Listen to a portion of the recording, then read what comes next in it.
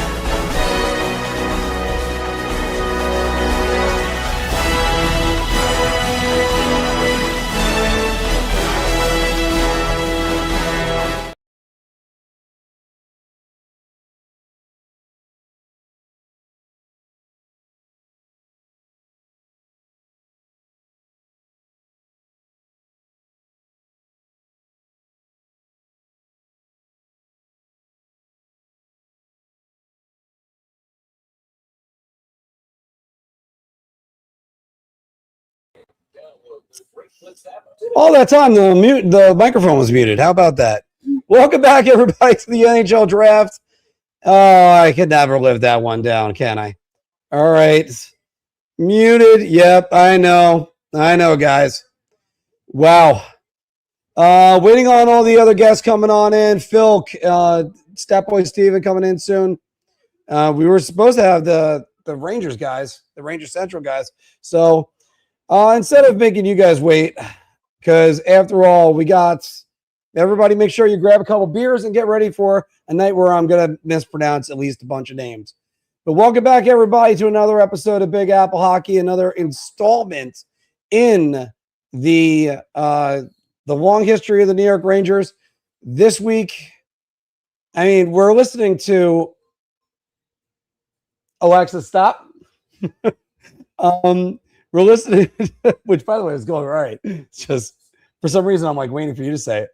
A long history of what the Rangers are going to do. A lot of moves that have been going down the last few days. It seems like a first-round pick is going for every player. If you watch the show Wednesday, you would have seen all the different first-round picks that players traded away netted, including Bowen Byram. That's still a bit of a shock to me. We've got 164 of you guys watching right now. And as Anywhere On For Life is saying, I hope Noah Laba isn't in the draft. He's a gamer. In any of the trades, I mean. Yeah, well, unfortunately, you might have to give up something to get something, but I don't think there's the word that Laba is going to be going. Trocheck going somewhere is going to be interesting. I was talking to one of the viewers today and worried whether or not, or speculating whether or not the Rangers could possibly get the 4th overall pick for Trocheck. If Jarmo Kekalainen did that, he'd be on the joining Kevin Adams as a former GM. Maybe the 26th pick where the Rangers are. But great having you guys here. Brian is right about this. Who's ready to be disappointed? Because there's a lot that you got to worry about with this draft. Because you know what? I just don't know where the Rangers are going to go yet. And the advantage of this draft for the New York Rangers is that I think their choice is going to be made for them based upon the first 4 picks. And I kind of wanted to see Caleb Mahaltra go down there. And let's get the ticker started. But again, more of your comments right here, guys. Well, yeah, because Drury was drafted so well in his tenure. Gabe Perreault falling to him was a gift. That was when I was in Nashville, if you guys remember that one.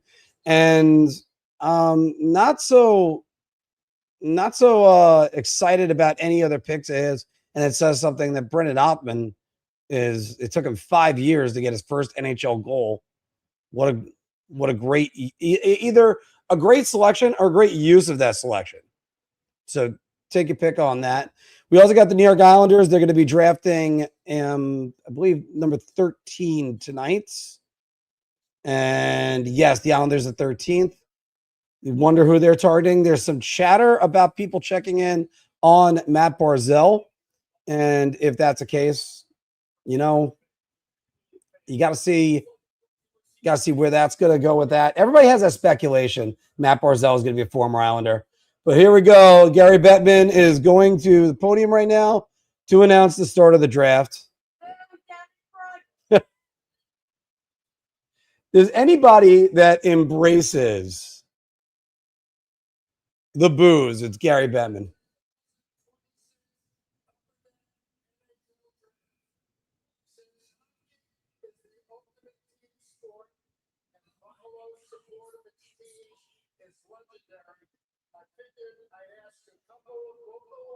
So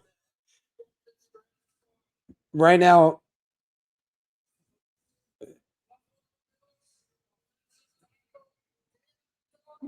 Deion Dawkins of the Buffalo Bills, as well as can't recognize who that guy is right there.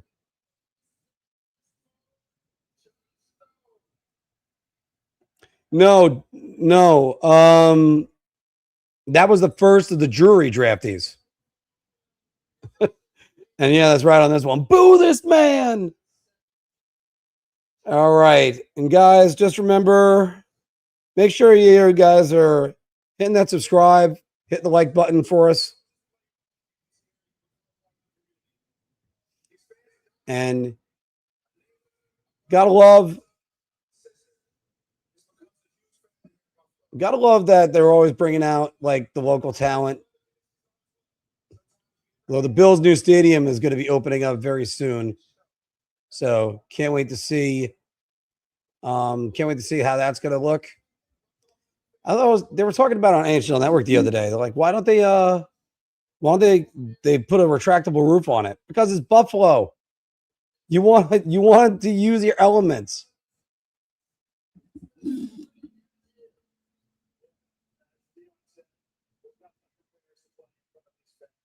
And here's Josh Doan. What a year that he had. I mean, I kind of figured, Utah wouldn't trade him, but you know what? That's a trade that's working out for both teams. Well, depending on what JJ Peterka just fetched back, looking into what that trade was.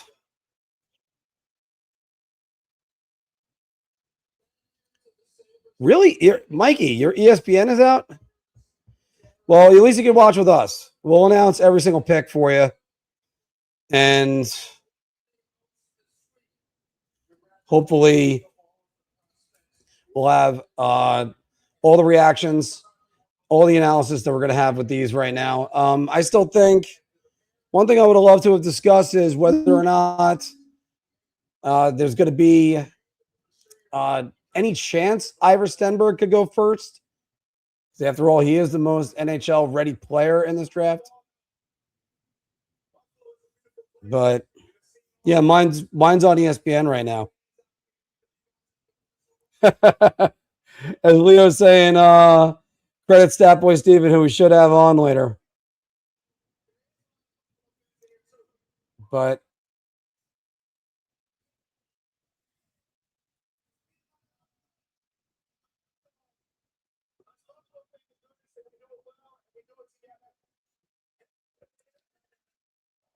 this was quite an experience when we were at the Sphere a couple years ago, the last centralized draft.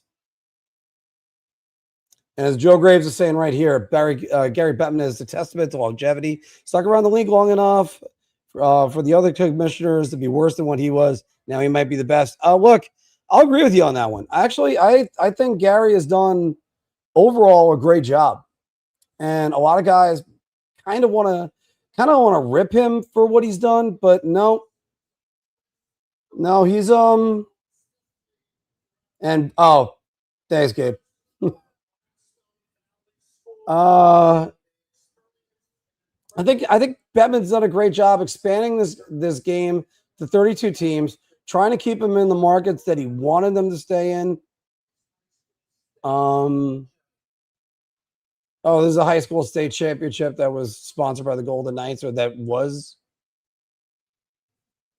That was nice to see kids getting a take. James is saying right here, jury's going to reach for Lawrence. Oh, my goodness. And look, I understand Ty Lawrence is a BU guy or a Boston guy. It's just, no, you can't be doing that. Can't be doing that. Because I think they gotta go get Chase Reed.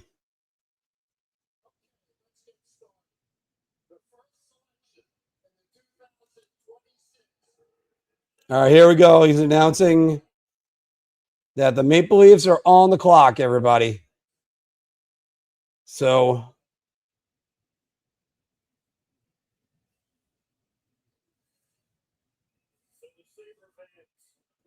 as Toronto's now on the clock, there's got to be no way this isn't Gavin McKenna. This is one of them that they could go right to the podium and just announce it. Yep. And this is definitely going to be Gavin McKenna.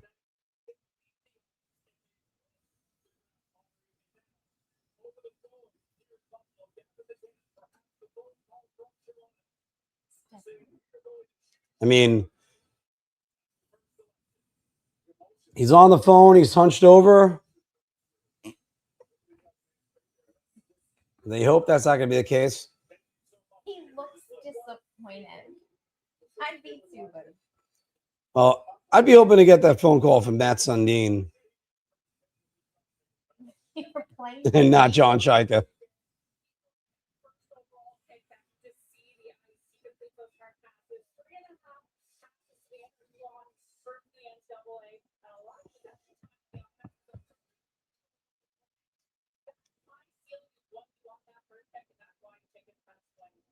You know that there's a ton of Leafs fans that just came down to see this event.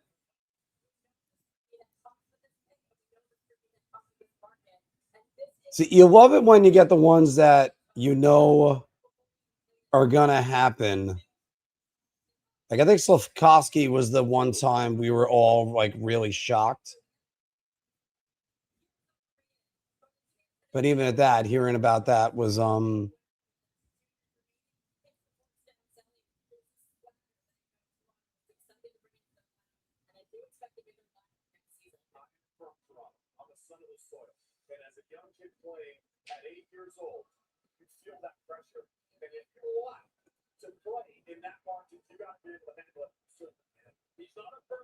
still looking up when we're getting everybody on.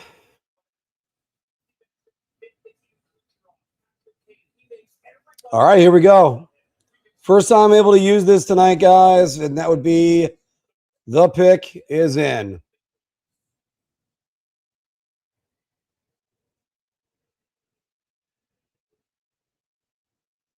Might be one of the more obvious selections that we've seen in a long time.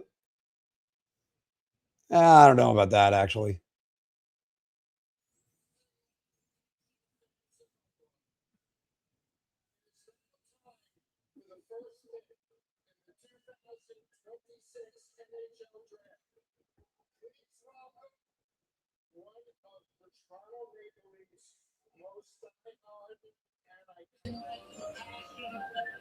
Hey, Phil, how's it going?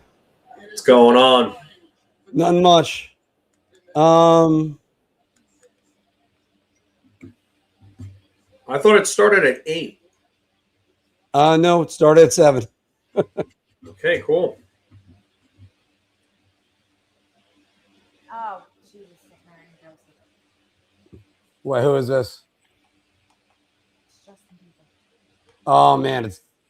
I don't even know who the hell Justin Bieber is anymore.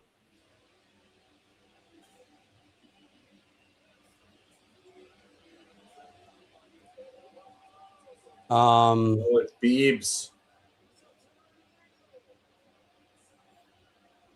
Biebs. Oh, God. I'd rather see Kate McKinnon do this right now. You'll follow me, girl. Yeah. You don't come with me.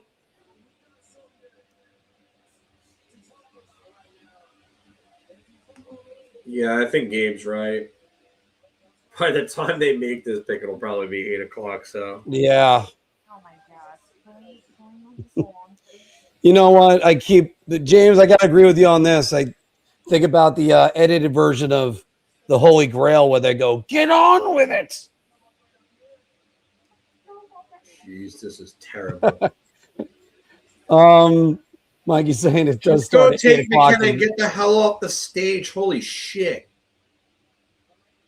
Yeah, this is absolutely brutal. All right. What are So we here goes Gavin McKenna from Penn State.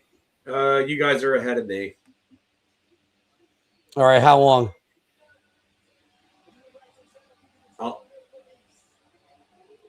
Yeah, you just made it. Okay. So you guys are what, like 15 seconds ahead, 20 seconds ahead, maybe? Okay, so I will try to hold It's my all right. reactions. No, it's all right because everybody in the chat's going to be doing it anyway. All right. So don't worry about me. I'm just happy I was able to find a feed. Where A right here is saying Jesus is brutal to watch. Yeah, cringe moments. Like, I mean, when they did it in Vegas, they did it, and I think they incorporated so many things. Wait, what? That were so well. Hold on. What's going? Is this the Paterka trade? I think so. Yeah. By the way, Crunch, first time seeing you. Welcome to the show. Yeah. Also a Twitch user too. Yeah, pretty cool. And Albert Smits is going to be one of those guys that I just really am curious where he's going to go.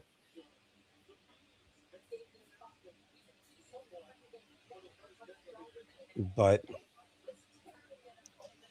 and Phil, Emily Kaplan right now is talking about this, and you brought this up the other day, that he went to Penn State. This is Gavin McKenna. He went to Penn State, and he kind of struggled a little bit early on, went to the World Juniors, dominated, came back, a much different player, much better defensively, a point per game, and really adapted to playing against all the competition.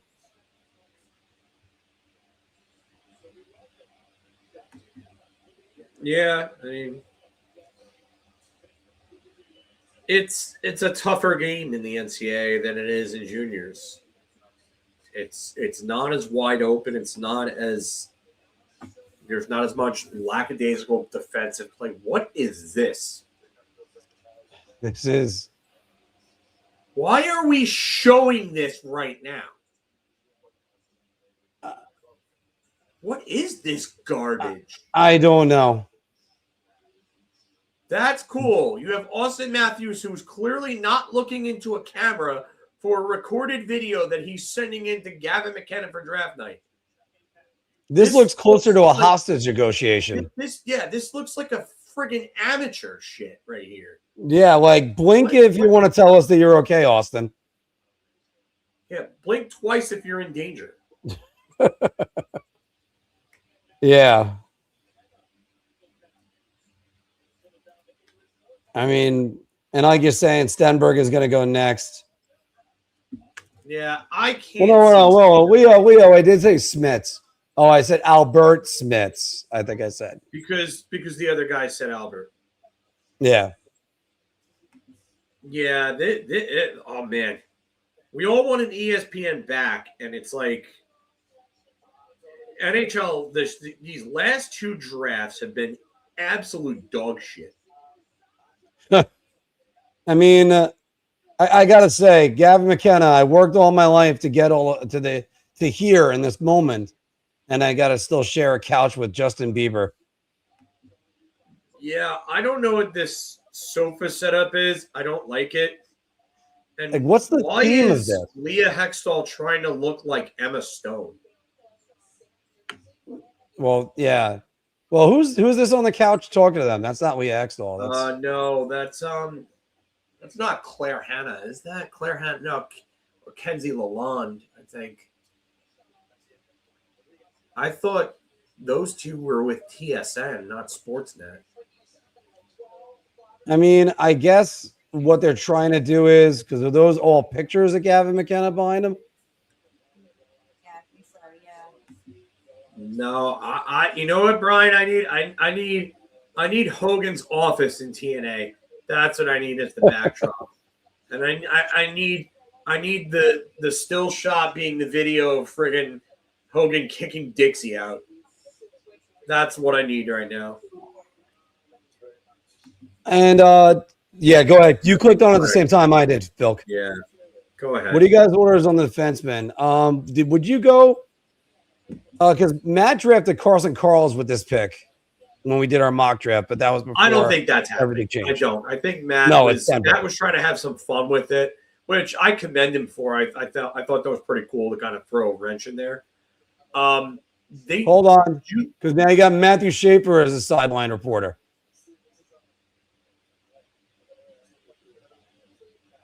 All right, that I like. You had the last first overall selection, a guy who won the Calder came in at 18 years old, talking to the newest number 1 overall pick. Okay, cool. And also, Schaefer's at least got the personality to pull this off. Yeah. All right. The one guy, thank God it's not Connor McDavid, because Connor McDavid is like Captain Cardboard. You are hearing me talk. Yeah, I do. Really, Joe? Really? You had to go there, didn't you? You had to go there, didn't you? But all right, but answering Crunch's question, I probably would go. I mean, either Carl's. I've actually grown to just now think Carl's is going to be the guy. Carl's or Reed, either one. 1 and 2. But you said one of the problems with Smits is that he still hits a lot of legs in front.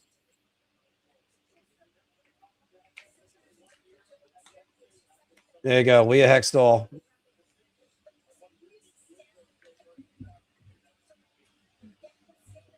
I think the Rangers should take Carls.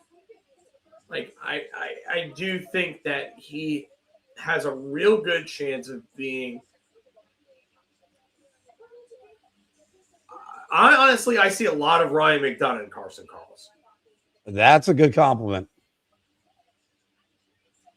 I think he's more physical than McDonough. Like McDonough he'll play the body on you. Don't get me wrong, and he is physical in that regard. But Carson Carls is someone that'll absolutely take your damn head off. You're not looking. Like if Trouba was a better skater, had better hands, and wasn't a complete dipshit, you would have Carson Carls. But Carson Carls, to me, has like the skating of somebody like Ryan McDonough. He shows you flashes of brilliance offensively. Like his hands are better than you would give credit for. Because like every now and then he'll blow you away with a move where you're just like, wow, he could pull that off. Like I saw a clip of him backhand toe drag a goalie and score. And I'm like, what was that? And by the way, I do like this one that Romanella is saying. Romanella's right. Yeah, they draft Gavin McKenna, number 1 overall. Thanks for coming to the draft. Number 2 will be done by Sunday. Yeah. Hey, I'm just going to refer to you. Sorry, we'll go back to that one. I'll go. Hey, we'll just refer to you like this. I don't think the Rangers can draft Bjork at 5.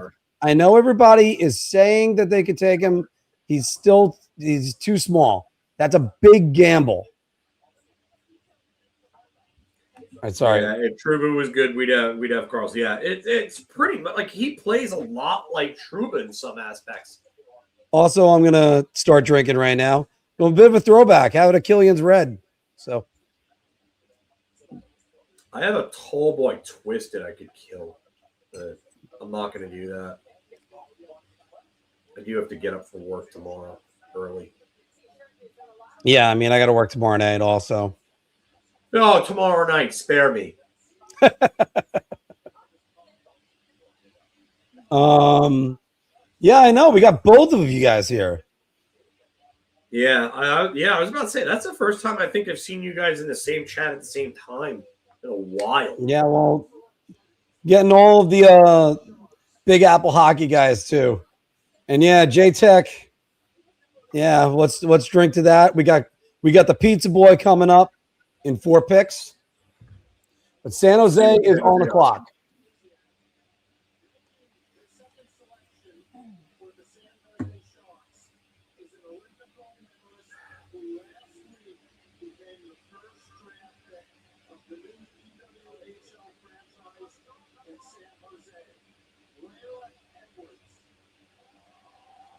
Oh. She was the first Black Olympian to score. Oh, okay, yeah. Yeah.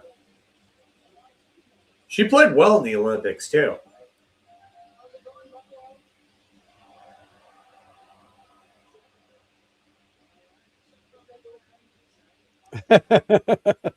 She should have brought the gold medal. Should have. Just to remind, we got triple gold in, men's, women's, and Paralympics. Yeah, don't mess with me, dude. Don't mess with me.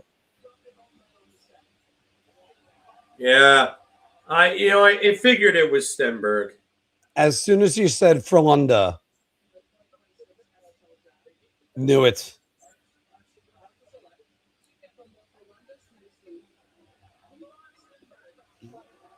Wait, what? The Rangers got Dorofeyev? What the? Hold on. Did that really happen? Yeah. What the? Are you kidding me right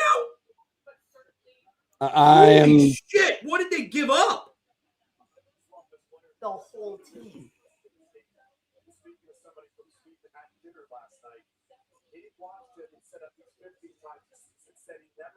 Oh, hold on. That's from Jim. Yeah, no, it is. It's real Darren Dreger.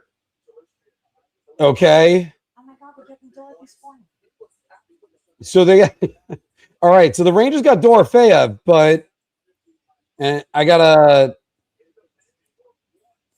save that one because we got the Vancouver Canucks on the clock right now, and they're likely to draft Caleb Malhotra.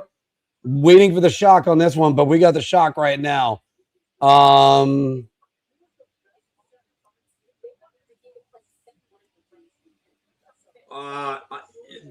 Is 5 going in this trade?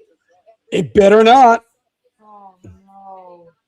I mean, if 26 goes in this trade, I have no problem with it. But 26, fine. This is what I was cautioning people about. And now here's the other. This is one problem I'm having with this, Philk. The Rangers are not that close to get Dorofeyev and go, all right, well, they're going to be a team that compete for the division. They're not. Let's get the cap wages and get what his cap data is at the moment.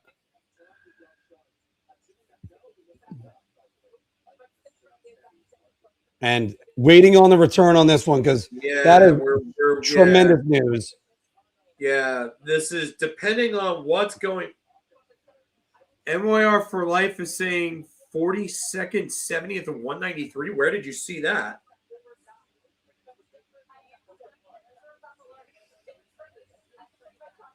Hold on.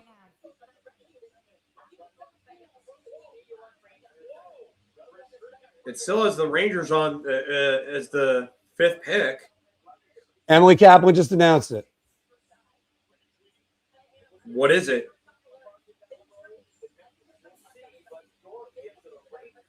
No details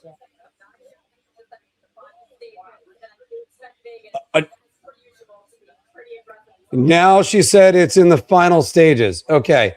So Dorofeyev is an RFA. He's 25 years old. He could play either left or right wing. All that stuff I like about him over Jason Robertson. If he was going to command, we're talking $15 million. I don't think that's going to be the price tag on Dorofeyev. No, but he's going to be somewhere in like the 8-9 range, maybe more. And Robertson and him, there's a 1-year difference. No. But Robertson was drafted in 2017, I think. Dorofeyev was a 2019 trade or a draft. I remember that night because me and Statboy Steven were literally on Twitter freaking back and forth Dorofeyev, please, Dorofeyev, please, Dorofeyev, please. And they friggin' passed over him with Matt Robertson, which is just dumb. Okay, so again, just to say, I love the player.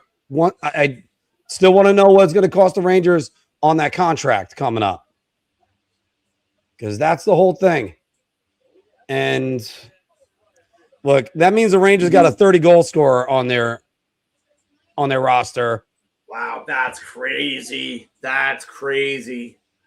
And that's a power play goal scorer, too.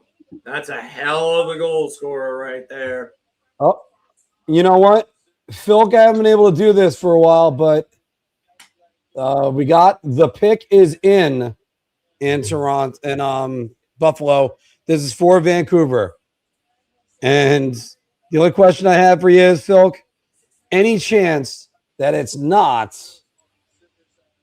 Caleb Malhotra? For Vancouver, they need centers, they need D. What do they value more at this point? I know, but you got a guy that's going to be, I think he could be a number one center. And so I'd imagine this means that they're out on Mason McTavish, or are they trading Schneider for?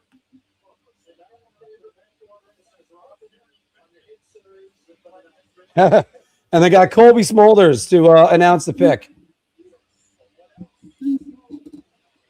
Which I got to say, they got, oh, by the way, just for all the Ranger fans, we still got to break down this trade. We'll get on that.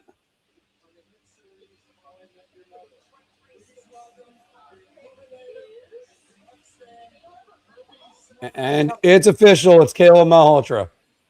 Robin. Hi, Robin. Oh, Robin. Robin Scherbatsky. Yeah, who should she have ended up with, Ted or Barney? Okay, we still got. I don't care that this is it's not a nepotism pick for me. It's really not. He's a good player, and this was talked about for quite some time that he was shooting up the rankings.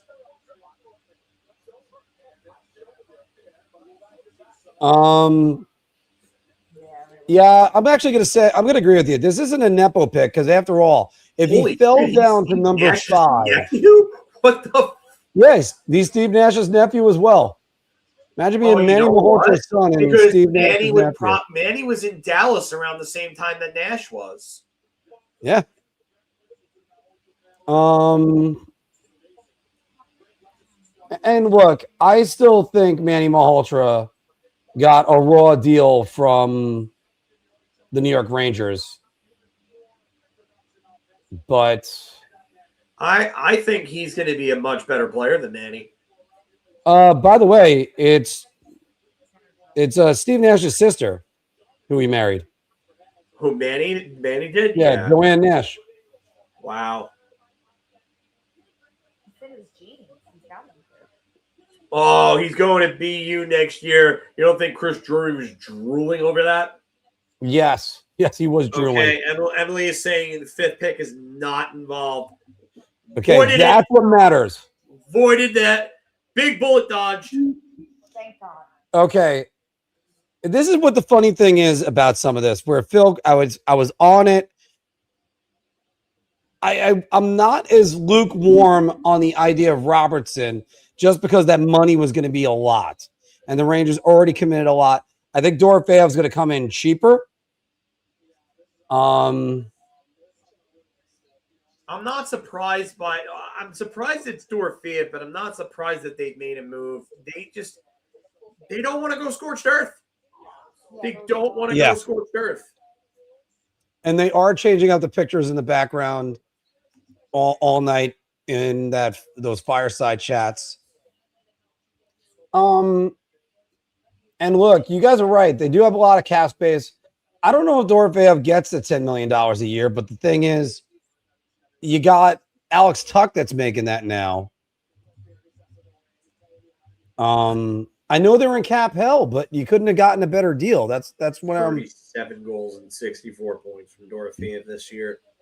35 and 52 the year before. And Dorofeyev was not quiet in the playoffs. He had 12 goals and 16 points in 22 games. No, he was quiet in the finals, but that's because he was shut down. That first line was shut down. And it was pretty well shut down. So it's 26, 92, and a conditional 2028 first. Condition on the pick is top 10 protected. I do have to say this, Phil. I know we're all talking about the nepotism thing and everything, but and by the way, one thing that he said just now, or Caleb has said, is that how his mom is his hero. It's giving my wife some tears right there. But one thing that's going to help both of them, Phil, is that he's going to be going to college next year. Manny gets a year without having to worry about his kid on the team. And that's the funny thing about this too, James. I'm okay with this trade now. Yeah, I'm cool with that too. I'm cool with that too. It's a first round pick 2 years out. If things go wrong, they can always trade off assets and get other first round picks. Yeah, because by the way, going with him in the finals, he got the goal in game 5. I think that entire line got shut down. I mean, Eichel didn't score. I think Barbashev had 1.5, if you want to include one that was taken away. You got father and son right there, drafted in the top 10. 7th was Manny. Caleb goes 3rd. I mean, I would love to know what the Buffalo Sabres are going to do right here. Talking about a team that's loaded with some talent, and now it's like, where do they go? Anthony in his projection has Vigo Bjork going. And for anybody that's a fan of Ghostbusters 2, for Why Vigo. Danny Malhotra in the picture, 1998 Rangers, and it's a Canadian jersey. Yeah, I know. What are they doing? Oh, my God. That's ESPN for you. Terrible. Chase Reed's got to be going here. This has got to be Reed. This is why I talk about the Chris Drury. This is why I was okay with them falling to 5. The reason why is now he can't make a wrong choice. You're either going to get Carson Karls or Chase Reed. Let's see who it's going to be. Yeah, Butcher Gross is saying Chase Reed's going to go. I mean, I gotta believe it's Reed. You're talking about 6'2", 194. Why not? I mean, there's a difference of 4 pounds between him and Karls. If Buffalo takes Karls, which I would be shocked with their left side depth, that's why they literally traded Bowen Byron. If they took Karls or they took Smits, I tell you right now, Drury has to go up there, run up there, and take Reed and run away. Either way, the Rangers win out of this. And here's Doan and the offensive tackle again. I love that hat. That's a great hat. I just love everything about it. I mean, I got to hand it to the city of Buffalo. They had such great energy.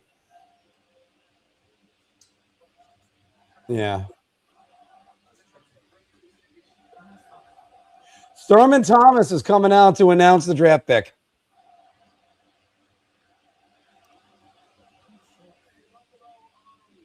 You know, Thurman Thomas, the great running back for the Miami Dolphins. Of course, I'm joking, guys. He only played with the Dolphins 1 season. It was not a good one.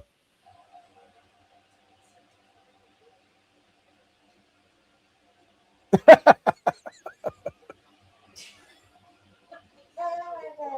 is amazing. Wow. They took I'm letting you hear this, Phil.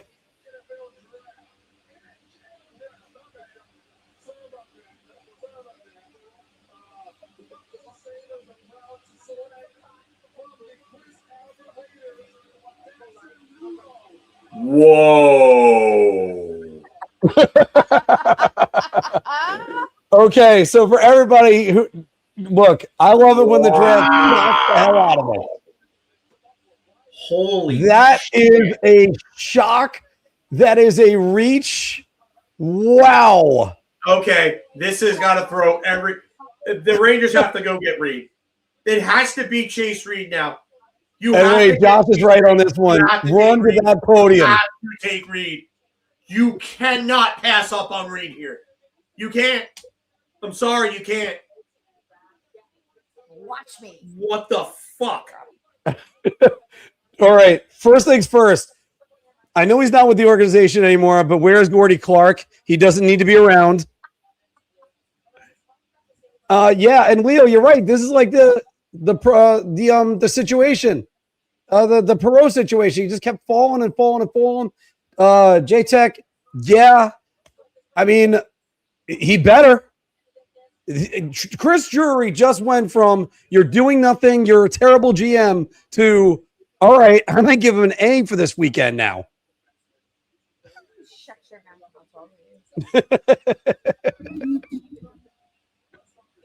I mean, this is going to be interesting. All right. So I am going to stencil it in. I will officially say that the New York Rangers are now officially on the clock as well. Wow. These are those picks that reshape the draft. If you would have told me Carson Karls or Albert Smits, I would have said, okay, all right. But Daxon Rudolph at 4? By the way, fake it. And then, fake it. Daxon Rudolph at 4. That's a shocker. He's this year's Beckett Seneca. That you love it when teams do this because they change things up. Is that a picture of Ty Conklin on the top right? Was this kid a goalie at one point in his life? Maybe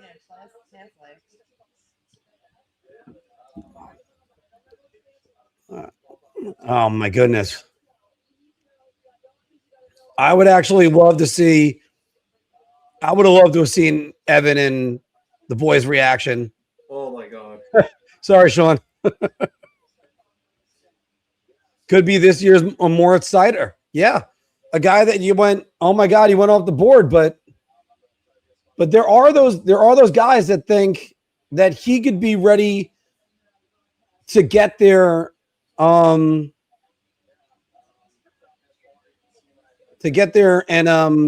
help them this year. Yeah, that's going to be a concern, but it doesn't sound like Mike Sullivan's in love with Adam Fox, which I don't get it. Fox just had arguably his best season ever.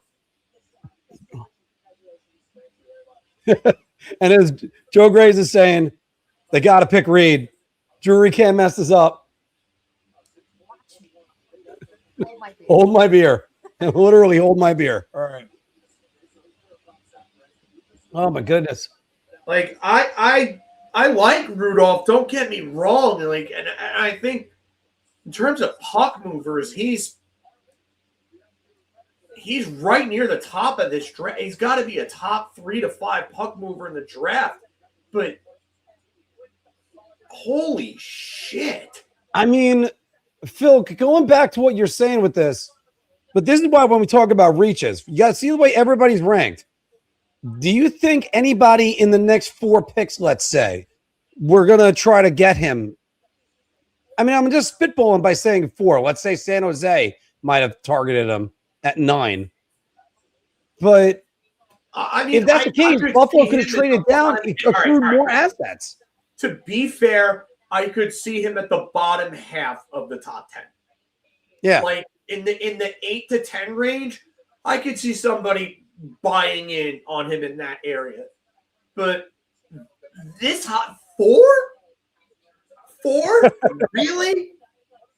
And right now, Kevin Weeks is doing his tweet.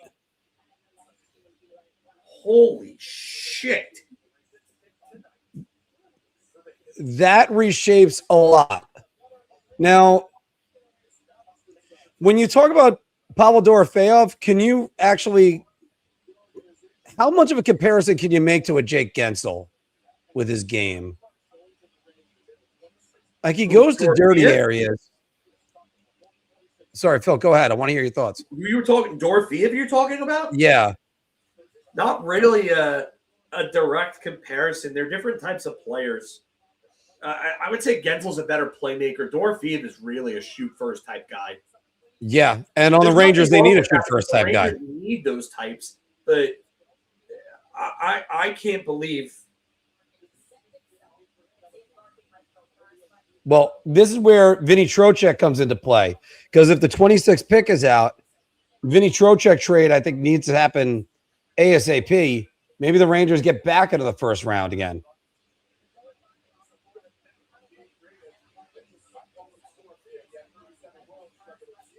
I mean, Pavel Dorofeyev, 37 goals, as Weeks just said. I think he had 30 the year before as well. Sorry, guys. I want to get all the stats before I'm talking. I did not think, and for your Golden Girls fans, my wife calls him Dorothy Spornak. 72 goals the last 2 seasons for Dorofeyev. Yeah. Here we go. The pick is in. This has got to be Reed. You cannot pass this up now. Oh my God! Please, we don't want to disappoint Phil.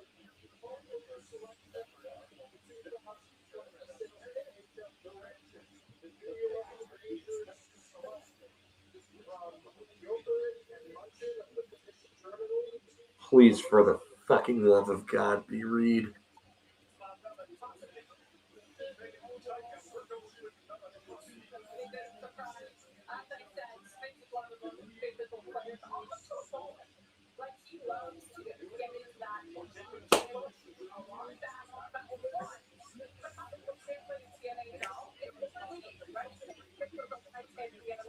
I mean, I like the player, but I did not expect. I'm sorry, I can't.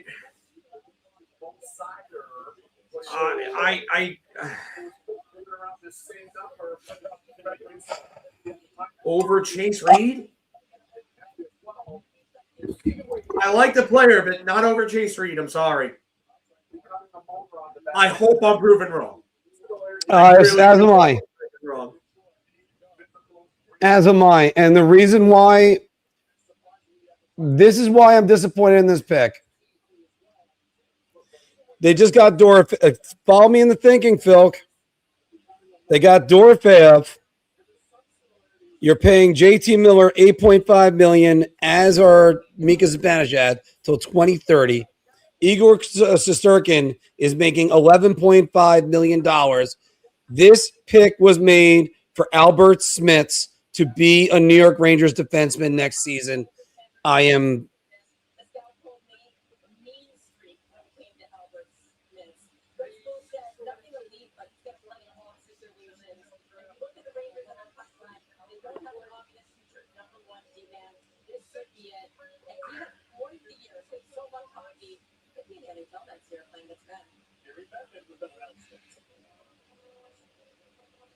All right, there's a trade to be announced. Whoop, sorry, this one.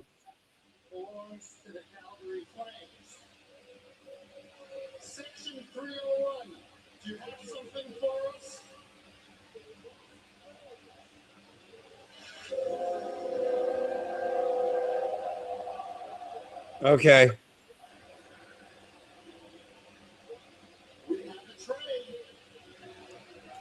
Okay. So this the trade they're announcing is the JJ Peterka trade.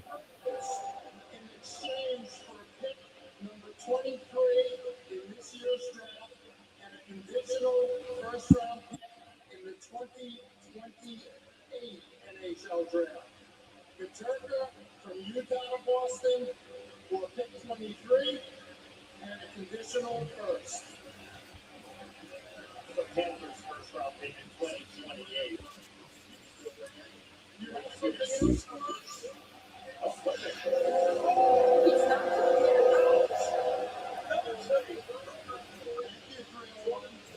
The Vegas Golden Knights trade. How about Dorofeyev to the New York Rangers in exchange for picks number 26 and 92 in this year's draft and a conditional I am still beside myself on this. Let's get to your comments, guys, because Now deal Vinny Trocheck and trade back into the first round and make up for that. yes, make up for it. Maybe you get the late first round pick, number 20 that they had. And maybe that's Jack Hestall. I mean, and I know everybody's try to saying get back Smith into like the against middle men, of the but first round with Trocheck, the Trocheck deal, and then go try to get Wyatt Cullen if Wyatt Cullen falls. Again, let's get to some of your comments. Yeah, get Maria a microphone. Yeah, because you deserve it.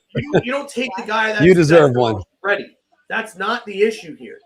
You take the guy with the highest ceiling, with the best chance of being the best player that's available on the board. I don't understand why. I like Smits, don't get me wrong. But Reed became available.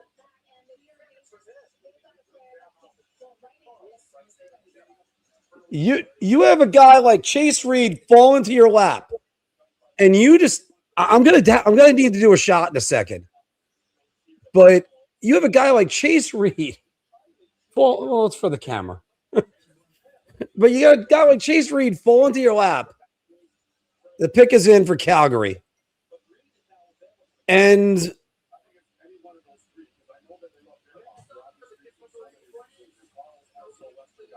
oh my goodness. Calgary is a big winner right now.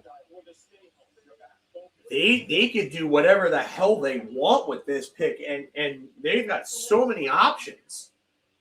They got Lanny McDonald's. Oh, I didn't hear that. Yeah, he was well known for that mustache. That is some mustache. All right, let's relax. No, he is not Dylan McElrath. He's a. I actually just had somebody say he's not Dylan McElrath to me just now, but no, he's not. There is no comparison between the two of them. No. McElrath was a straight up goon with no friggin' talent. That was a panic pick. They pulled 1995 all over again and went with a guy that could beat up the opposition. Smits is a hell of a lot better player than that. we debated this, if you remember 2 weeks ago, Phil, that said if it was Reed, Alexa, play Awesome, Rush Charles. by Debbie Harry. Because you might as well right now. Buzz, give me the yayo.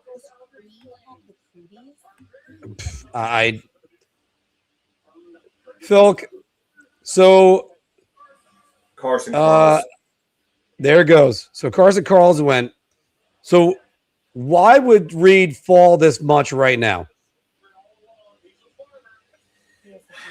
The one thing that Reed does sometimes is he plays a little too much hero hockey and he turns the puck over a bit.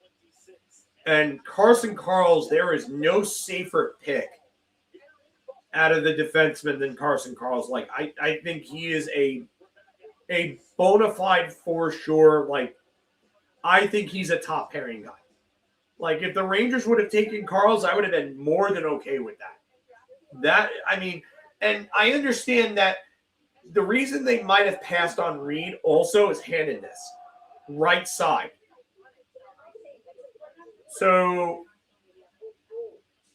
I mean, Like now they care about handedness. This could be it too. I mean, there could be a red flag. It was like Alexei Sharapanov. I remember that draft so well with Pierre Maguire literally flipping out pick after pick saying, why isn't Sharapanov being taken? Sharapanov should have been taken hours ago. Sharapanov should have been taken 10 picks ago. Yada, yada, yada. And then the Rangers took him, and they had him for about 2 years. Year and change, and then that happened. I mean, we could talk about guys that fall in the drafts all the time. I mean, hell, look at other sports. You look at Aaron Rodgers and Dan Marino fell at the end of the first round for both of those guys. But, I mean, it's – and again, look, the Rangers very well could get finally a defensive stalwart that you can match up against other teams' top defensemen. Let's say if the Rangers get there, Jacob Slavin, and that's what Smits is. But, I mean – I don't know how you pass on. I don't know how you pass on this guy. And then that's where I'm at right now.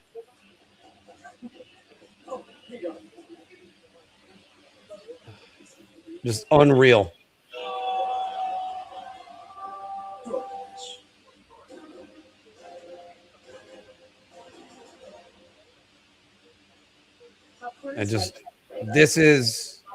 I'm beyond shocked about this. Yeah, I mean, I don't like the whole Dylan McElrath thing. If anybody ever watched McElrath in the WHL and watched Smits, Smits is big, rangy, and he's a hell of a skater. Absolute, just phenomenal skater. But yeah, the one thing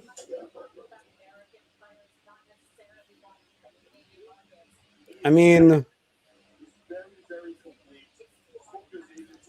and now they're talking about like American kids. That'd be one reason why. I'm not trying to talk myself into this pick. I still wanted Reed. I did not think Reed was there. I did not think Reed would be there. But I do love the player, and Smits and Carls were the two guys that I wanted at that pick under the pretense that Reed wasn't going to be there.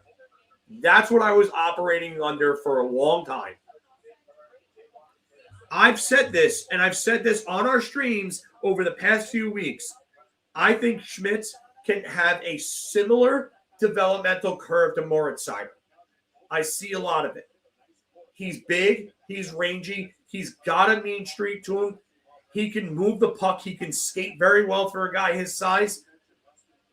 He needs to learn how to get shots on net better. And he needs to hit the net a hell of a lot more. Those are two things that are going to hold him back from being an offensive force at the next level. But he's got very good hands. He's got a great shot, like powerful, heavy, quick release. He just needs to get the puck on net and do it with consistency. All right, Phil, here, Chase Reed goes to the Kraken.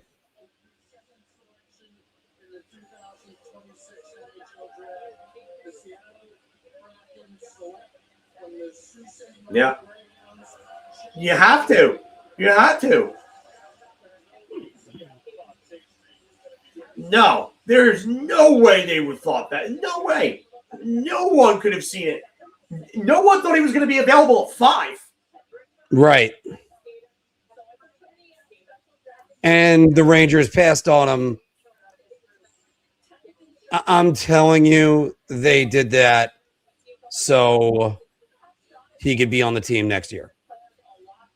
I wonder what the hell caused him to fall. How could – all right. So outside of the top three, I'm not going to blame anyone in the top three for not taking him.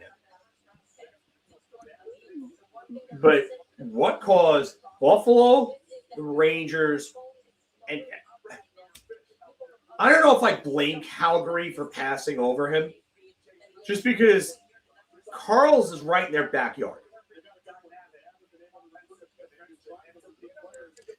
So Yeah, we have to have a very good look at him. I mean, Smits does fall right in line with what Drury was saying about wanting to get tough.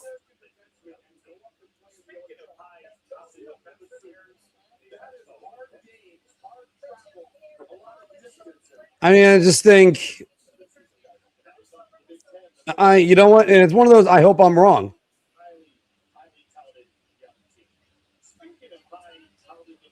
And I think that's what the angle on this is, Phil. And it's so I know I've already said this a couple times, and I know everybody wants me to say something different, but I think it's just you got blinders on, and the Rangers aren't that close.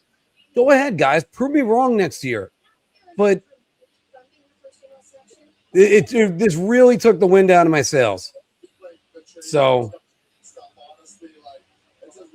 now, here's what I don't like for the Winnipeg Jets. So they were on the clock. They didn't move Connor Hellebuck. So if they do decide to move him, and there are the insiders that are saying they wouldn't be surprised if he's moved tomorrow, then what were you waiting for? Kind of where I go with that one.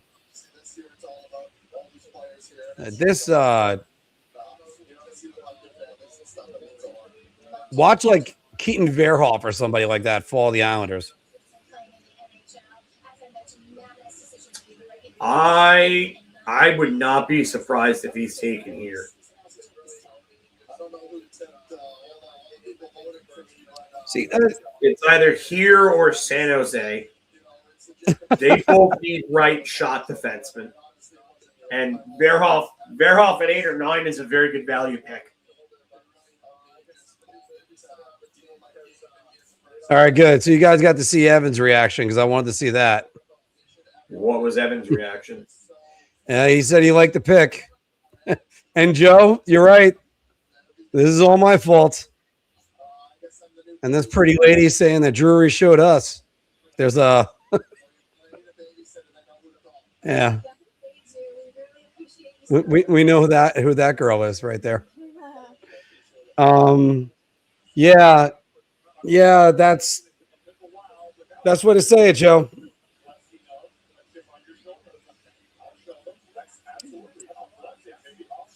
But Phil, like you said, now there's more of the first round to go. Vinny Trocheck's a late first round pick. Let's see what Buffalo wants to give up at 20.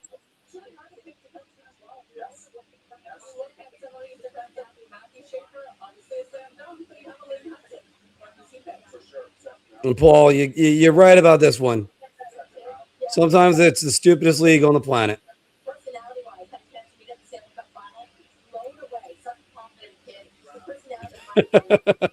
And Mikey BX is saying I can't even watch. There's fire coming out of his ears. Yeah, it's just man. There. And Crunch, you're right. Carl's right in their backyard. He wants to be a Flame, so.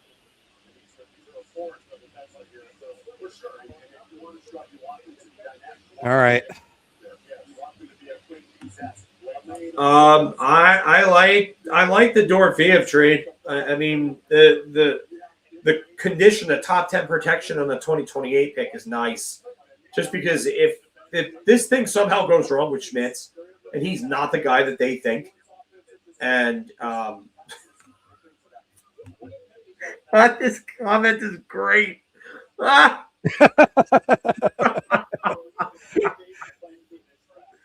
Oh, the McRib. Oh, man, that's amazing. All right, hold on. Vigo Bjork going to the Winnipeg Jets.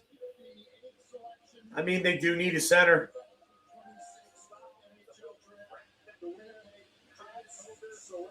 I mean, look, and again, I like Bjork as a player. I couldn't take him at 5. Yeah, I mean, this is a really good pick for Winnipeg. You're going to keep Mark Scheifele. You're going to keep Kyle Connor. You're probably getting rid of Connor Hellebuck.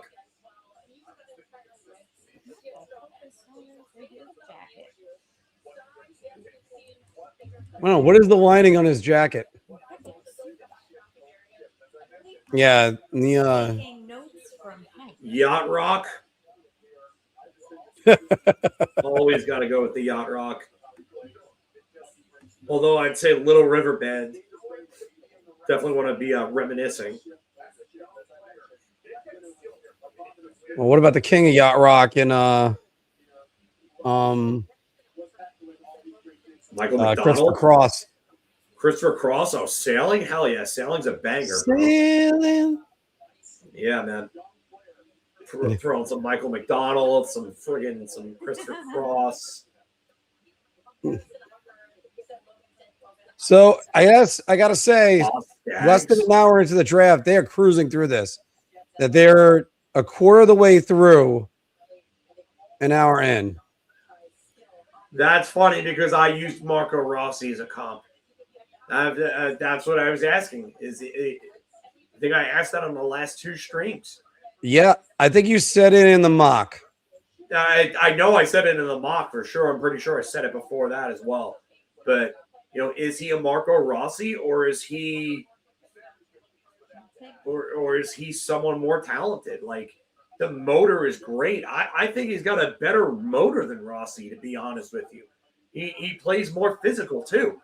But the skating is really like, I think the skating with him can be the difference between him being like a 60, 65 point player topping out at 70 and a guy that could be 80 plus. Yeah.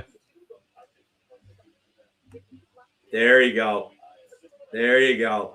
That's a classic right there. Oh, Steely Dan's another friggin' great great yacht rock. Ricky, don't lose that number. Ricky, don't lose that number. You don't want to call nobody else. My cousin used to play a lot of those songs in do it again.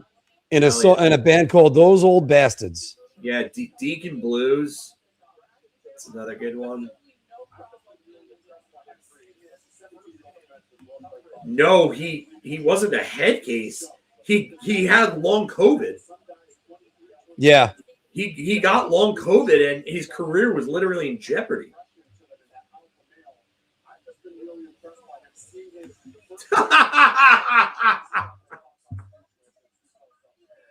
Why am I not stopped?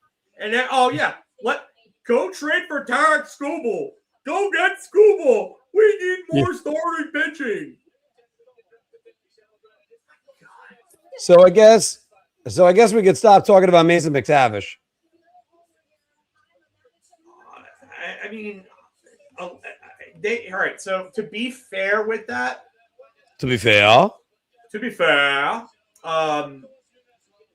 it was an NHL player that was going the other way in the deal. I'd imagine that has to be Braden Schneider. It's not Lafreniere for sure, I'll tell you that.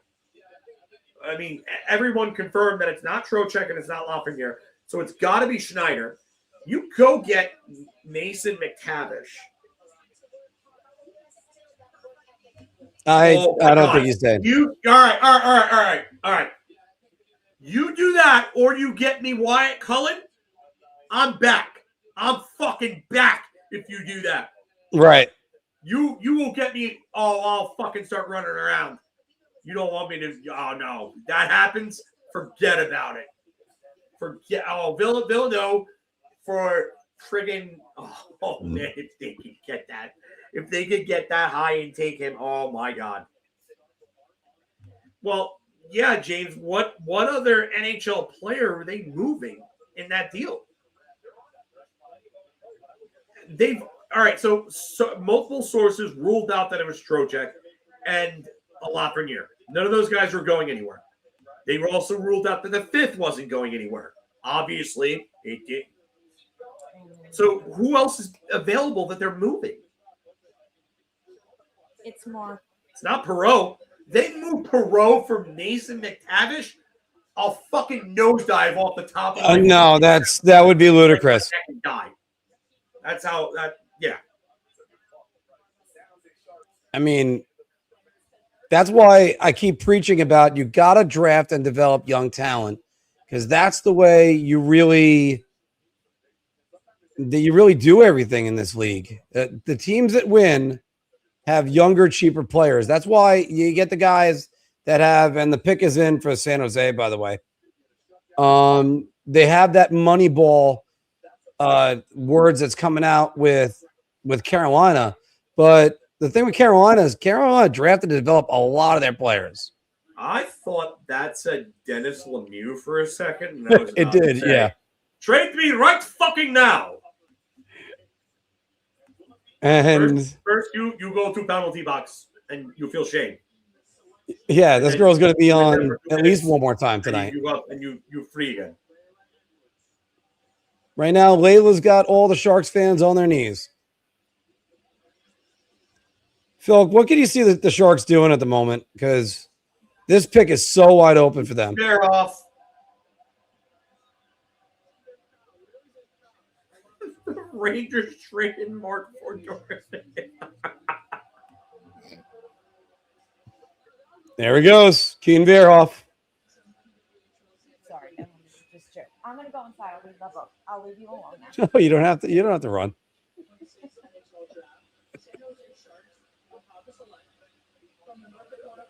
All right, so okay. All right. Elliot Friedman 1 minute ago. Believe there is a long-term extension for Dorofeyev with the Rangers. I think 7 years, approximately $11 million. $11 million a season. Yes. Oh. You got to hope that there are 40-goal seasons in the future, because right now he just got more than Tuck. He got more than Adrian Kempe. Dorofeyev is 25.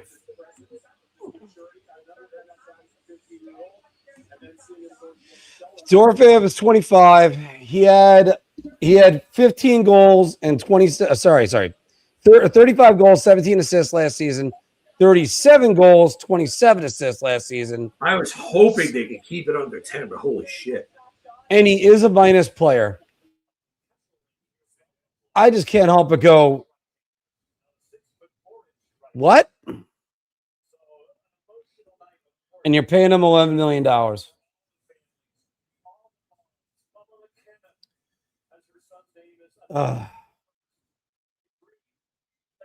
I don't know if I've gone through a bigger roller coaster of emotions in the last hour. And I, for one, was more than excited about this. Sort of like wait to see how it ends. I mean, I don't know. What do you guys? Yeah, jury being jury. We'll probably find out that he's got a 40-team NMC. Like, he can't be traded to teams that are on different continents or something, because that's how stupid the Rangers are.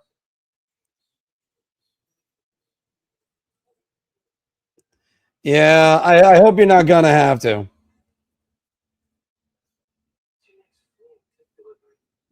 And I wouldn't be surprised if Wyatt Cohen now goes to the Islanders now.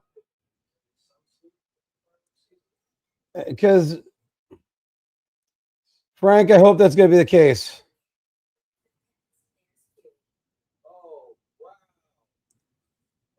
It's just when you buy out RFA years, you're supposed to get back some discounts. This is why now you got this reaction. And you also got there's that there's just that feeling at the moment of Drury just snatched defeat out of the jaws of victory. You landed a 25-year-old player, and now he's getting paid more than your captain.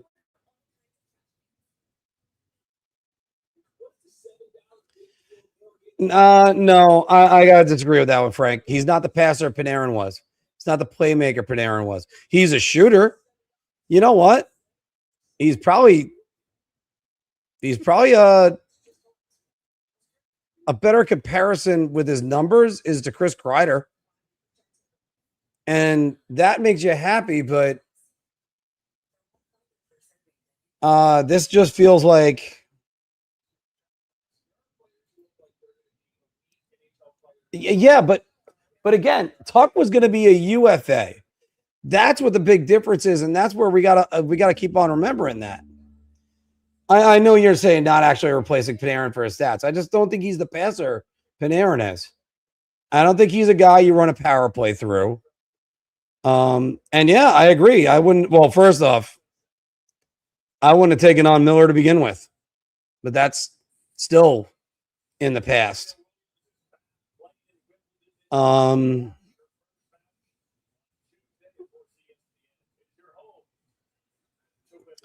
Yeah, that's where you got to hope, Anthony. I think that's where you got to hope on that. And again, it's one of those things. Yeah, I thought the guys were coming on. Still waiting to hear from them. But we're hoping to bring him. Yeah.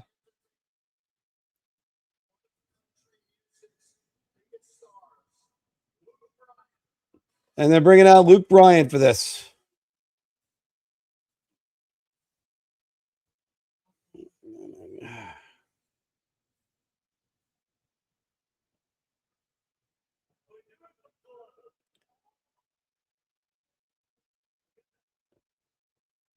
And you got to love how close Nashville is to Buffalo and stuff like that. They could have all these guys come out. Trying to remember, what's the Luke Bryant song? Is that You Ain't Worth the Whiskey? Is that him? There's a big Luke Bryant song. Yeah, we're also hoping that the guys are going to come on. John Lee. Whether you're in the shop or fixing your There goes Wyatt Cullen. Wow. Wyatt Cullen headed to Nashville. And I was gonna say, didn't Matt Cullen play for Nashville at one point? Most people are good. Most people are good. I don't think he did. Maybe not. Maybe I got the whole. I love this. There's a small bridge. Because he went from Anaheim to Anaheim. He went Anaheim to the Panthers, Florida, then to Carolina. No, he did not play. Oh wait, yeah, he did. 2013, okay, yeah, 2015. 2013 and 14, or 14 and 15. Okay. Ironically enough, he played for them, and then played against them in the Stanley Cup Finals. Yeah. What a nice Hell of a player, career. 3-time Stanley Cup winner.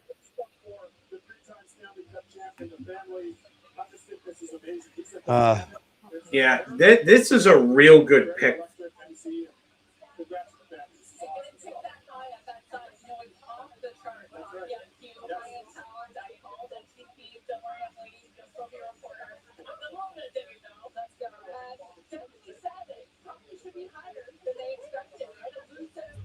I mean, this is No, Smits is not the next McElrath, dude. no. We're not. Sorry, but I don't think you watched McElrath if that's what you think. I think These two cannot be any more unalike, other than being Right. big guys that were chosen by the Rangers. That's it. But however, Phil, everybody's trying to go for the McElrath thing. They're all focusing on that. Not saying that they're wrong in that manner, but if you want to talk about quality of pick, Smits has shown that he's like when at the Olympics and he's played against men. I was Looks about like to he's say, a guy that could be ready, McElrath was physically nothing speaking. but a fighter in junior. Smits Yeah. was a guy that played exceptionally well at the men's level in Liga and at the Olympics. Like how nobody that's watched both of these guys, then if you're going to tell me that you think Smits is McElrath, I'm sorry, I don't think you watch either of these guys. And again, 6'3", 200. Sorry, Phil. No, I'm saying just got to be real with you. I mean, I know it comes off as an insult, but I mean, I'm sorry, but that's literally what you are telling me. But I mean, you look at those numbers: 6'3", 209 pounds. Played great in the Olympics for Latvia. I mean, Yes, but this is it. This is it. Smits isn't a bad pick. Smits would have been one of my 2 picks, and I said it before this started that Smits would have been one of my 2 picks, him and Carl's. If Buffalo took Reed, Smits would have been, if they would have taken Smits, I would have been perfectly fine with it. But Reed was available.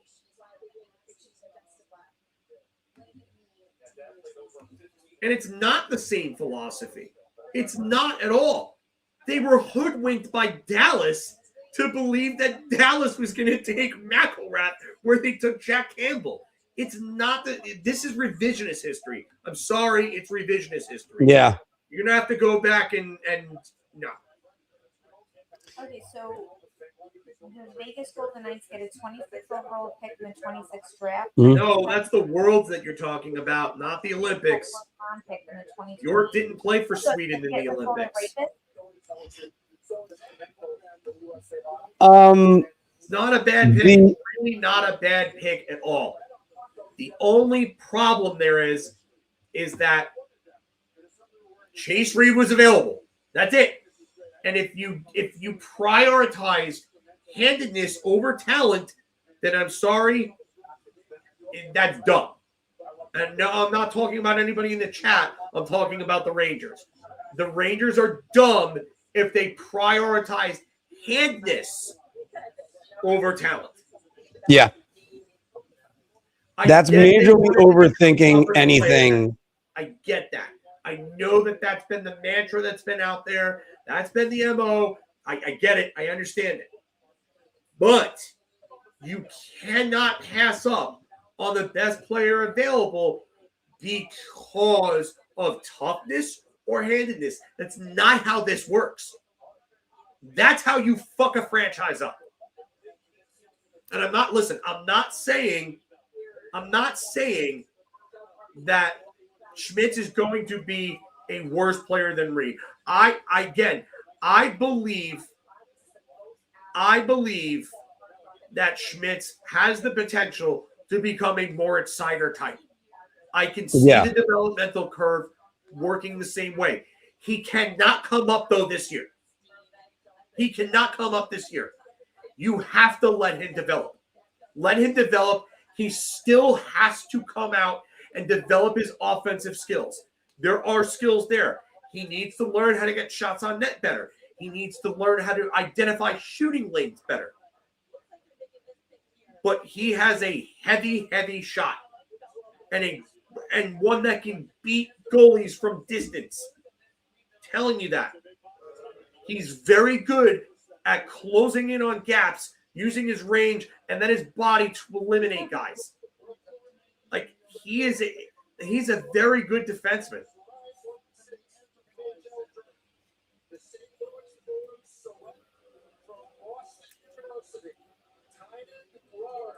Yeah, that's one's predictable, Phil. Who do you think St. Louis takes?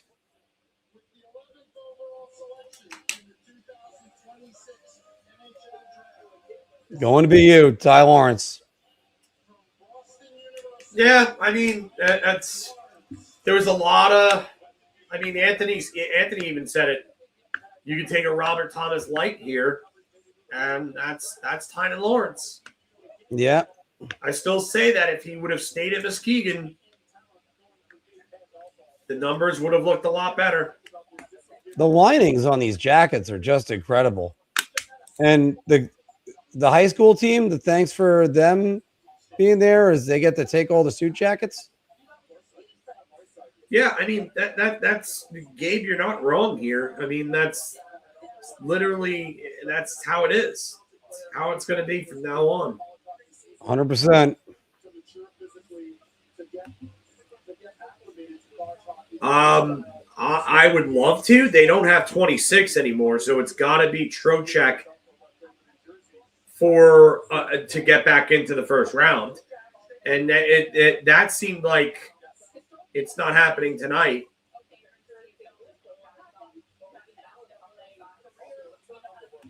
I mean, you get a lot of these guys.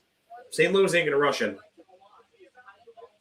So, by the way, we talked about McKenna in his second half of the season? What about Tynan Lawrence? How did he do when he jumped up? Hold on. What did you say, Mark? Sorry. Tynan Lawrence, like he did we talked about McKenna's first half of the season where he struggled, but he came back after World Juniors and dominated. How about Tynan Lawrence? As the season progressed, did he really adjust? Well, I mean, he didn't. All right, so he came in like halfway through the season. So, like, he did not have a lot of time. BC and BU are also notorious for having their underclassmen play in reduced roles. So he wasn't going to get the minutes there that someone like McKenna did because McKenna is a draw. There was a lot of money involved with him going to Penn State. And you know, I do believe that I think if Lawrence had more time, I think there would have been a nice adjustment, and I think he would have. I think he would have done. I think he would have been well. I think he would have seen. And it's about the going rate. 30 goals, 60-point players are getting like 10 million or so. The Rangers bought out a UFA year, so they had to go a little higher on the AAV. That's it. Not. I mean, I know that number like pops out, but look at what Adrian Kempe got. He got like 10 plus million. He got, I think, like 10.5 or 10.25 million, and he's a guy that's a 35 to 40 goal scorer, same range as Dorofeyev. Yeah, but again, I still have to say, Phil, the Rangers didn't buy out any of the RFA years. Usually you get the discount for the RFA years. Like, there's money that would come off of that. And that's where you're getting ahead of a curve because, I mean, all right. So you go 3 years from now. What do you think 35 to 40 goal scorers are going to make AAV wise? I guess it would depend on the player. Is it just, are we talking Chris Kreider who is 40 goals but doesn't get any assists? Like what the numbers that Dorofeyev gets? Dorofeyev is similar to Kempe. They're not big time playmakers. They're going to get you about 60 something points, maybe 70 points in Kempe's case. But the cap is going to continue to go up these next few years significantly. But this is where I'm getting at with that, Phil. Kempe signed that deal. He's 29 right now. Rangers did this with a 25-year-old. And I'm pretty sure that Kempe was going to be a UFA, not an RFA. This is stuff that affects negotiating. And so, please, somebody say the cap's going up. So that way I could just really just roll my eyes again on that. It is, but you just traded for a restricted free agent, and now you have to sign him. What are you going to do? Flip him? No, you can't. And for the Devils, the pick is in. See what Sonny Meta does with his first ever draft pick. Yeah. I'm surprised Elton Hermanson is that high up on Megan's best available. like I like him. Don't get me wrong, but like I'm still kind of yeah.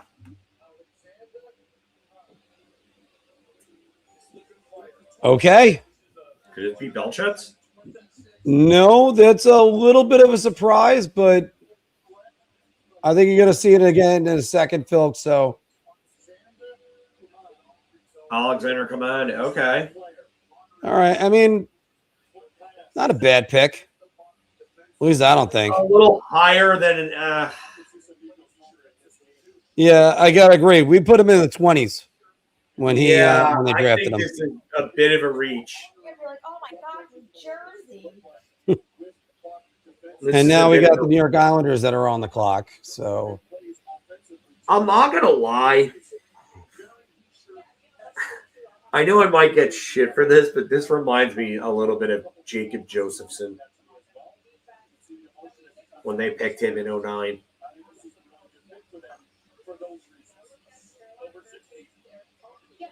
I mean, that's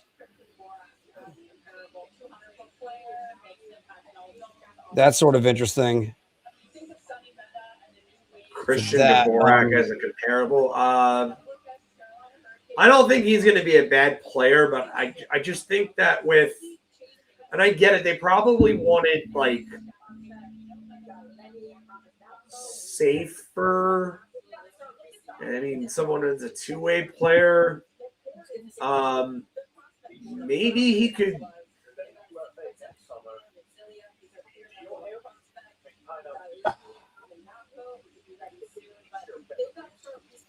And yeah, he's actually asking what they're going to do with Nico Heischer.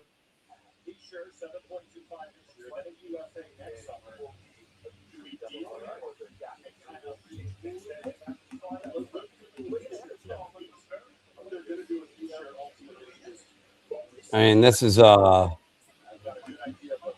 30 goals is commanding $10 million now. It's not the next 2 years. It's now.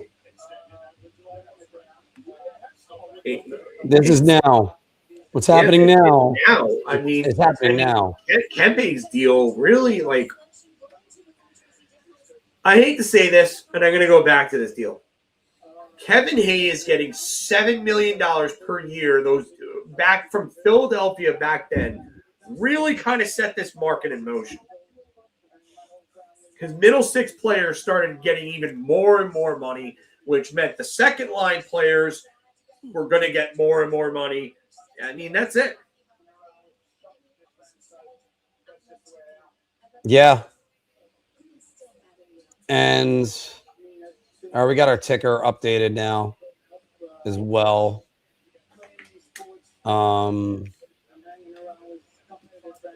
This is, I mean, the Rangers are not trying to go scorched earth.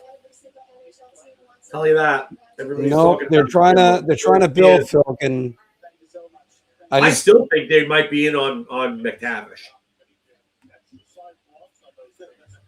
I don't. All right. The number pops out at me. The number pops out, but the only reason why it does is because of the fact that it's a double-digit contract. But that's the way that the going rate is right now, and I think everybody's going to have to learn to accept that.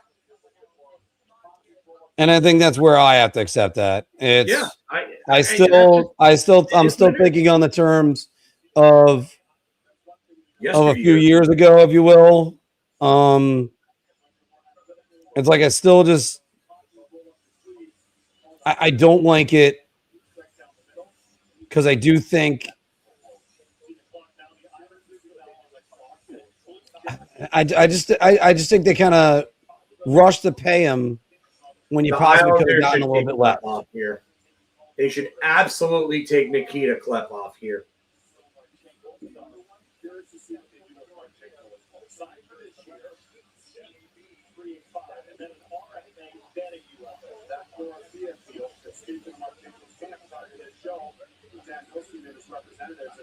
And it's Brian, that's why I brought up that Kevin Hayes deal. That Kevin Hayes deal from Philadelphia started all this. It started all this.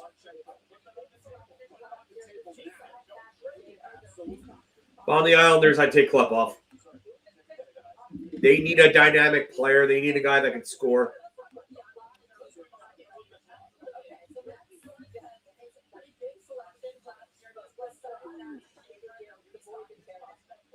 Go get Klepov. Go get your sniper. Go get your play driver and your facilitator. That's your guy right there.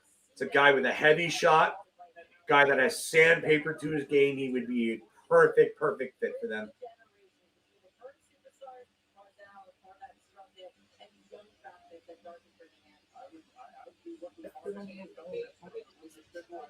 Oh, Gabe, are you listening to Weeksy? Because Weeksy just said that.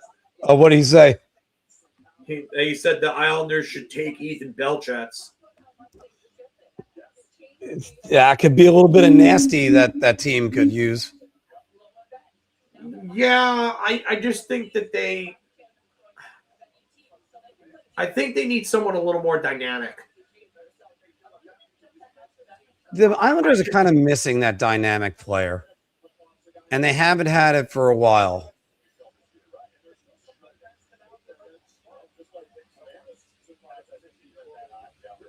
Could they reach really bad and try to take JP Hurlbert here? That's a bit of a reach. I think that would be a bit of a reach, but again, they need dynamic scoring wingers. He's right there. That's somebody that, like, for me, sticks out. I personally, if that was their plan, I would have tried to trade down and gather assets. But, like, you know, they say if you have a guy and you identify him as your guy, like, you have to take him. And I've said before, marketing person's dream. Matthew Schaefer, he's walking up to go announce the draft pick today. God, this kid is so amazing.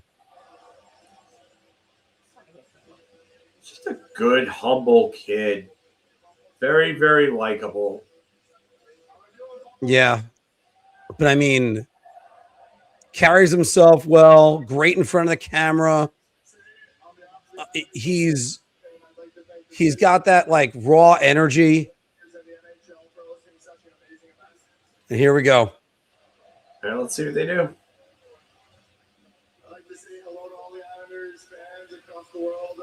Ooh, Phil, can't wait for you to hear this one.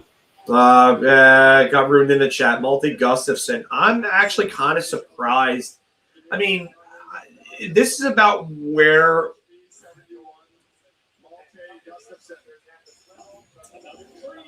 another big, tall, rangy defenseman with a good stick that can skate very well. I mean, not a bad pick. That's not a bad pick. It's really not. This is definitely not a bad pick. I personally would have taken Klepov. That would have been my guy. I just think that they need.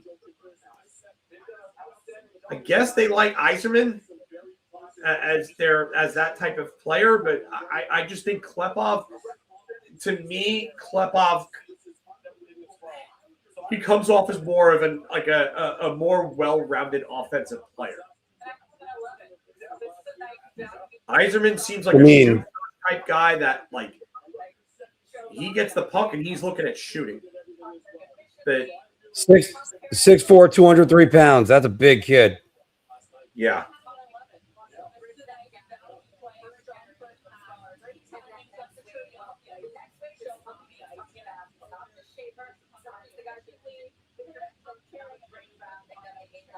That's a hell of a pick, I think. Although I kind of agree with you, Phil. I think I would have thought about more trying to get more offense. And Weeksy just compared him to Simon Edmondson. Yeah, that's the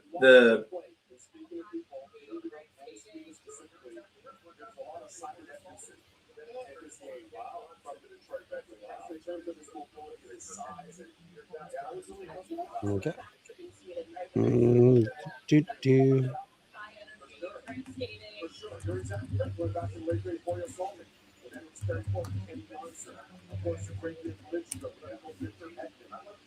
Guys, I'm going to throw it in the chat. I'm getting Chinese food. What do you think I should get? General Tso's chicken special with pork fried rice and pork egg roll. I am leaning towards shrimp lo mein. Shrimp lo mein is never a bad idea. Yeah. I mean, I'll give you General Smits chicken. General Smith's chicken. I'm not saying I've had bad Chinese food, but Tavo fried rice. Darth Steve, welcome to the show. I haven't seen you, so and that's also a good option. Do you see this blue jackets? Like, Yeah. Jesus.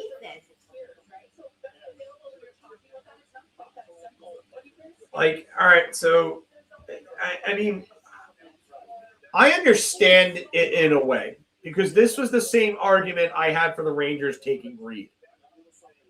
Why not take the best player available, even if it's a defenseman that plays the same side, and then you have two excellent defensemen on one on each pairing, and for 40 minutes a night, 40 plus minutes a night, you're going to have to play against one of those guys, like Anaheim in 2007 when they had Niedermeyer and Pronger. Yeah.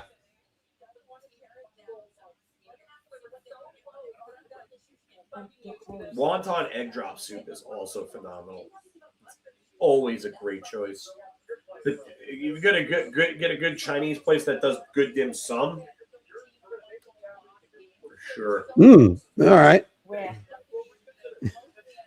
Okay. By the way, I keep getting that the Chinese food places are closed. I'm a little bit shocked for 9 o'clock. It's not even 9 yet. There you go, Dart Steve-O. And yes, thank you. Thank you. Stay with us.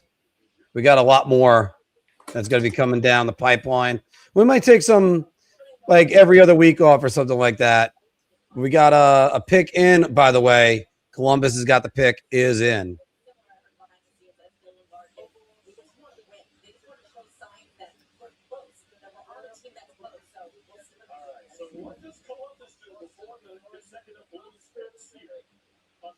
Okay.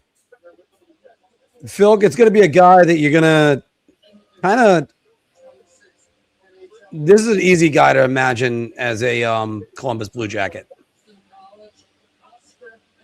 Because I think that's right up their alley. I don't think this is up their alley or a guy that I would have imagined here.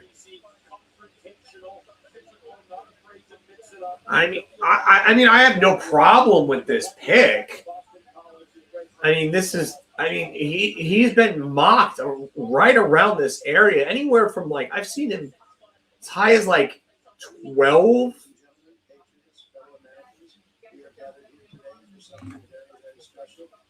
What the hell is this? I think just went to something with Donald Trump speaking.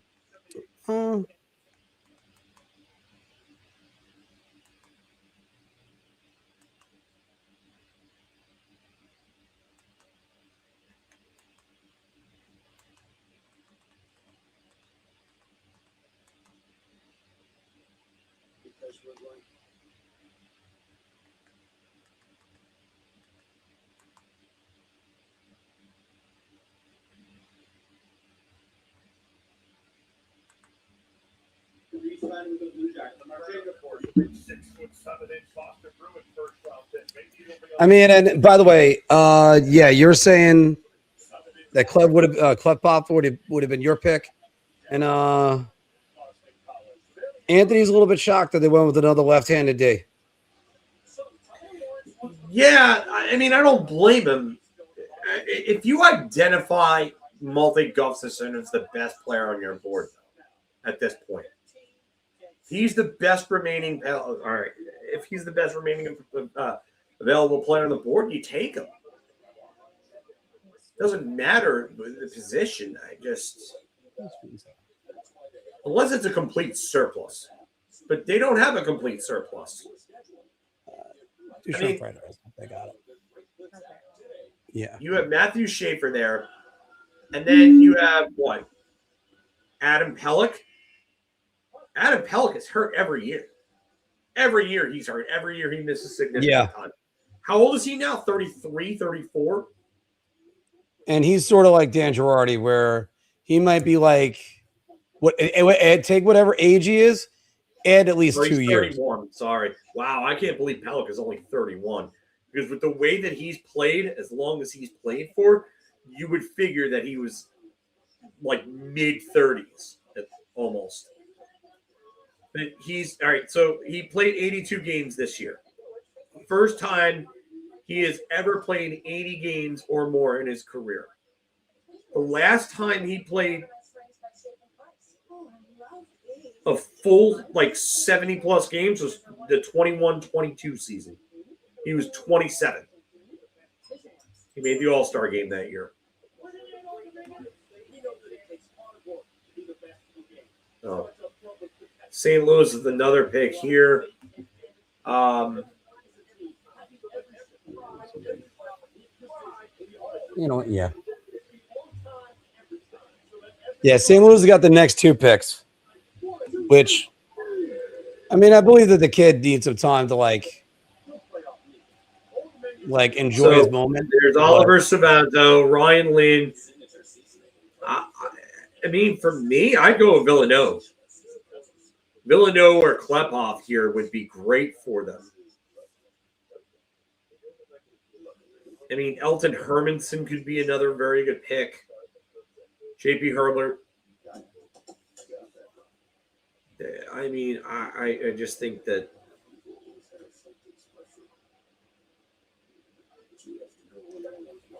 And St. Louis really, I know we had this argument about them going full rebuild. I like some, by the way, I like some of the Chinese food comments over here. But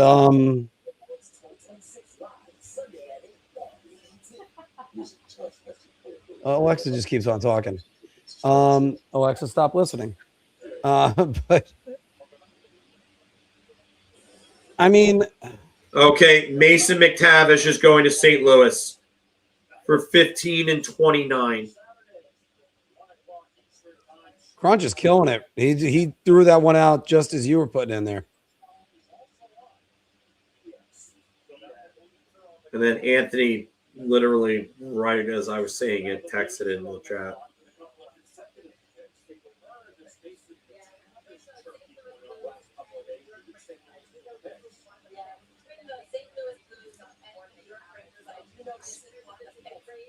All right, so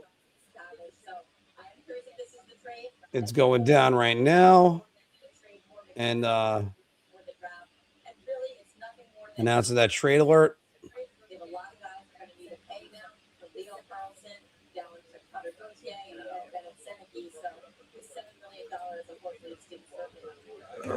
Two first round picks is a lot. I wouldn't. I mean, what's he really accomplished so far? He had a 50-point season. He's a very listen. He's a good player. I think he gets a lot of shit. I still think there's still another level that I think he can unlock. I agree. I mean, two first round picks is too much. And he does come from that era of Duck guys that you're like, can they get their stuff together and really develop like another guy that was on the Ducks for years, and Trevor Zegras. And they're showing the highlights of McTavish right now. Of course, like, they showed one against the Rangers. Yeah, of course they got to show up against the Rangers. Like, this kid could be something. I'm not poo-pooing it, but 2 first-round picks. I mean, if you told me a first and a second, maybe it's just 2 first-round picks. It better be a proven guy. I don't care about NHL ready. I don't. I'm sorry, I don't. We've seen this organization rush prospects along. Just let them develop. Yeah. That's it. And that's the thing. If you're telling me Smits is on the same timetable as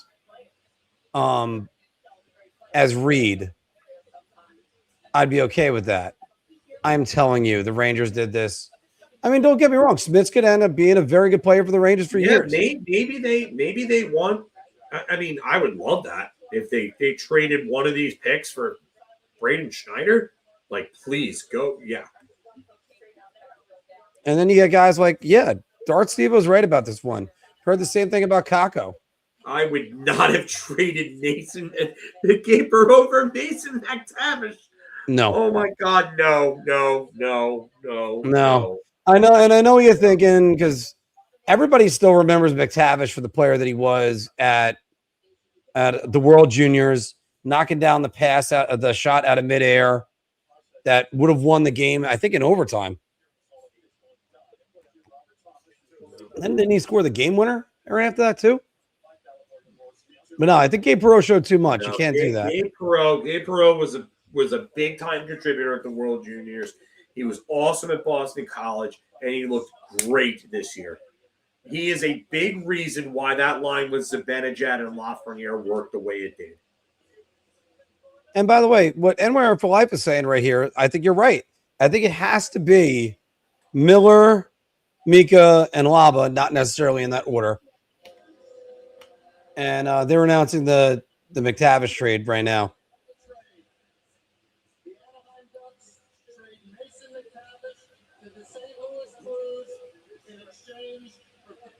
And look, Smits could be a really good player. I just think the higher ceiling with Reed. Great move by Verbeek to get a guy that was struggling a bit and then turn it into 2 first-round picks in the same night. And wasn't he? Great. And again, wasn't he healthy scratch in the playoffs at the end? I don't remember him being a healthy scratch. That could have happened, but I thought he was healthy scratch in the playoffs at the end. I gotta double check that. Marco Casper isn't available right there, right? I don't think Detroit's moving on from him. Yeah, I don't think Detroit's going to move on from him either. Year. I know I predicted him to be a big breakout guy this year, and he wasn't. I would not move on from him if I'm Detroit. I still think there's hell of a lot of talent. I think with Dylan Larkin being gone, he's going to get more ice time to prove himself. This is a big year for him, though. He has to make significant strides this year.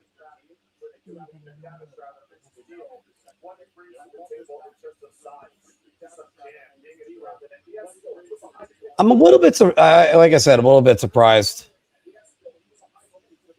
He was a health bomb in the playoffs. Yeah, I didn't remember that. I must have missed that part of the series, but I think it was in the. I don't think it was the Edmonton series. I think he missed the part of the Vegas series. Let's just check that game log.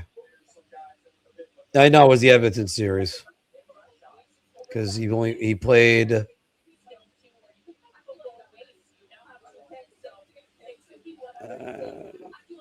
Oh no, he was healthy scratch in 2 games in the Vegas series. I think the last 2 games, as a matter of fact. So with the season on the line, they put him on the bench, or they put him in the stands.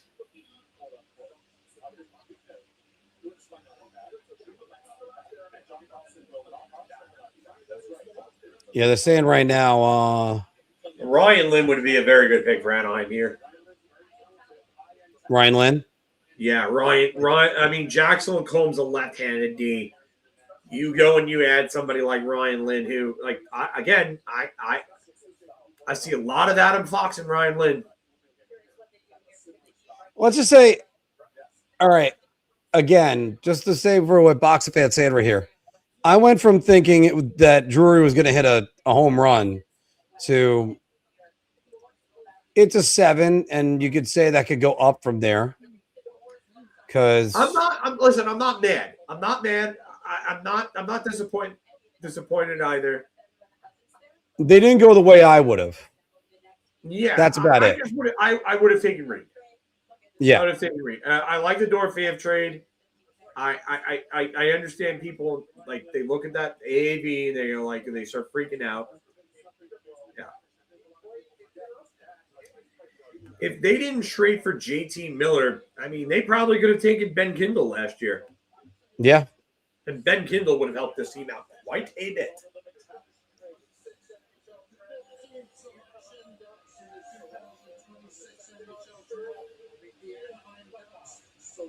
There you go, Phil. I like Klepov. I like him, and I just think this is a great fit for him. Okay, so fill us in on Klepov. Just offensive dynamo. Incredible shooter. Quick, lightning quick release. Great hands. Just this kid could stick handle on a phone booth. Ooh, all right. Watching him in Saginaw, like he was just so good. He's just he'll pop out. His game pops off at you. It really does. Like I think this is a really, really good pick for them. I like Tommy Blale. Tommy Blale, the one name that I've seen thrown around as a comparison was Torrey Krug. And I could see it. I don't think Blale is as physical as Torrey Krug could be at times. But, like, watch this. Like, that's just, like, he's skating right around there. Like, oh, that move is filthy. He just drives that lane. Oh, that's a filthy backhand right there. 97 points in 67 games with 37 goals. And now he's going to go to Michigan State this year. Mm-hmm. Going to play with Chase Reed, funny enough. Yeah, rookies to lead the OHL points in the last 25 years. The last one to do it, Patrick Kane, with 145 points in 2007. Yeah. I'm not saying he's going to be Patrick Kane, but he is just a dynamic player, man. Oh, so how about this? So Anaheim, the Rangers didn't have any draft picks, they said. So wait, who said that? Emily Kaplan just now. So the Rangers weren't even offering the 26th pick. So they were offering Schneider more than likely. Yes, Schneider. It's got to be Schneider. And again, I would love to see if the Rangers could get a first, maybe get the Wings. But I think the Wings don't have a first anymore on this. So, well, I'll tell you right now. Kirill Marchenko is now available.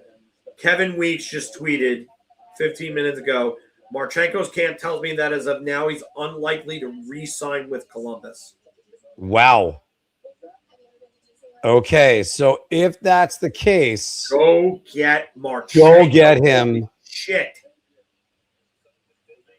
That's either near team. That would work good for both of them.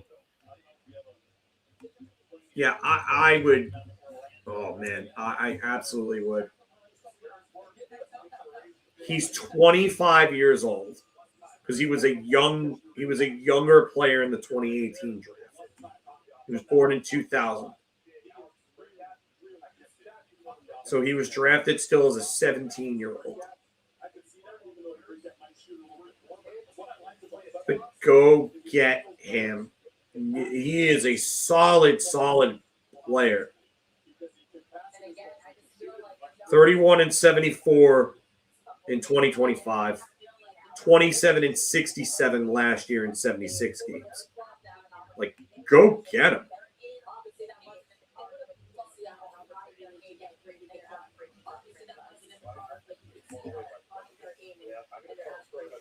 I would go get Marchenko. I really would. Marchenko's a hell of a player. If you are not,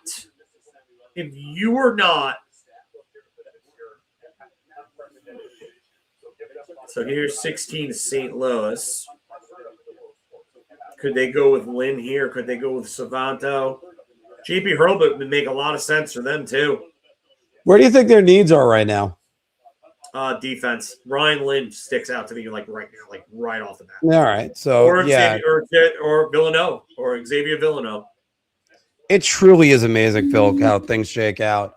That we were talking about Lynn being available potentially for the Islanders at 13, and then they end up getting Lynn would have been a hell of a fit for the Islanders. They need right big kid. badly. And, Him or Augustine. Klepop would have been like that. They were the two that I thought would be. So right now, before he's even gotten a draft pick done, what do you think of what Armstrong's been doing? There it goes.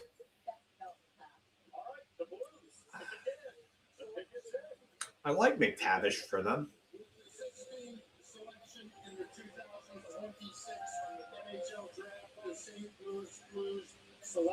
Yeah, there you go.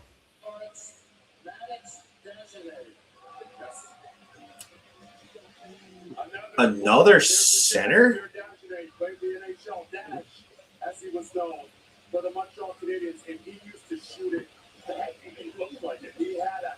Pierre Dagenet's son. Former Devil. Yeah, I was gonna say, I try to remember which team his dad played on. Yeah, it was the Devils.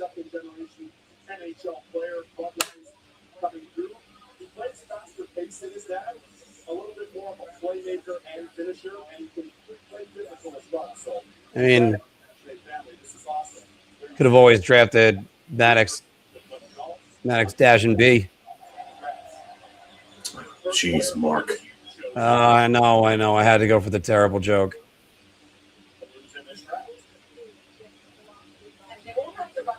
Nope. Seems like Marchenko is now gone with Nichushkin there. I mean, it looks like Columbus might be blowing it up, though, a bit. Because it sounds like Zach Werenski wants out. Well, I mean, that's the thing. If Zach Werenski wants out, you got to blow it up. Wasn't Werenski their leading scorer this year? Yes. Oh. Their leading scorer the last two seasons. I mean, I like Marchenko a lot as a player.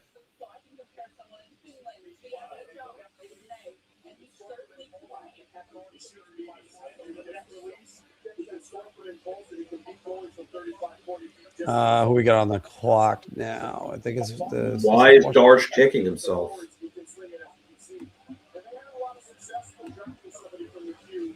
No, I think Darsh got his guy. I think you're looking at Gustafson. Anthony had him going ninth to the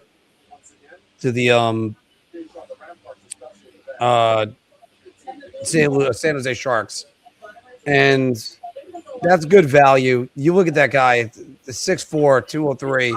I think ninth is a little too high. I wouldn't have taken a top 10 on him. By the way, we got 307 of you watching right now. Everybody, thank you very much. And on watching everywhere. We even had guys on Rumble, so thank you all over there as well. Hopefully you guys are still with us. And of course, Phil. Okay. I see what you're saying here. Yeah, I do agree with that. I didn't like giving up a first in the Braden Shen trade. I made that very, very clear. But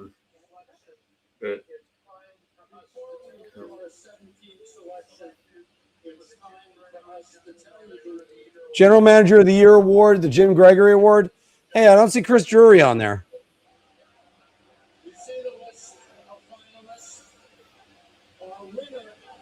Are they going to say that the winner is Bill Guerin?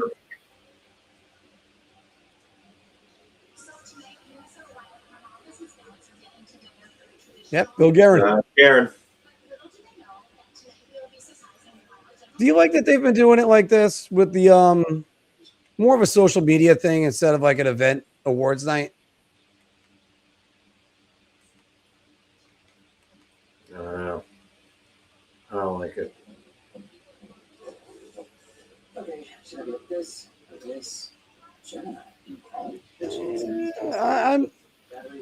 I don't know about him being the general manager of the year, but he did pull off some big moves. I mean, he pulled off the Quentin Hughes move, but I mean, they finally won a playoff series. yeah. I mean, I guess you got to give him that. Yeah. Are they giving it to him for everything he's done in the NHL? That's my question.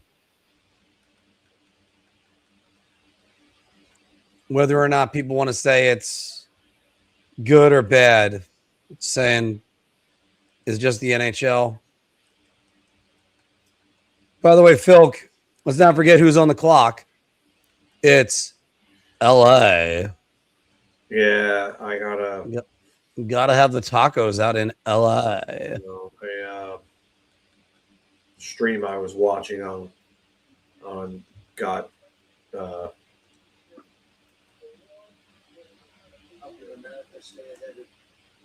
it got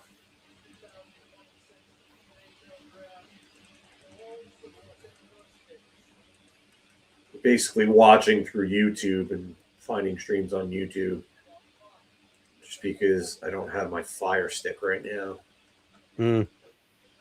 Otherwise, I'd be watching it on. Yeah. This Bill Guerin's like, didn't you bring me on to interview me?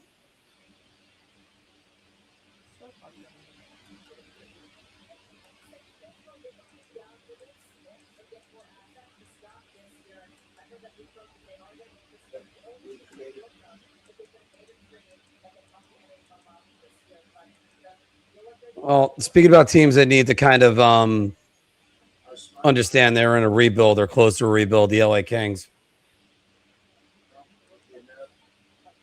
Not really loving their roster. Out of a fire sign. Where were you for the quick? Oh, hold on.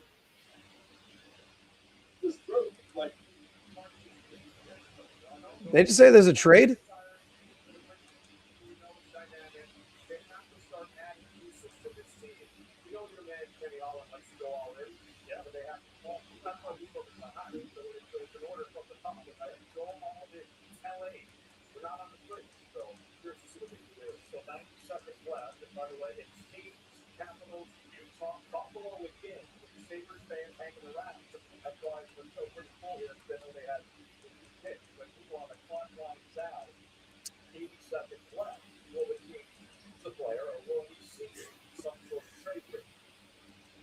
Phil, we got a whole lot of silence right there, so I got to try to fill it with something. Yeah, I'm sorry. I'm trying to find a stream. I can't find a stream right now. Oh no. That's not what I was told. That's not what I was saying about for you. What exactly would you do if you're the Kings here?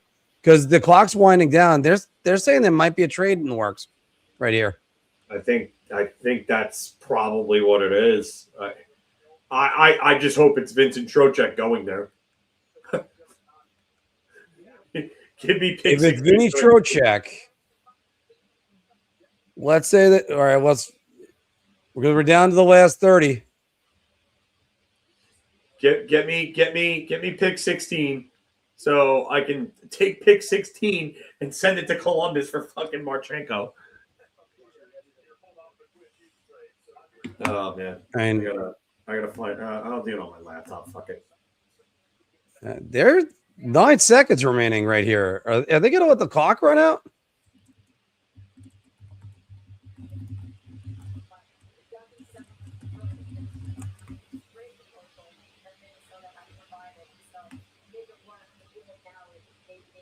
Clock's run out. Yeah.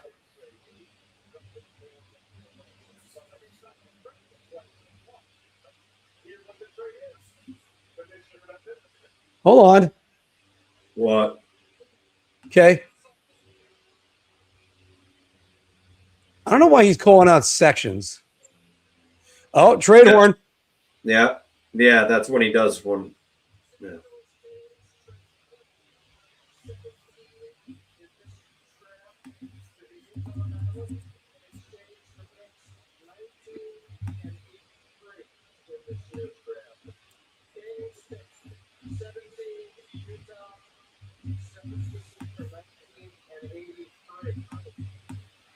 All right, so the Kings in Utah are flipping right here.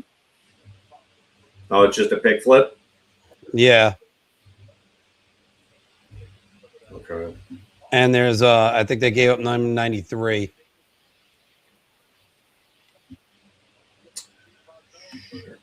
Well, we didn't get a chance to talk about it, Phil. Were you a little surprised about JJ Paterka going? Yeah, I mean, he only lasted a year there.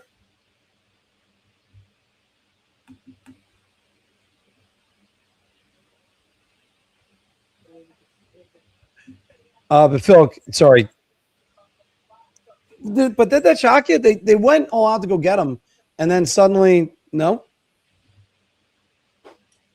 He just it didn't work out. Not only that, but I mean, with the emergence of Logan Cooley and Dylan Gunther, and he started falling down their lineup scoring wise. Even like Josh Doan really kind of outplayed him. Like you can't get outplayed like that. Yeah.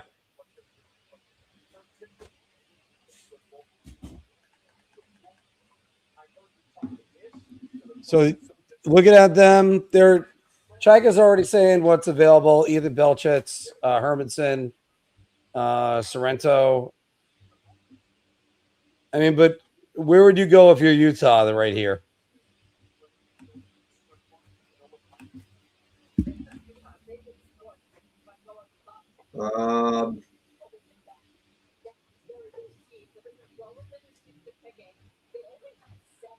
Yeah, a lot of guys are saying Belchicks, and I think I would. Belchet's kind of reminds me a little bit of Lawson Krause. Yeah. So I mean, he is one of the best players available. Sweets, I gotta agree with you. I like what Armstrong's done with this so far. We were actually just saying it before you commented. Villanova would give them another real good puck mover, which they need. I mean, Marino and Dursey are decent puck movers, but Villanova is a guy that could take over a game. They lack that on the back end outside of Sergachev. You don't think Simashev could be that? Because they were talking about him for years. I don't know if I see Simashev in that light. All right, and we got a pick in.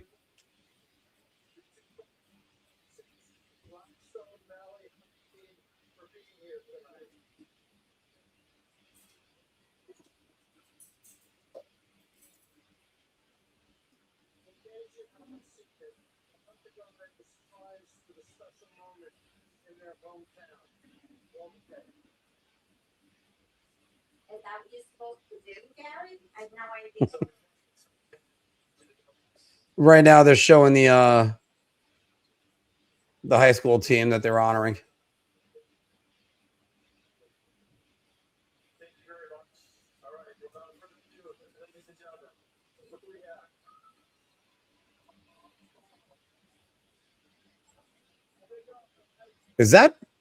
That's Patrice Bergeron?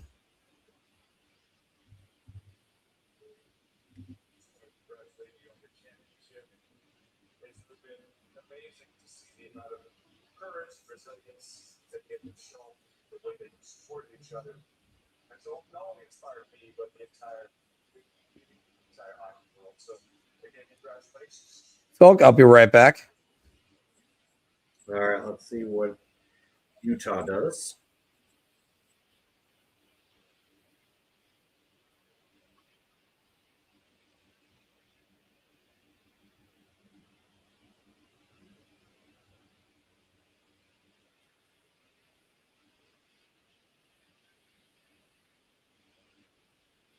All right.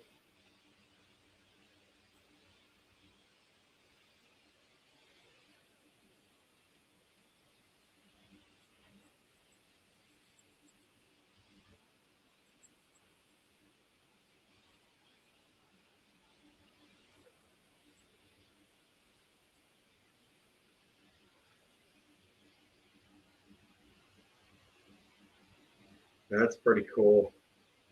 Patrice Bergeron shows up with a Stanley Cup.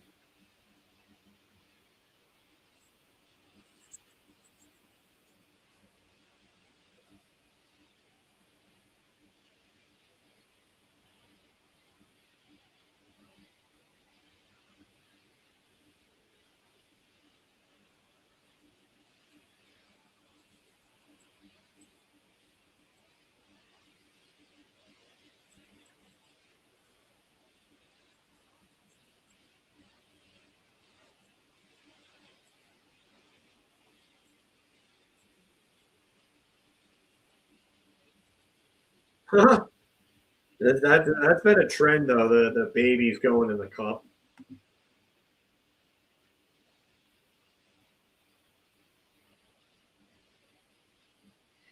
Well, McTavish also plays wing, Sweets.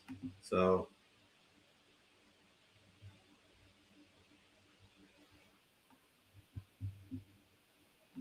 I doubt the Rangers can get Robertson. I think Robertson would be a lot more open playing for the Rangers than the other teams that have gone after him so far, like St. Louis and Seattle.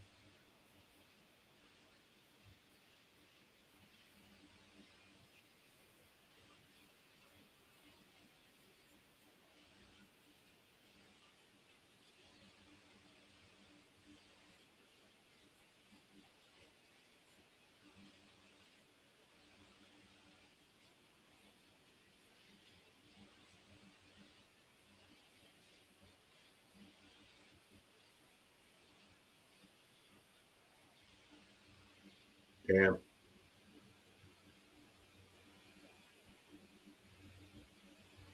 Wow. That's awful.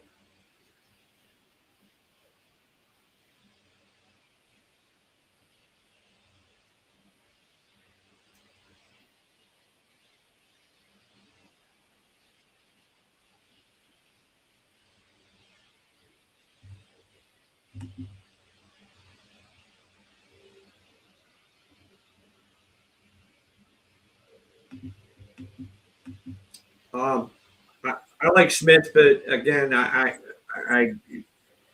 Reed was available. I had to take Reed. You had to take Reed.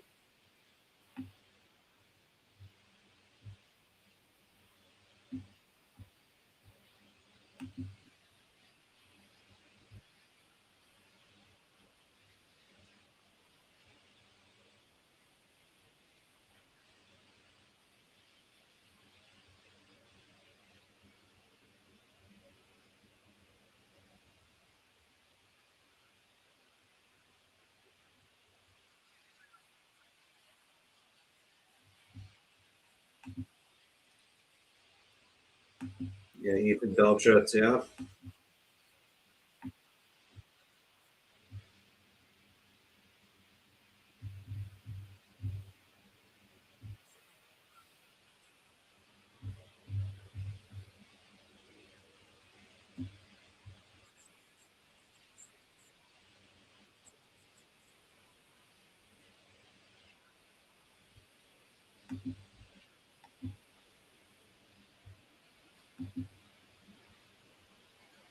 Yeah, I mean, big sniper. Big sniper. Big boy.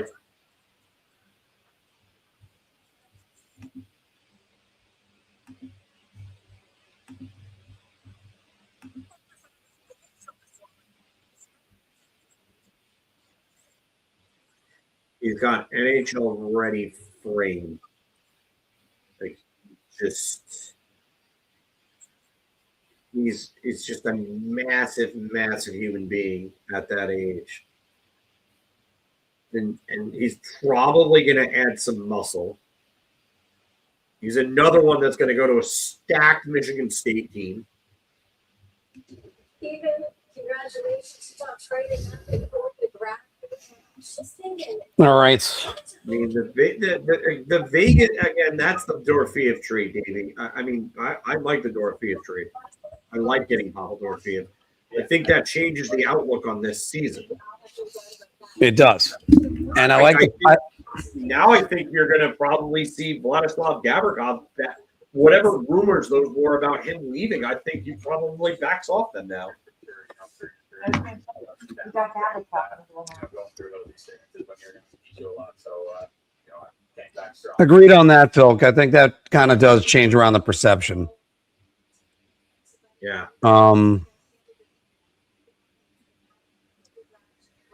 I don't agree with the Porter Martone comparison for Belchuts. I don't. I think Martone's a better skater, more dynamic, and more of a playmaker. It's also smaller.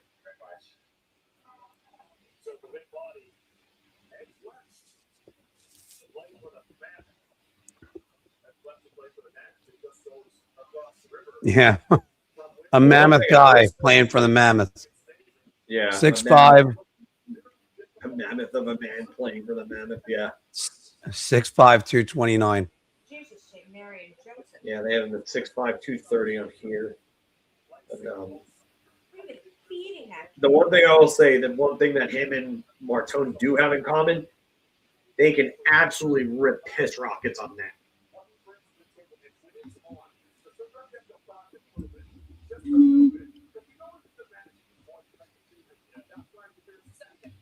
I think you probably put Dorofeyev with JT Miller.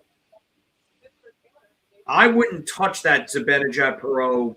Nope. Let them play together. They had some real good chemistry. Let them play together. You know, just let them go.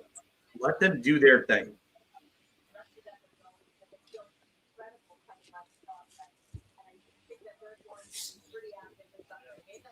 That was one of the most fluid lines I've seen in a while, Phil. And I think in the Rangers case, just no, you don't touch it.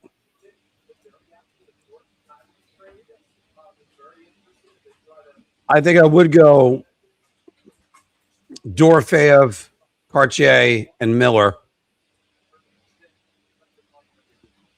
And look, if Cartier can be what he was at the end of last year, then more power to the Rangers. I'm not convinced. We'll see about that.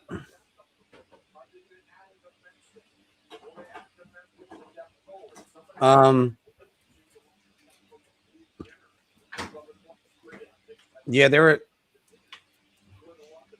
And what Weeksy is saying right there about Boone Jenner being a guy rumored to go to Washington, that he'd be a perfect fit for them.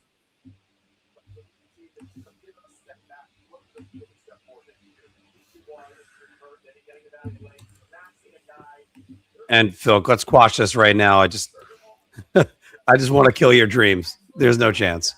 What? Of Werenski somehow getting to the Rangers. Oh, I didn't think they would. That's just. I know it's hopeful. It's hopeful feelings. It's just No. I never honestly. I never thought about it. What is there really to think about there? Like they just the package is going to take to get him. You'd have to look at the Quinn Hughes package and think something similar would get Werenski. Rangers don't have that.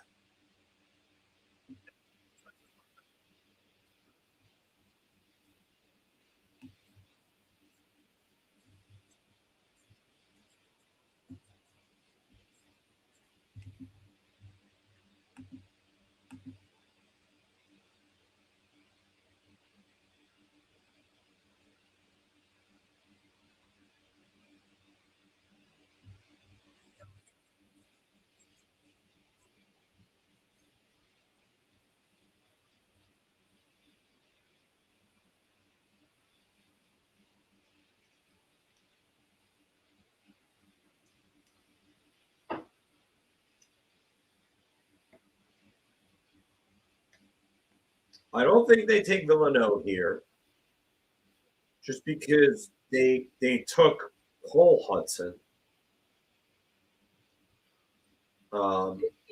They went with Sabato.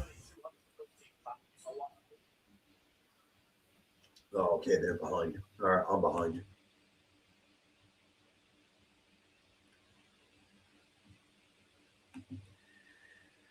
Yeah, this.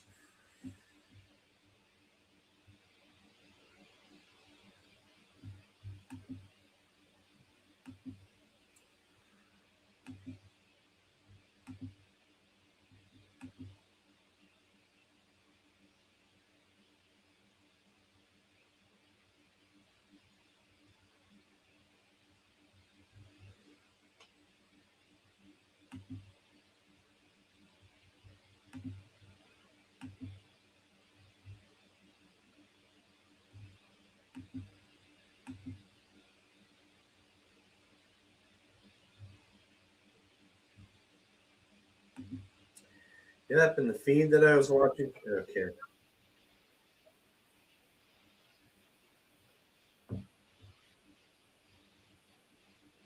Phil, what can you tell me about Oliver Sabato?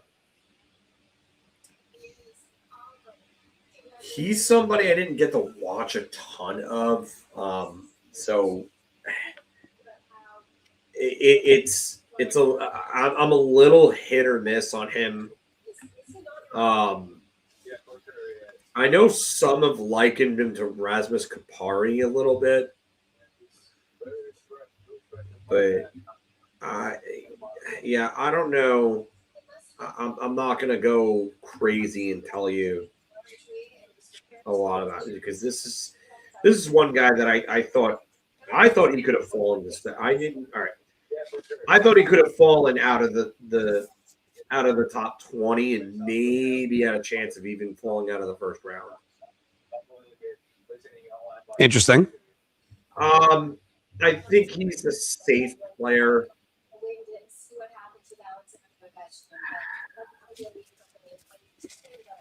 I think he'll be a decent middle six center.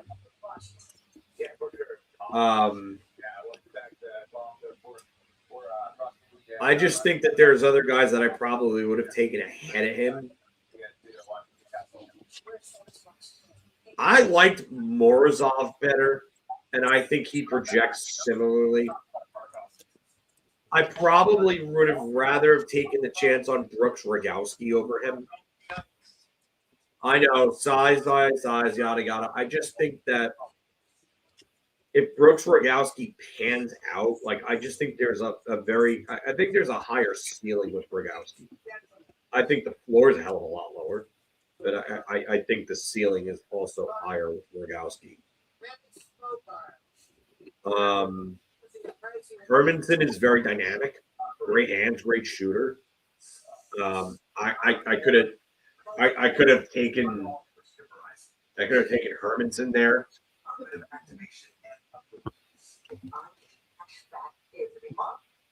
Think Hermanson's more of a guy for the Kings, though? I mean, they could use. I like Hurlbut a little more there. And honestly, I know they have Brant Clark, but Villanova there would be a real. I would like that pick for him. I could see them going with Novotny though. Mathis Preston would be a nice pick too, but I get why there are concerns about him. Tommy Blyle would be a really good pick because they could use right side defensive depth with Drew Doughty getting up there in age.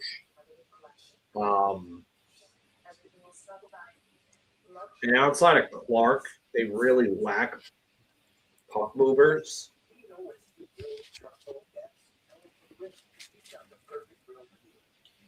See, I'm looking at this pick and I'm thinking, because they were in on Panarin. Do you try to move this pick to get a Trocheck? The rumored package for Trocheck to Buffalo was Jack Quinn in the 20th. Hold on. Where did you see that? Because if they didn't take that, Drury's fucking stupid if he didn't take that.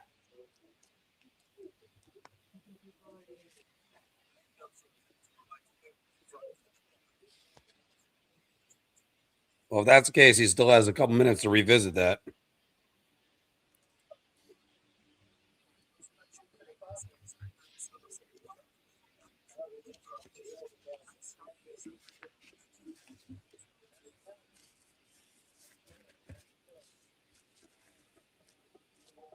Well, we'll see what happens.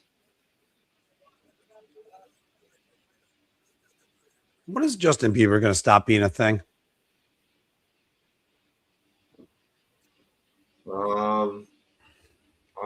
I don't.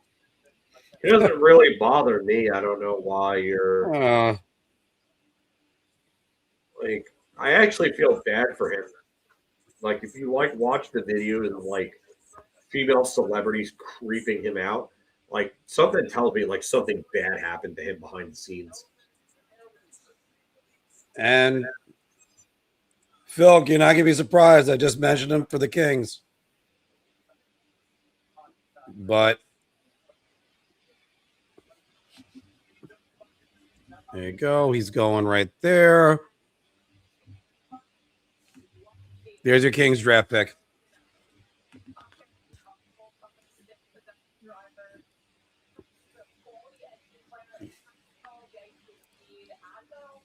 I'm behind. New Evan Hermanson. Oh, Hermanson? Yeah. Yeah. I mean,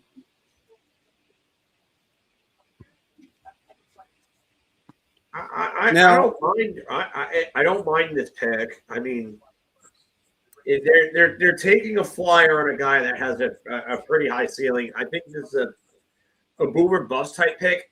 And for LA, where I think they need an infusion of talent.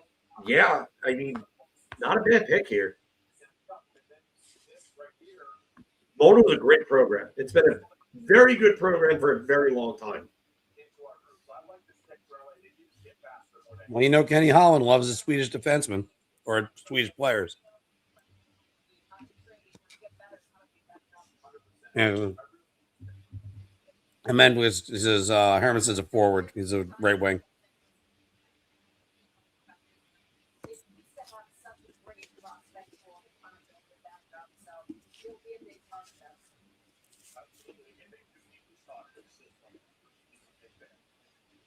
I hope Leo doesn't mind. I haven't mispronounced the name in a while.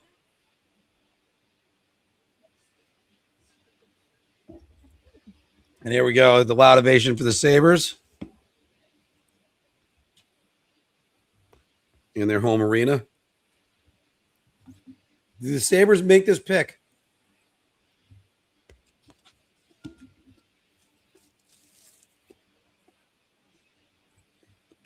Yeah, that was Jim Delavano, David, who got Lidstrom, Fedorov, got those guys Konstantinov in later rounds.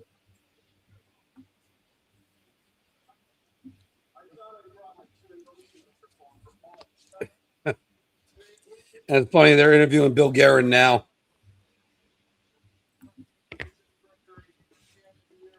Named best forward at the U18s. Yeah, I like that pick there. I do like that pick. I think I could see him being a top 6 winger. I can. Everything pans out. He's got talent, man. Like Megan said, he attacks the middle of the ice. He's fast. Got good hands, good shot. I mean, nothing wrong with any of that. Is this game a lot like Adrian Kempe's? Yeah, I guess you could say that. You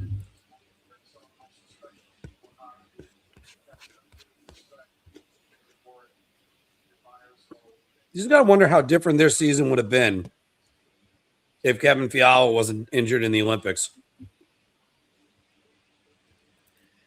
Yeah. Yeah, that would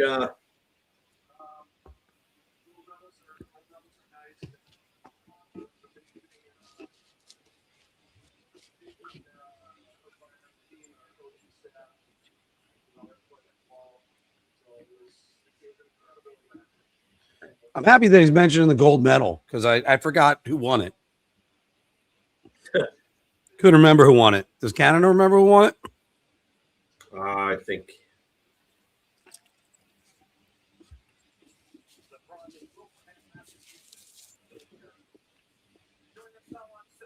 There was a comment, lucky goal. Yeah. where. Just in general. Not on that thing. Somebody recently that said lucky goal. Like, I can't help but go, what was lucky about it? That Kel McCarr didn't back check?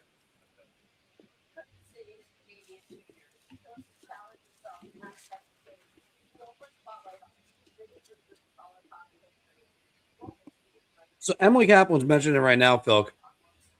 What? Do you think this gamble that McKenna made, I think that might make more OHL guys go to college hockey? Or like hearing that the criticism of them might make them kind of shy away? No, I think the NCAA is really kind of starting to become a place to go. Like American college hockey and even like the USHL is starting to become quite a thing. Like hockey to lower levels in the US is catching up. Will it ever catch up to the CHL? Probably not. But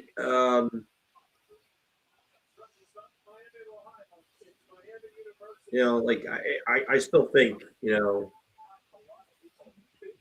it's come a long way.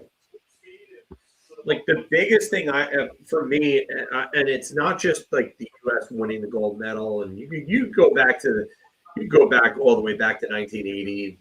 Yeah, that was a big moment.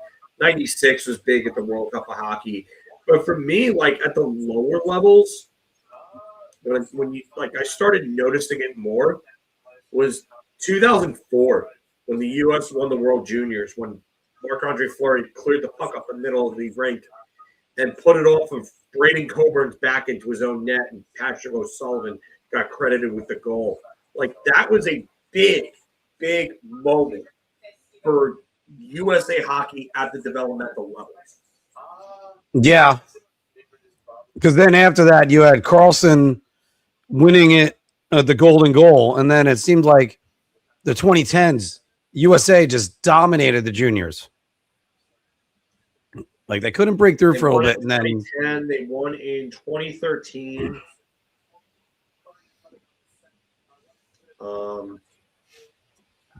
By the way, if you didn't see it, Morozov was taken by Buffalo. Yeah, it's just coming up right now for me. It's a good pick. Good pick.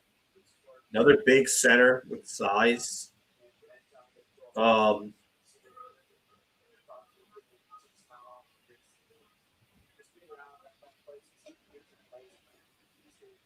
like the release on his shot.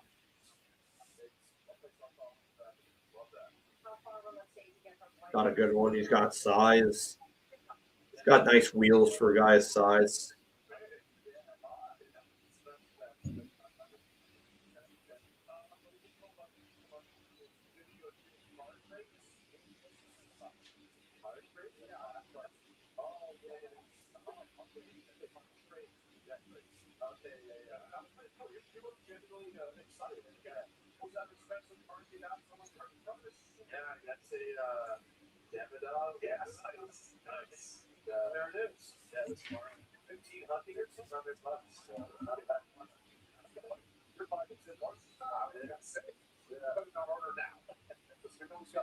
So,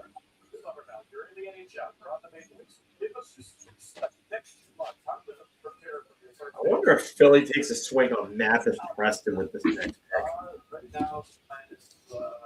pick. So why would Mathis Preston be a swing right there? Just because, all right, so he didn't play a lot of games this year, and there's been questions about his compete level.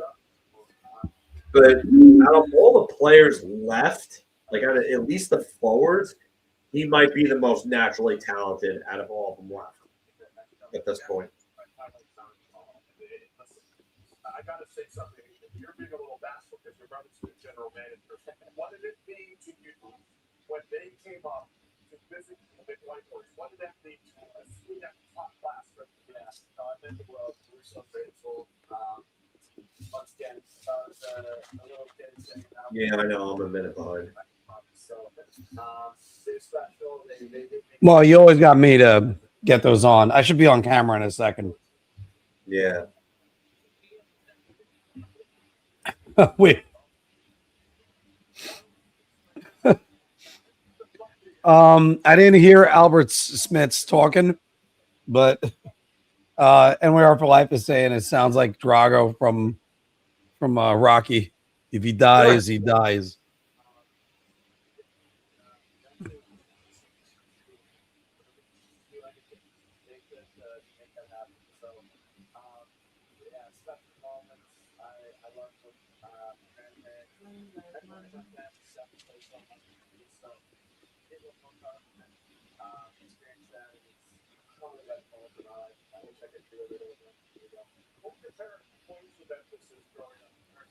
And John, just kind of saying about it.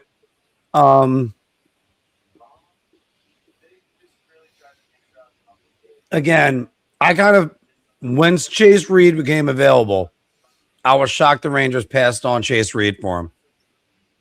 Can Alberts develop? Of course he can, but I just think Chase Reed was a better option.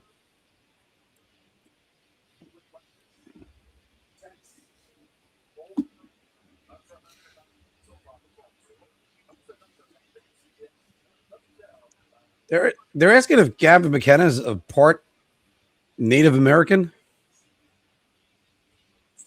I mean, it's hard to tell because I think Letterkenny made the joke about it that everybody can be traced back to Native American on that show.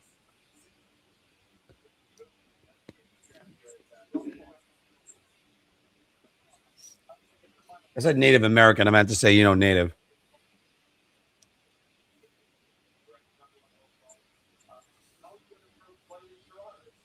Oh, yeah. Bear Clan. There you go.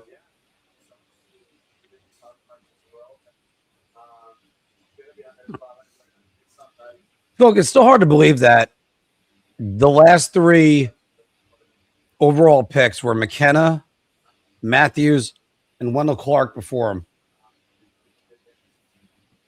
For the Maple Leafs, that is. Yeah. Wendell Clark, what, 85 that was? Mm-hmm. Yeah, 85, because Joe Murphy was 86. Then he went to Detroit.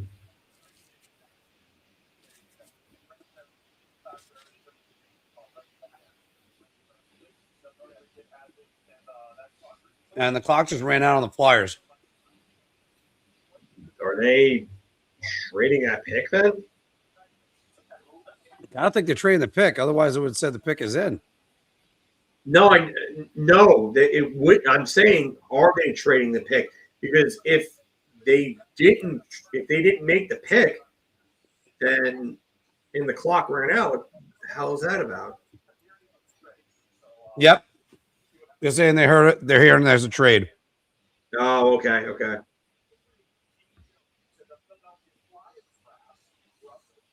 Yeah, I'm way behind. McKenna's still talking.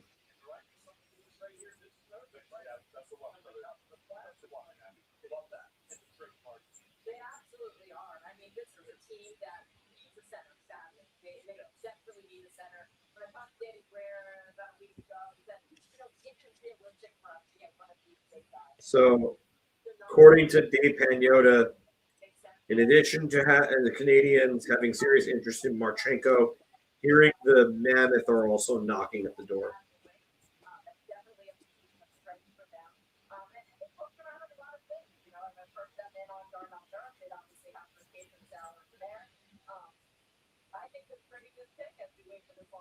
I know I just heard Emily Kaplan mention Darnell Nurse. If anybody's trading a first-round pick and Darnell Nurse is involved, they need their head examined. Wolf. Should be able to get them pennies on the dollar. Wolf.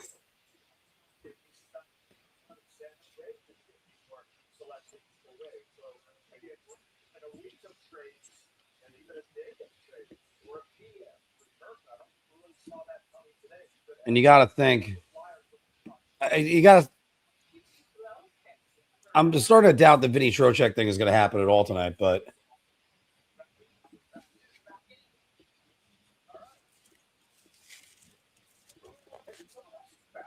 Okay, Flyers trade pick 21 to Sharks for picks 27, 62, and 120.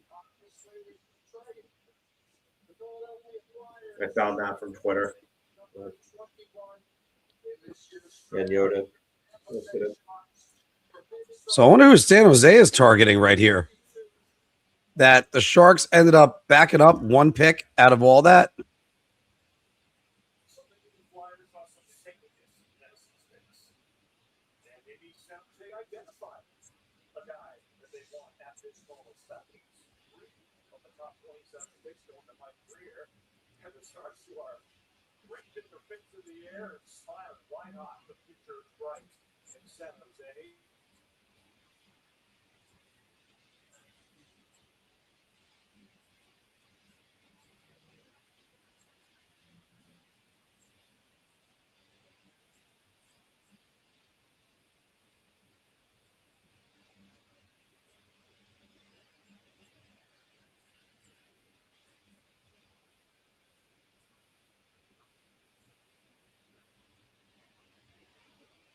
All right, I'm back on camera. I mean, let's see if I got to get the ticker updated too.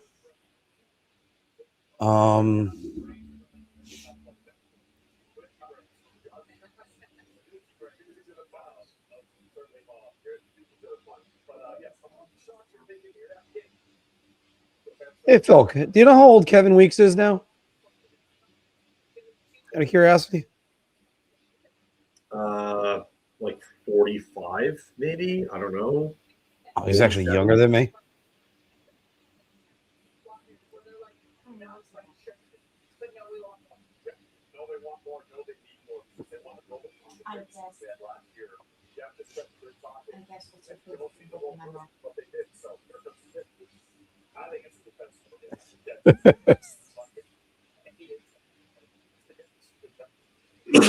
And I think I got.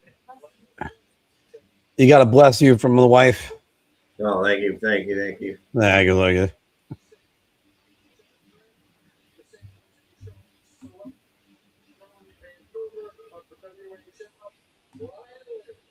All right, there you go, Phil. Ryan Lynn just went. That's a good pick for San Jose. Very good pick for San Jose. Yeah.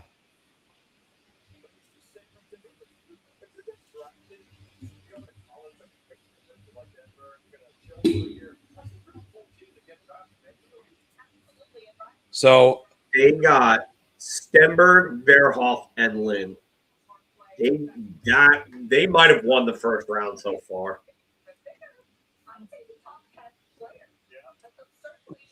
I think San Jose vastly won this.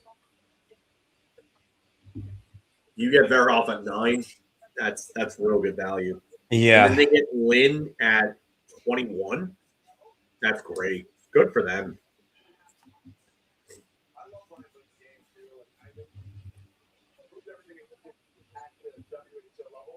They get probably the second best player in the draft at 2. Then they get one of the top 5 defensemen in the draft. I mean, you got Reed, you got Smits, you got Carls, you got Verhoff, Jackson Rudolph. I mean, and now it's San Jose going right here. This is again, I see a lot of Adam Fox and Ryan Lynn.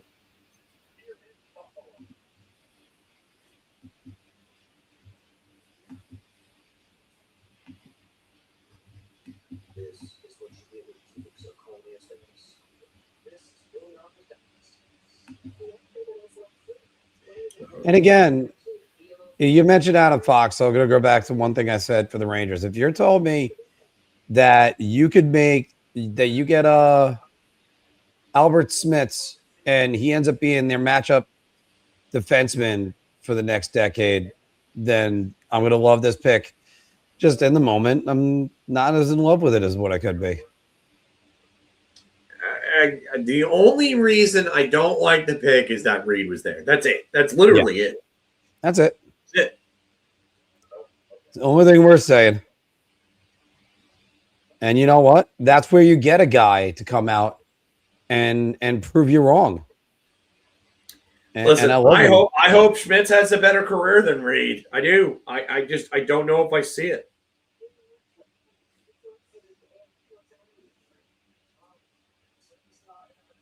There we go. The ticker's now updated.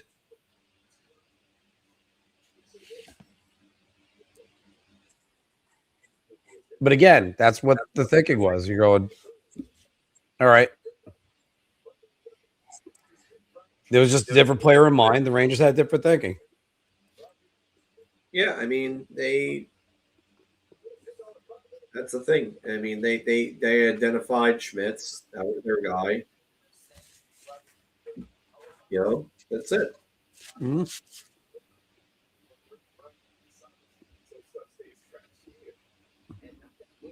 But it's not like it was some sort of massive reach. He was projected as a top 10 pick. Yeah, it's just that you got a guy that was projected to be either 2 or 3. He was a guy that, I mean, Reed was just a guy that wasn't projected to be there at 5. The whole Dax and Rudolph thing shook everything up. Yeah. And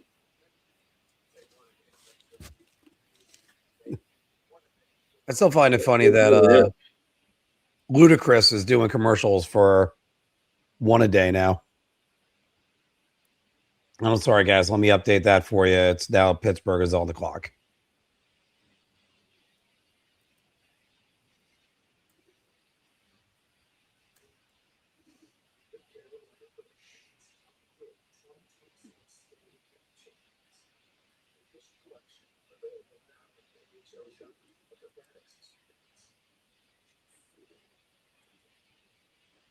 Welcome back to Buffalo. Following this NHL draft, we have 11 picks to go. Sports Center. The great Linda Cohn bidding farewell with her day-long celebration. We always loved and respected her throughout the years. Last 5 picks. It was kind of nice, by the way. Boudreaux is mentioned in Linda Cohen's final show is tonight. And I mentioned how I met Linda Cohen at a Ranger game. Much respect to her. Very, very nice person.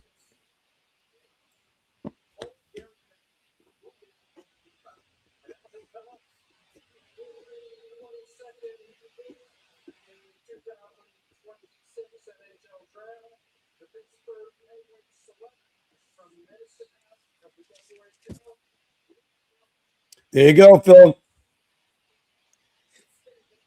what? Liam Ruck going off the board. Well, there's the first Ruck.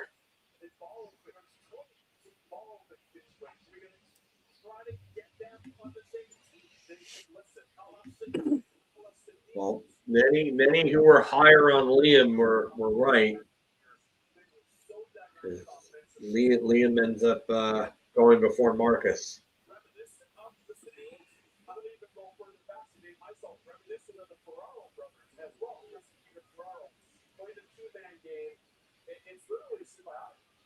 Now, in this situation, could you see like a team trading back into the first round to go try to get the brother and get both of them together? I don't know what assets Pittsburgh has that would really do that. I said A team. It's specifically Pittsburgh. Yeah, no, that's a good point. I mean, I don't know what they got either, where they could possibly do that, but I mean, it wouldn't hurt to try it. I mean, they need all the talent really they can get. I mean, I heard that they were looking to move Sam Girard. which is kind of crazy considering they just traded for him practically. Yeah.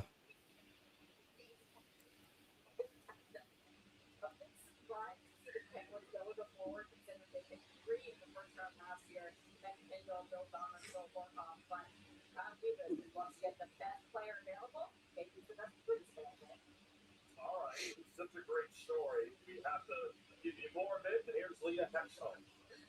Here alongside Lee and his one week and his dad Derek and his brother Marcus was his By the way, have you noticed a lot of players looking at Leah Hextall and going, what? Yeah. congratulations. Marcus is out there and I can believe that he's gonna get his time on the stage. But right now it's not really it's not just a senior Crosby. What does it mean? Yeah, it's super special. I mean, just seeing all the names that are Feed is going out. right people they got it. Definitely special for me to get selected by them. Again, thank guys. One step without forgetting this point. Nina, if your boys have accurately set 4 days lives, and they know they're gonna go to the same team, but how do they get each other better? Well, they are attended by obviously, but they're getting better together. They're best friends. They look out for one another, and they always compete to make each other better. And Derek, for yourself, Liam and Marcus were growing up. I mean, you were one of the So which one was the better rock out of this?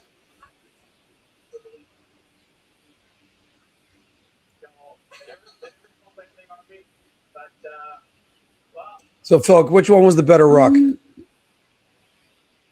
I mean, Liam finished second in WHL in scoring and 104 points, like it says. So, I mean, like, again, I don't know. I guess some are higher on Liam than Marcus. In Phil's case, he worked all day today. And in my case, I was just coming out of dinner. That thought we're gonna have a full roster tonight, and then ends up where we did not. What?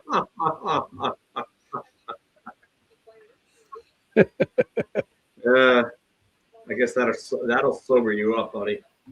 Does that album have The Animal I Become on it? I think so. I'm not sure.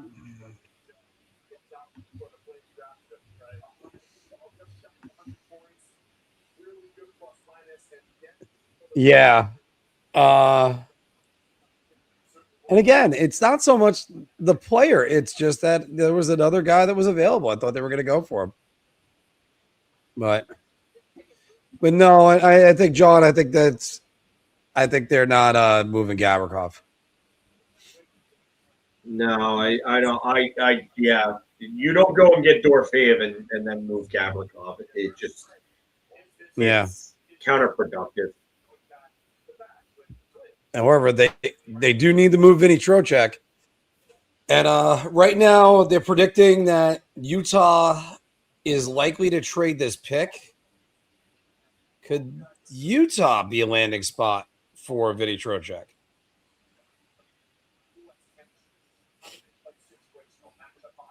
I mean, hockey says that could make sense, but try to remember who their third line center is. Because he's a good one. I remember that. Line combos. There's a Mammoth. Yeah, Jack McBain was their third line center. So could they be interested in a Trocheck? Probably not.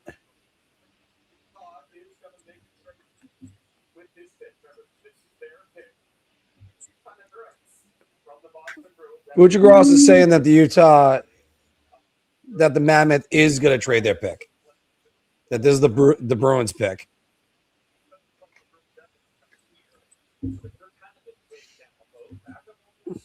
Vinny Trocheck. And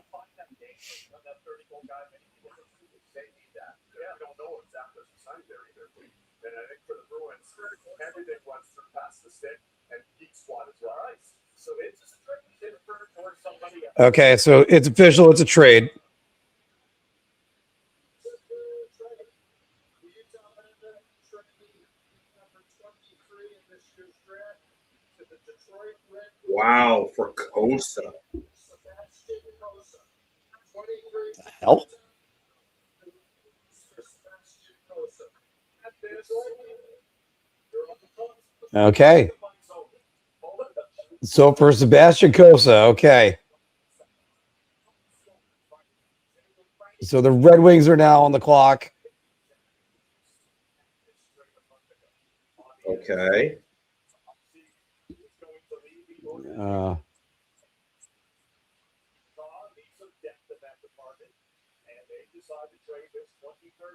There we go.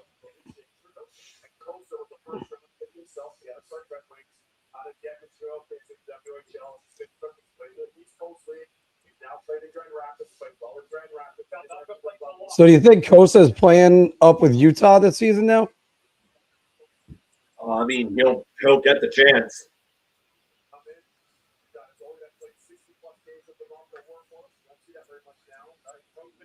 Yeah, you can have him behind Pamelka for a year, and then Mm-hmm. you can take over the next year if he shows that he's ready.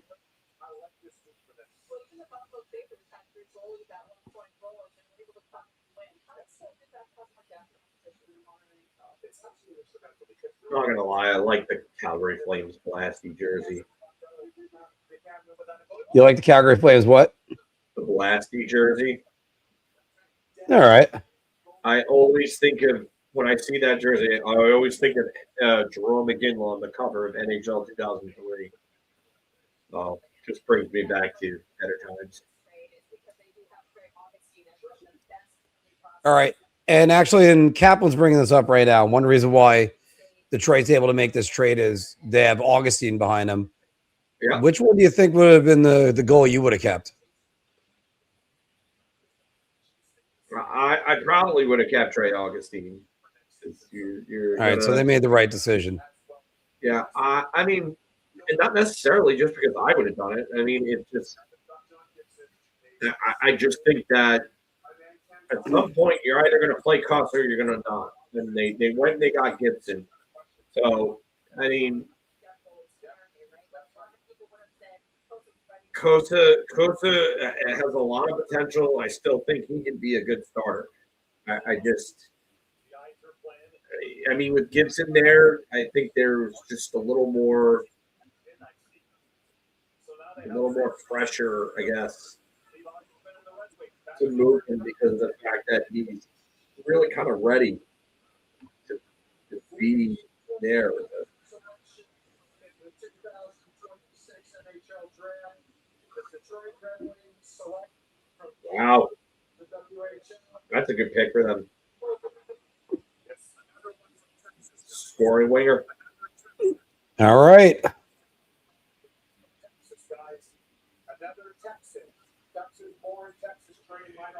That's funny thinking about that. A player from Texas. There's a couple of them that have been drafted already. Tyler Myers, Ryan Leach. Although Leach was born in Corpus Christi, but he was he was born in Corpus Christi. raised in Tyler Connecticut. Myers was Plano, I think.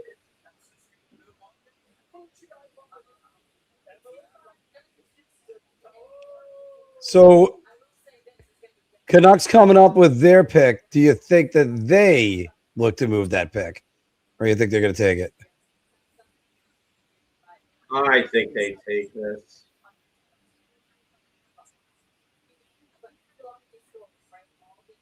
I mean, I don't know what they would move it for.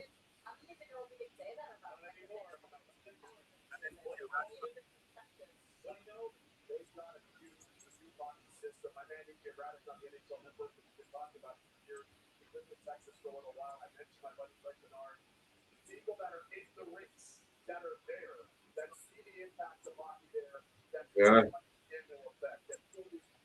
Some of the other great players that have played there that retired in and around Texas as well that are helping keep on girls and boys. So that's great to see. And I almost like doing video scouting, but Mulder is super fun. Like, you have Kyle Connor from a data perspective, goal scoring ability, quality shot release. Doesn't give many chances. So you get a little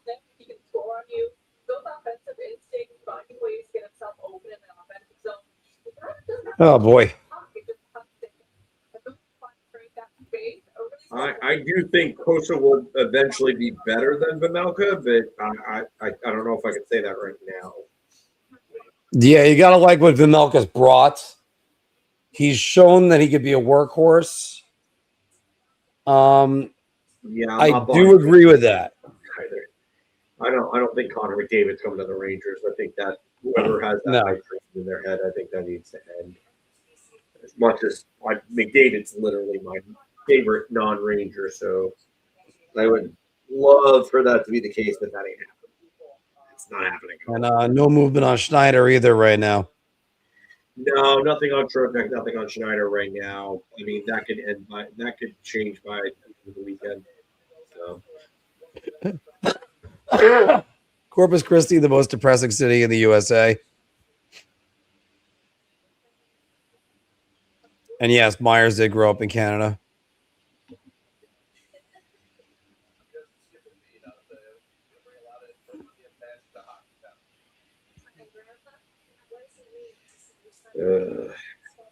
So Detroit is on the Filkser plan, is what James is saying. Well, you know some of our plans.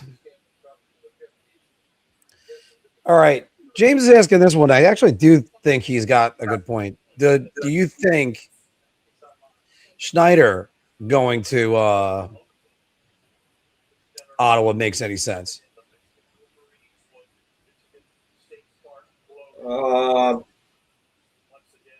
And how's their right side D? Maybe. I mean, they just re-signed Jordan Smits. So, I don't know. I mean, Shabbat is left side. Spence, I believe, is left side too. So, I mean, there could be a hole for Schneider. No, Spence is right side. Sorry. I think Sanderson lefty. Sanderson might be a okay.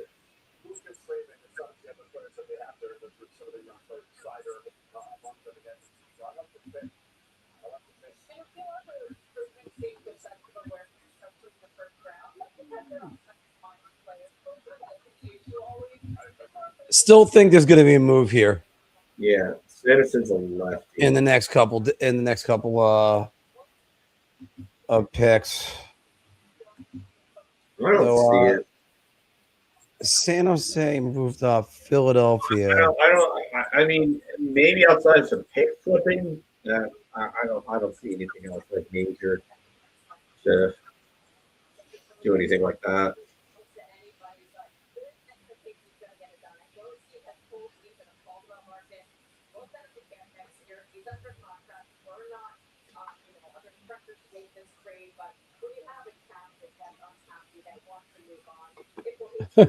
Look at the Sedin twins right in the middle.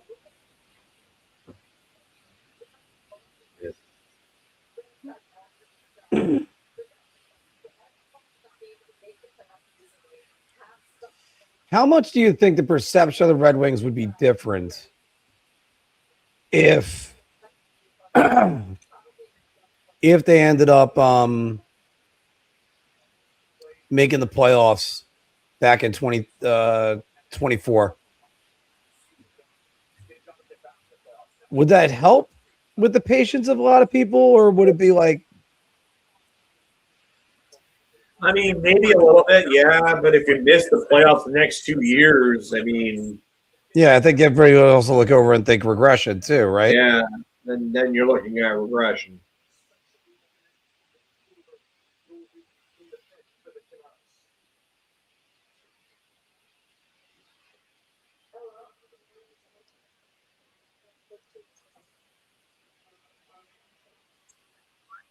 Oh.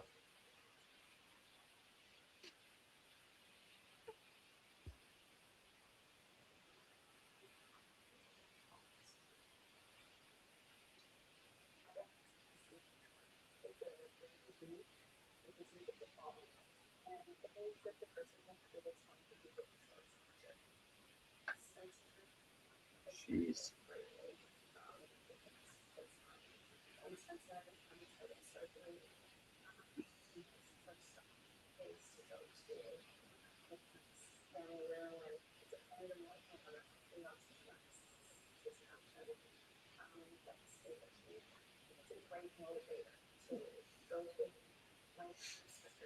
Poor kid.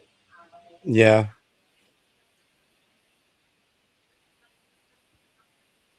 That's why it's always great whenever you seem like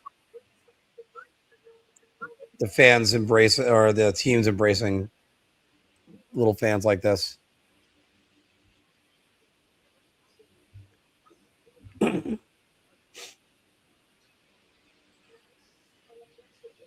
Incredible opportunity with the 24th overall pick of the 2026 NHL Draft. The men looked at us are proud to select from the Good pick. I like Novotny. Yep. I like You're it. actually ahead of me now. How about that?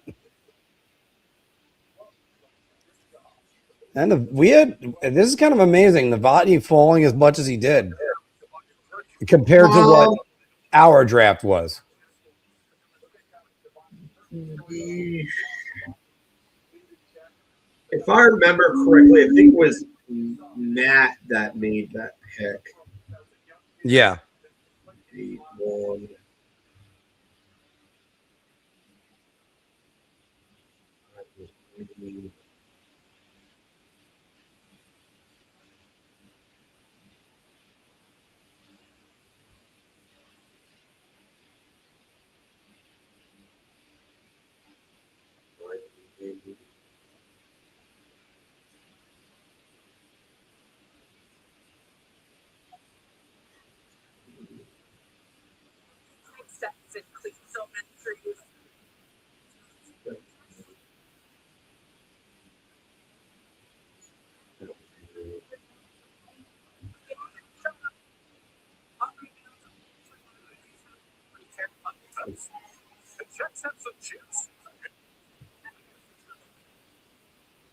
Yeah, Novotny was a pick right after me, so I think that was Matt.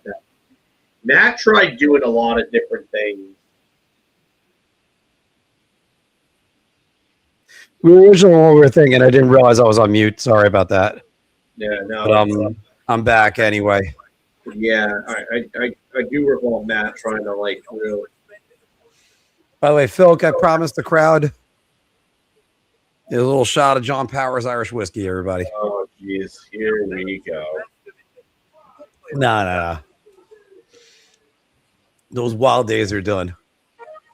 Drunk Mark, here he comes. No. When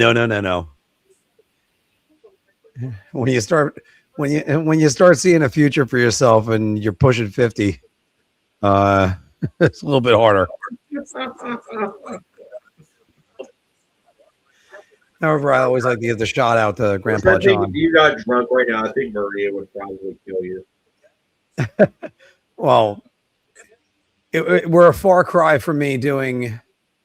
I think I did 9 shots, and I think we were doing was it the DeBrincat draft where he got traded ahead of time? Yeah. And then there was one draft that there was just a ton of trades.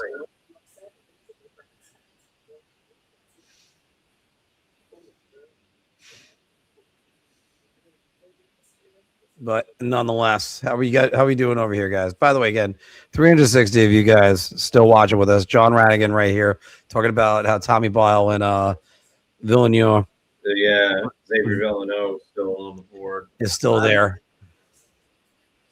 I'm shocked. I'm kind of shocked in a way because I thought somebody would. That was, I think, one of my hot takes that somebody was gonna take him earlier because they were gonna look at Lane Hudson and they would have taken him. By the way, Neil Peart passed away. Dude, you serious right now? Yeah, I was gonna check it. That happened a while ago. Oh, it did. Oh, Yeah, a long time ago. Oh, geez. How long ago did he pass? like years ago. Okay, that's the reason why. Yeah, 2020. Like, wait, Yeah. well, it's been a while since I thought about Neil Peart. Yeah, dude. Yeah, Neil Peart's the best drummer ever. he died right before COVID. Yeah, he did. Sorry, guys. I completely forgot. Brian, I think we just found our TNA Hogan of the week.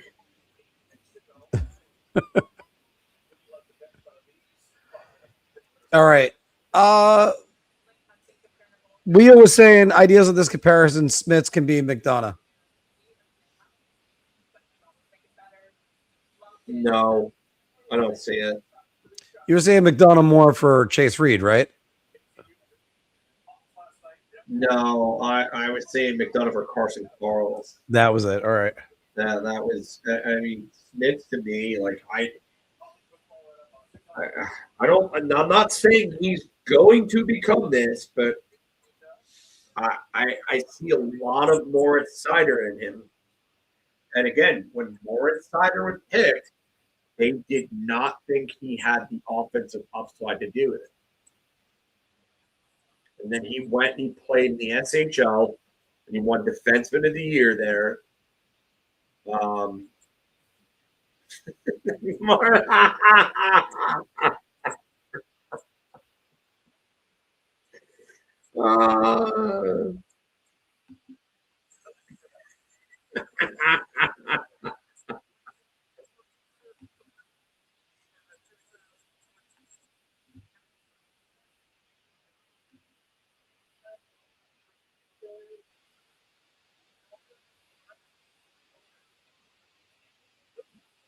Wow. Okay. That's a bit of a reach, I would say.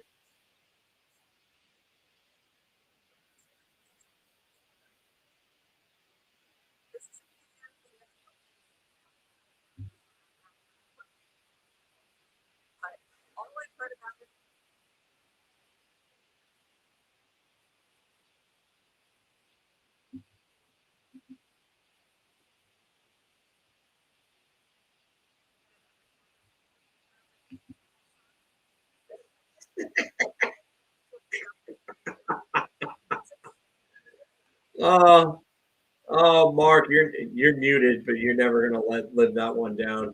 You muted yourself. You're still muted, Mark.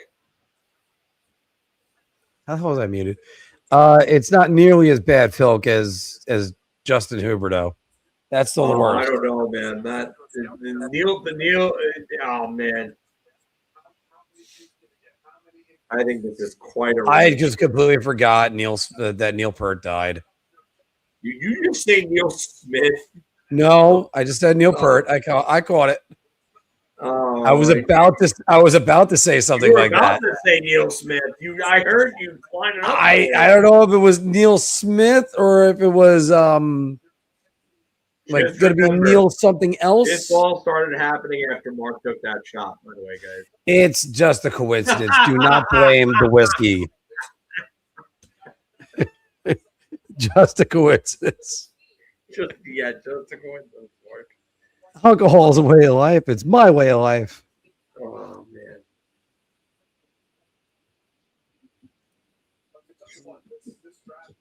Justin Hendricks. Oh boy. All right, so Ottawa. What was his name again? Jonas Borgnine. Was it Jonas Borgnine? We drink for sport around here.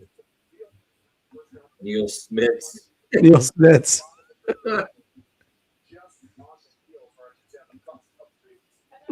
Mark would do this. Frank Santoro.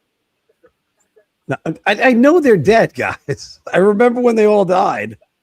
Neil Peart didn't have the Neil Peart didn't have the great moment like everyone else did. Nothing. This is why I'm here. I'm here to entertain. amazing. Even. All right, so there we go. There's an updated ticker for you. Wow. I love it. And Ottawa still gets a draft one more time. With the pick, they're not allowed to trade. So, do you have anything on this guy? Because there was absolutely nothing. I did not have him as a first rounder. I don't think I even had him as a second rounder, to be honest with you. I mean, again, he missed a lot of this season with a knee injury. So it just 6'2", 190, 9 goals, 7 assists, 16 points. That was for the under 20 Swedish national team. Sweet, yeah. Oh, yeah. I mean, Vegas has had their clock run out. So does that mean they're trading that pick? Do you remember when the NFL did that? They were running up to try to get other like the picks in. There's a trade.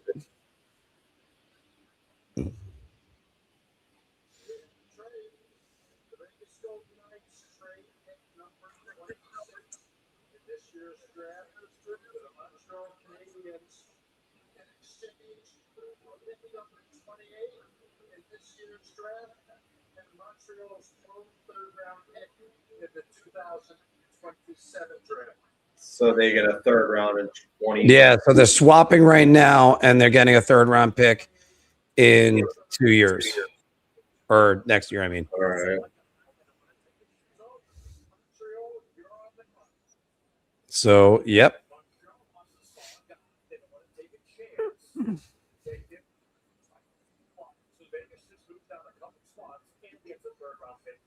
Yeah, Holly's what I said, that they are just in the first round this year. After Montreal, it's funny, they said they weren't married to that pick. They wanted to trade it to try to add some NHL talent to their roster. They're looking for guys that fit their timeline of CBB, Caulfield, Demidoff, Hudson. But they got the next wave behind them. Michael Hayes, there's some contract. He's going to go to Michigan next year again. Come out to the NHL. Sure, to see where they go. Philadelphia has traded down a lot over the last bunch of years, and they've really kind of accrued more draft picks that way. They've been doing a good job with that.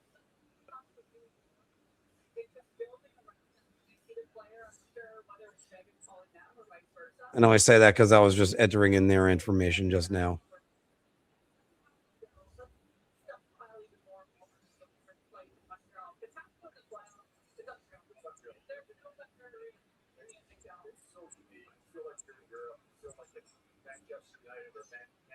Or whatever. But I would say this too. Montreal has done this at every position now. Okay, multiple goals. Now, Phil, would it make sense to take a Tommy Boyle or a Villeneuve? I don't know. I mean, Tommy Boyle is one of the best available. And those two are like two of the best players available right now. I don't know if I would take those guys, though. I think, I mean, you have that in Lane Hudson. You have puck movers. Noah Dobson's also a puck mover. They don't need puck movers. And, I mean, I wouldn't be shocked if they go Mathis Preston here. Or maybe even William Hakanson. Or could they go Marcus Ruck? Could they go Hextall? I mean, if Michael Haig is giving them that much of a problem about signing there, would you take Jack Hextall and then move Haig? Marty's not the guy that wants to limit fun players too well. He wants to accentuate their strengths. So he's not taking it on a young offensive player, Demidoff or Hudson, to then have to be shut down. Take it away. Was there a 2-for-1 special, by the way? No.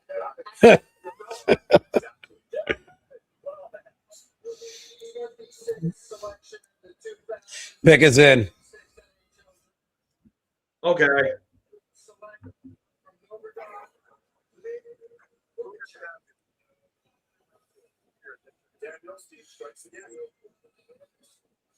Okay.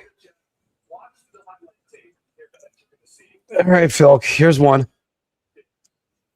What? Gleb Pukachev. He's got some wheels for his size. He's got hands, wheels for his size, good shot. He played at the MHL level, so like the junior level. So I mean, he was another one like Kravtsov who went across multiple leagues in one season. But I mean, he had the most points by a 17-year-old in the KHL this year.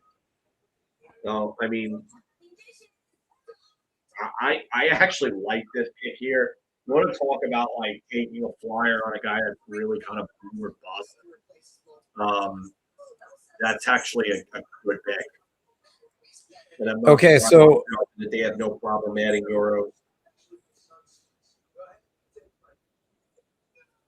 So just throwing this out, not that it's probably apples and oranges, Phil, and not just saying that because there's a Blue Moon commercial on, but I mean, go back 10 years.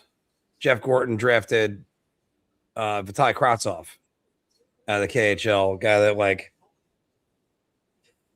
what's the differences between that guy and this guy? Kravtsov wasn't a great skater. Well, I think Pugachev is actually a great skater. I think he's more dynamic. I think just Clark saw two guys that played for Tractor Chelyabinsk, and Yeah, similar in size and stature, and I don't think that. I think Pugachev is a better prospect. Okay. I mean, look, it's a fair question to ask, and of course, I could tell you're disgust when you.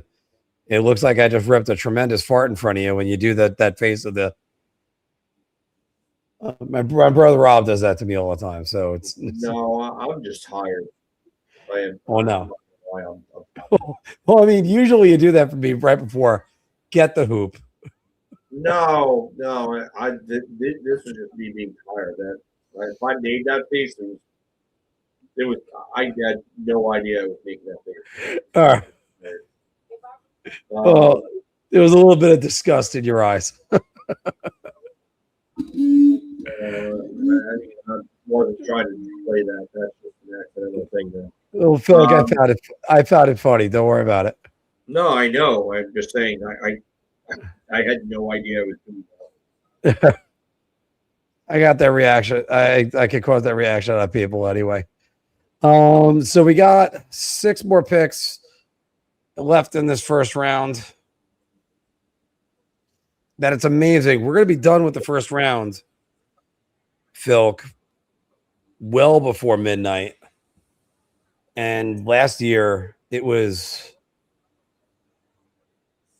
midnight all the time. Took forever last year.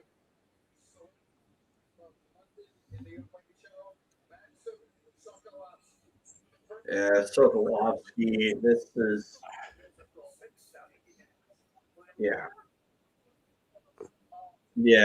I see the Alexiak comparison here. I can see it. It's a big nasty dude. Plays for a good London team. They know how to get the best out of their players in that program. That program has just done nothing but produce player after player after player after player.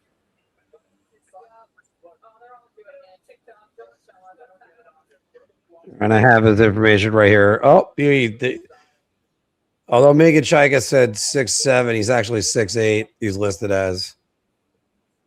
As a big kid.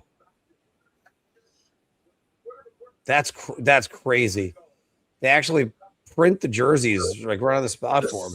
There's a 7-foot defenseman that's a draft eligible this year, Alexander Karamonov. Yeah, I was gonna say, what school did he play at? I forgot. I forgot where he played. He's like 7'1" and like 275 or 280 pounds, I believe. Yeah, I had him in my notes. I forgot where the hell he is. He was a big guy, big kid.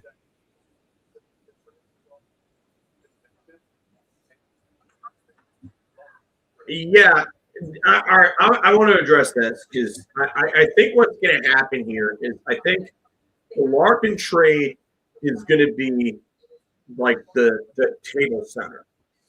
And then I believe that everybody that misses out on him is going to look at Trocheck, and that's when Drury's going to be able to get the most value out of it.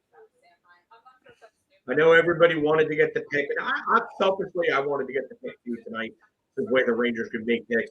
But honestly, I think I don't blame Chris Drury for holding onto it here if the offers aren't good enough.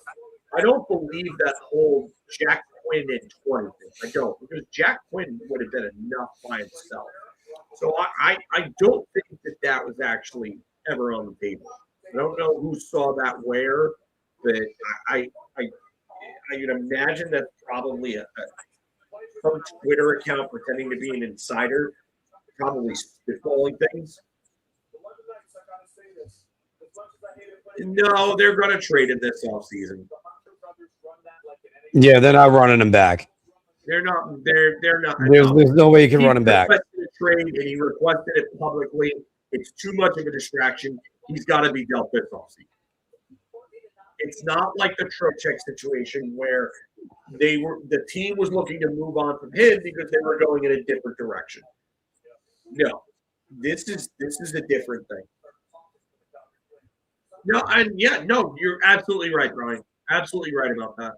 Like it's the right move because once Larkin's dealt, that's when he becomes the number one center market on the on the market.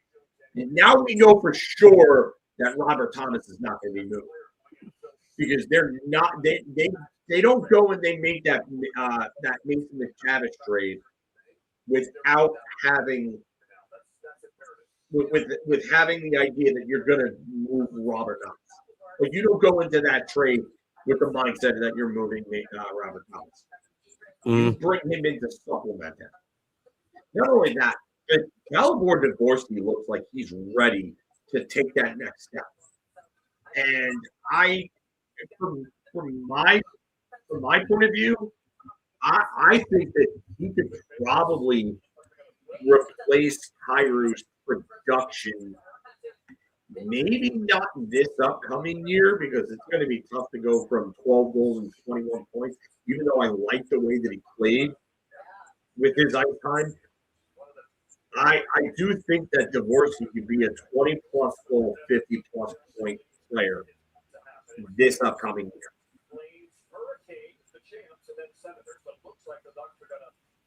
Dvorsky looked good in the Olympics, too.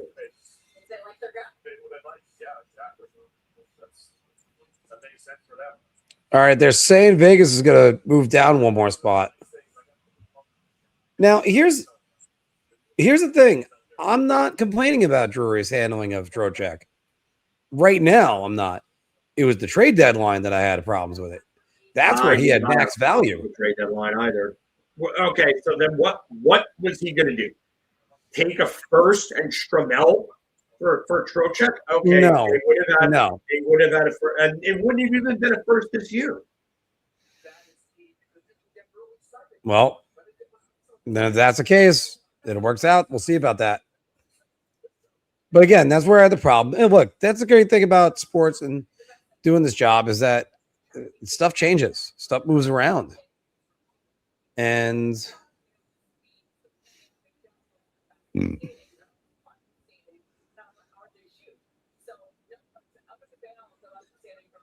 oh, good foot thrust. Oh, Cool. And there is the trade alert. So let's get ours up. Trade number 28 in this year's draft to the Anaheim Ducks in exchange for picks 29 and 117 in this year's draft. Okay. Vegas sends 28 to Anaheim for 29 and 117. Anaheim, they're on the clock. So best available, Vegas. Yeah, they can use a right shot defenseman. I was like, wow, as we were talking, that puck moving, I think I wouldn't be shocked if they went with Hakansa though. ability to transport the puck. I think at this level of the draft, though, there's some unknown. You're going into that element where if it's true, That would be a good one. Is he left or left? No. he's a very nice player. Yeah, because they moved Zellweger, which like I understand, like they wanted to move him. But I guess you could replace him.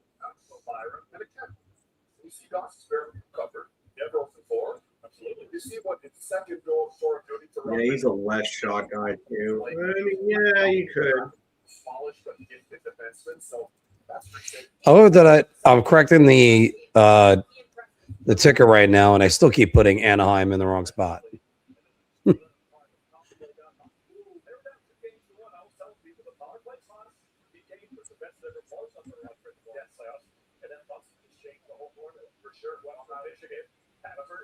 Oh.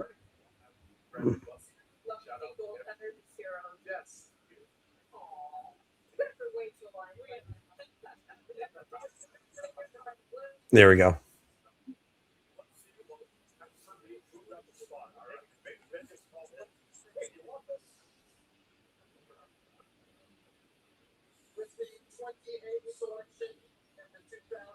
Okay. 7 Swedes in the first round, a new record. Another Swede, that's a new record. That's 7 in the first round tonight. The Swedish junior leagues have taken quite a step over the last few years with their development. Coach the game in a lot of ways too, which has kind of come under internally some discussion, as you know, in the most recent years, but they're all the way back in Sweden. I always make the joke when Others drafted in '87 in the third round by the Blues. That's lineage. High quality, high chances in transition and on the rush, playing with speed, Emily. Absolutely. And I'm curious about the speed fusion in the NHL right now. Obviously, we've seen so many speeds thrive in the NHL at the national team level. It feels like there's some function in their program we haven't seen, especially the men senior team thrive in these tournaments. But the junior team has done well, and you're obviously seeing the development model, the coaching that's getting back there, paying off, and NHL teams. Great release. there we go. Just got some wheels on him. Just good hand, good shot. I love the release of the shot. Like, yeah, the Adrian Kempe is a good comp just because he's Swedish, but like Marian Gaborik is somebody like when I watch this kid, like I see a lot of Marian Gaborik, that breakaway speed. Thank you, John. And no, I think he's dealt, but I think it's after Dylan Larkin is dealt. Which would make sense because if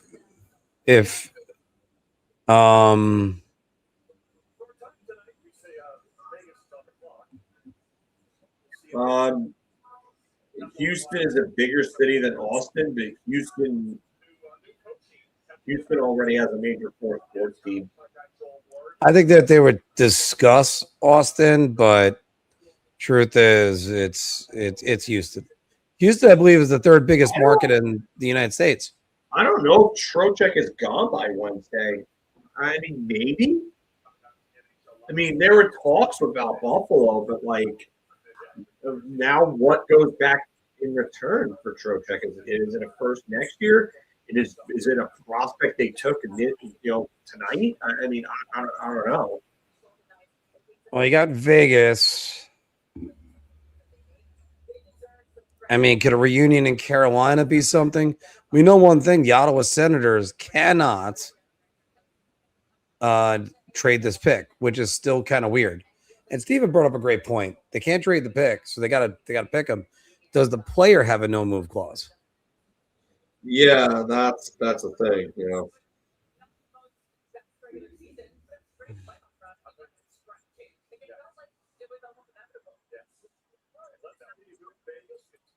Calgary, Carolina, Ottawa left. Here's the first of the final four.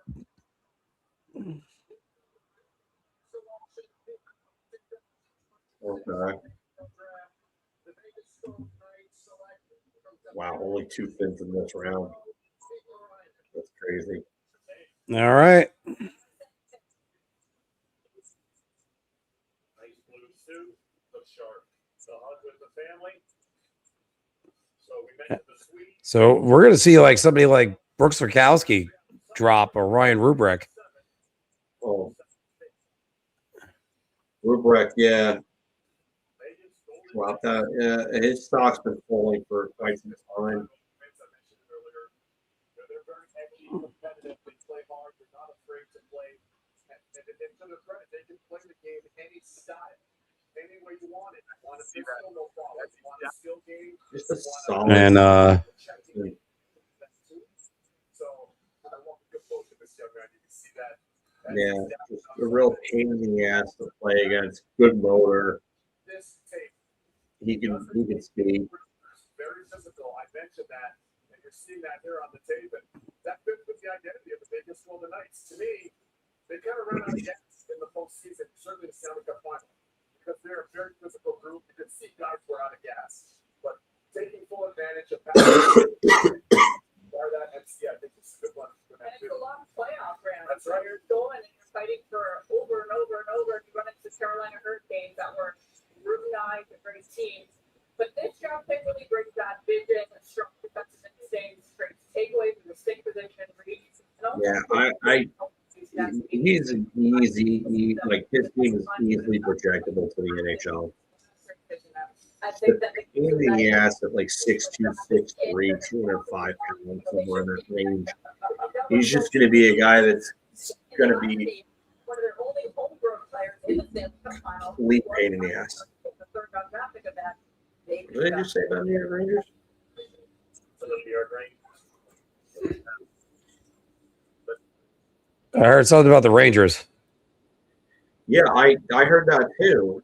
On the clock. Again, we have a little bit more variety. Yeah, give me something. Yeah, and what I love is, again, project defensemen, that's the player that should want to be Jeff McCarthy for good reason, want to be Zach Greinke, or so forth again.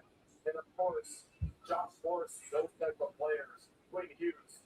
But for young defensemen to know and relish matching up. Yeah, you can't be a Freddie Clayson in today's NHL where you're a puck whacker and it's just get the puck out of the zone or whatever. Got to be able to help keep possession. That's like the one thing Piparainen's going to have to work on. All right, the Rangers got Carolina's second round pick. They got a couple of thirds. They have 4 thirds, actually. Can they actually move up to go get somebody in this? I mean, like I said, yeah, like, all right, so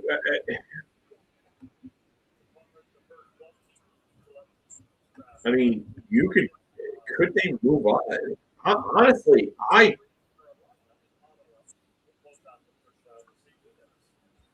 Mathis Preston, that'd be a great pick for them if they can move up and get him. even over Jack Hextall. I mean,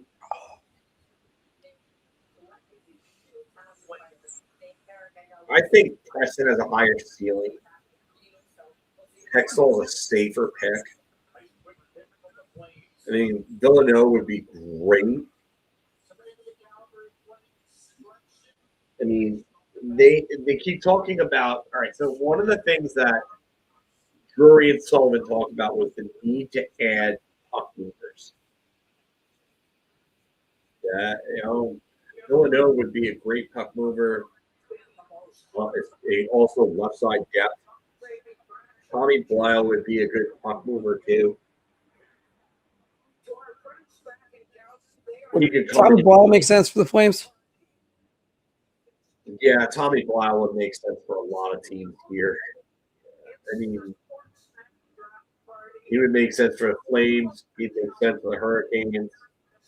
He makes sense for Ottawa. He makes sense for Vancouver, Chicago.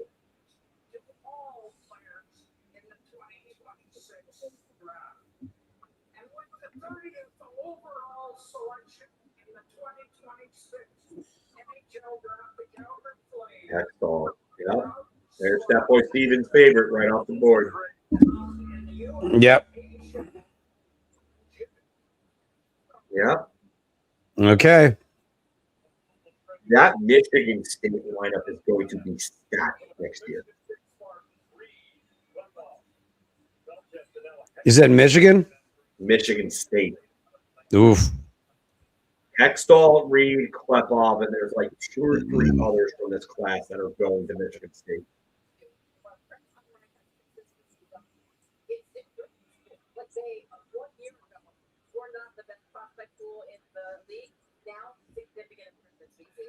One thing I know from Dallas, and The temperature started to rise. last year we got the book with young goalie. And what the Calgary Flames have done is they've done a good job of identifying.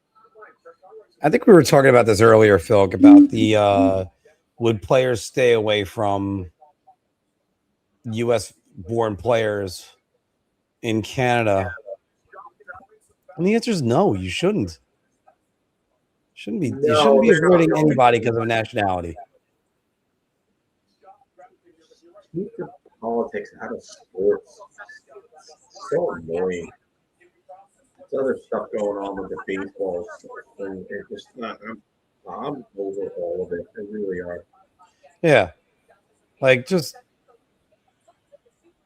for the most part, every single player, when they get drafted by a team, usually they're thankful for the team that drafted them. And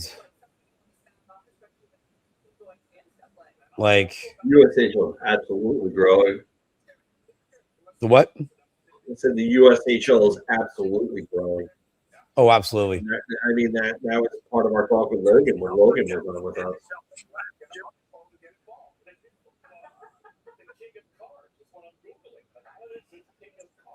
She was a long, cool woman in a black dress.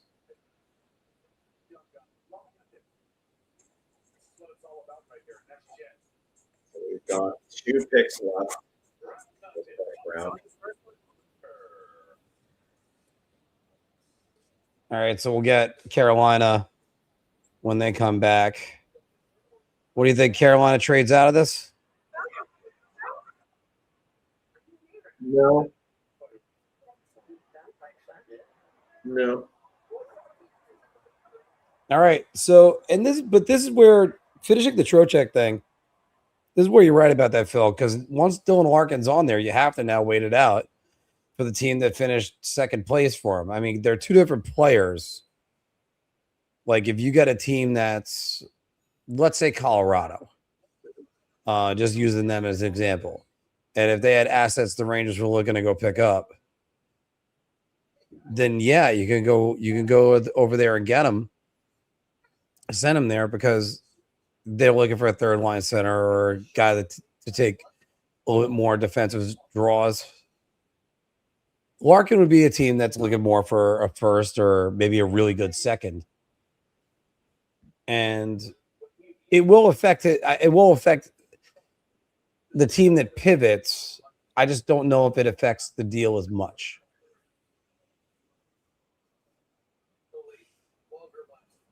And in fairness to us, guys, we've been talking for 4 hours. I've been up since 6:15 this morning. So Yeah.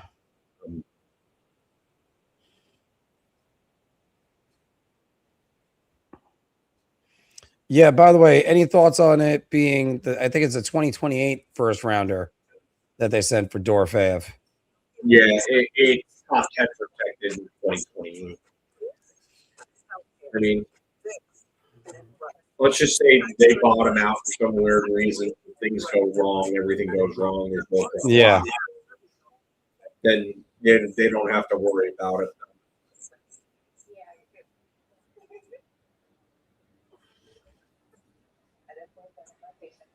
And yes, Calgary's got 3 second-round picks.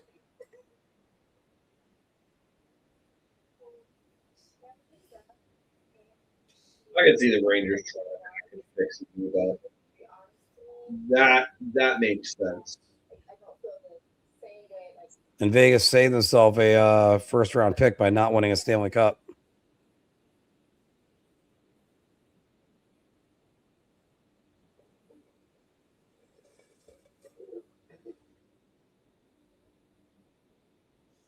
I can't help but watch this commercial and think, who the hell watches a shark video while you're driving? Never mind any video. That's a different story.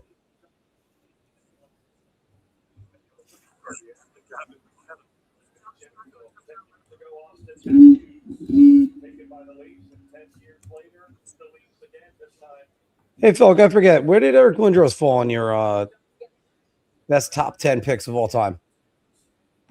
Did he make the top 10? Number one overall picks? Yeah. I'd have to go back and look that up. All right, I'd have to look it up too. I think he was on the honorable mentions. It was Fleury.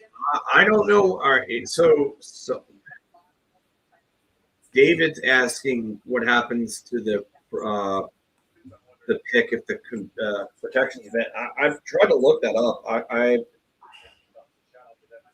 don't know. I'll see what they got for that.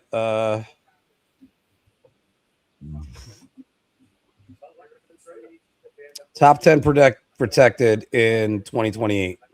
No, I know that, but David's asking what happens if the Rangers end up picking top 10. Well, if they end up in the top 10, it goes to the next year.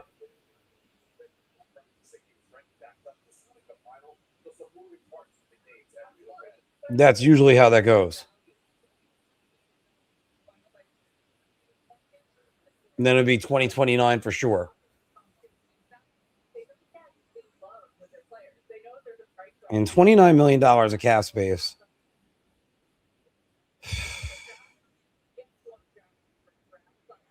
And they're going to free up. It's Nashville trading into this spot. They're going to free up 5.6 for Trocheck. We got a trade. What'd you say, Phil? Nashville trading into it. Update: Colin Stevenson, 49 seconds ago on Twitter. Rangers director of amateur scouting player personnel John Lilly said he expects Albert Smits to be in camp in the fall. Yep. I assume that's Rangers camp, not just prospecting development camp, because that would not be something that they would be announcing. Yeah. Just run of the mill stuff.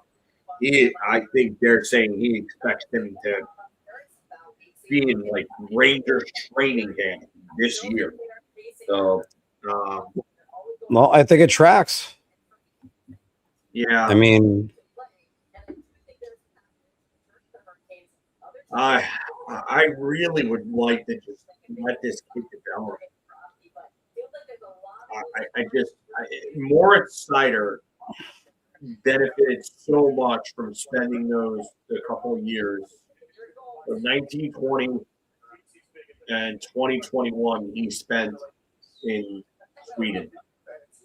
He went from the German league, he went from the DEL to the SHL, and then won Defender of the Year in the SHL in 2021, and then made his rookie debut and won the Calder in 21-22.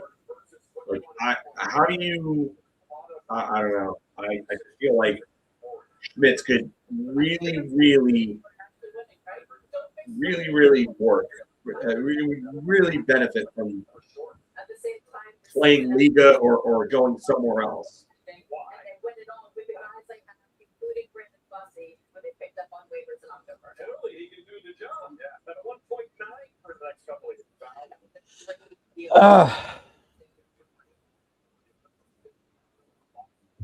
He could just stay in Liga. Just let him stay in Liga and just go every year. It doesn't hurt. I know. It's just I can't help but think to myself, that's why the Rangers got him because they expect him to be up this year.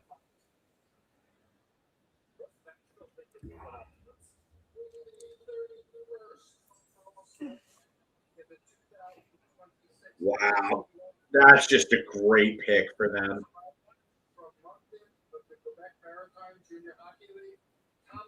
You're thinking of someone else. He Yep. plays Yerkert in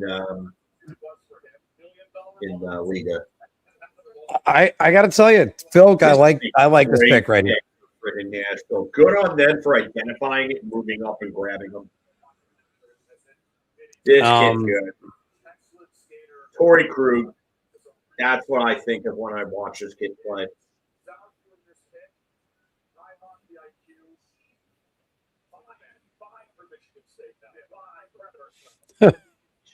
Are they playing morning after right now?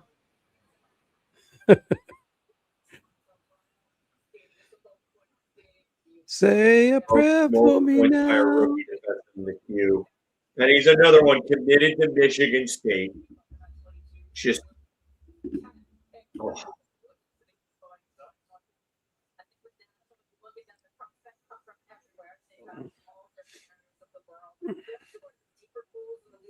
Trying to remember where we had Tommy Boyle listed.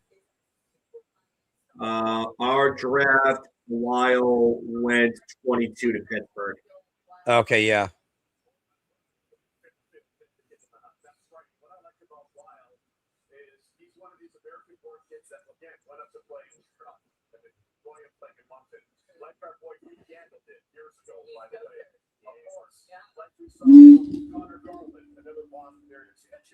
Maybe they can get Aaron Lewis to sing a song for him in Nashville now. Going on. It's been a blow. Jeez, Mark. Oh man, that was brutal. It's been a blow since I had Please stop. Please stop. hold my head up high. Maria, smack him, please. Oh, she's asleep.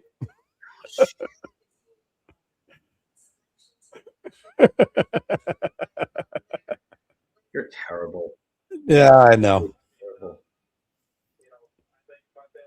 It's like it's always Oh, not now. Great. Now you've got Brian going. Smits of an angel. oh boy. Oh man, here comes the butt rock. Dad slash butt rock. Let's go.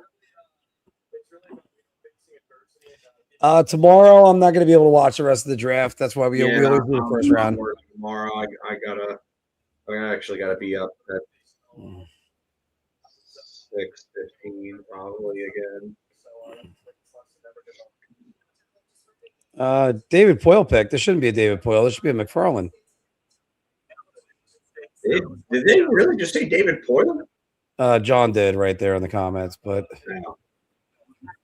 yeah.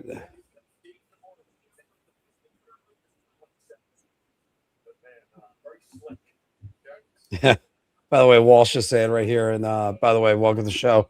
That they need to get him. I've seen Walsh in there before. Walsh. Okay, good. And oh jeez. Oh man. That. Oh dude. Oh my god.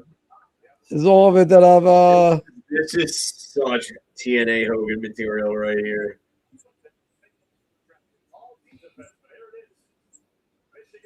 Oh man. And I think we lost Instagram.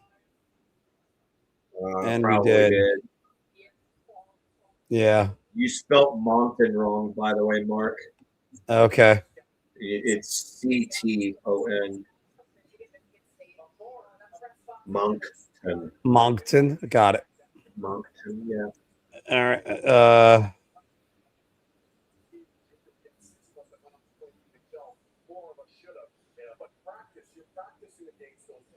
There you go. I think Brian's going to go Daughtry next. Well, it's safe to say there isn't going to be a trade on this one. Yeah. No trade here. Let's see what they do.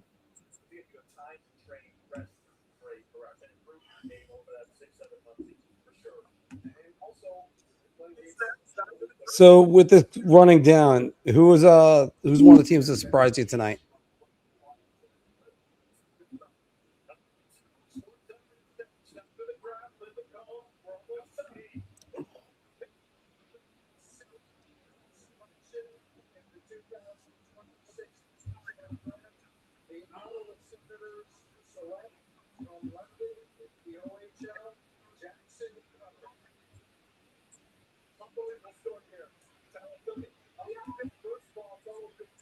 So shout out to him and his family. Grew up in the Cayman Islands. Whoa.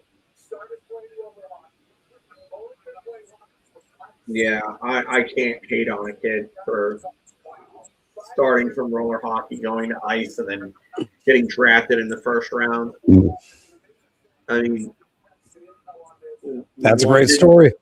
It's a great story. London's a great program. I mean, his numbers aren't spectacular in London. and everyone I've spoken to. And this is an incredible moment, watershed moment. Well, there it is. Wow, what a great picture. Great Pretty job. awesome. Great job by Shu and our team for men and women in the control room. Look at that. Awesome stuff for a solid first kid. I just think this is amazing. Born, Yeah, go ahead, take it away. born in Florida, moved down to the Cayman Islands at a young age, and we talked about That's pretty cool. It's He's going All to right. get an opportunity playing at Penn State. I would just like to say thank you to the NHL for not having too many hyphenated names tonight. We were able to get everyone in that ticker. Yeah, that's always a good thing. Yeah.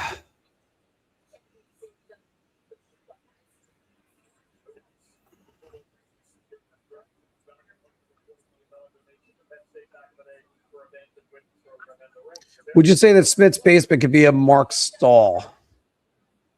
Sure, but you want to get that at 5? No.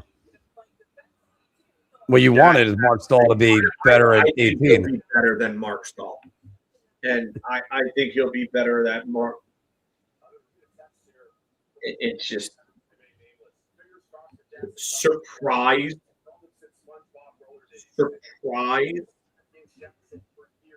I don't think I'm surprised.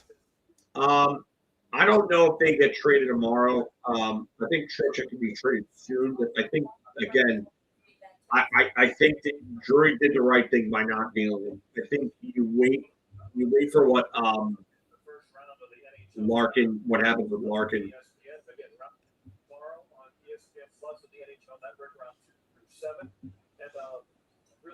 Does Drury give him an extension?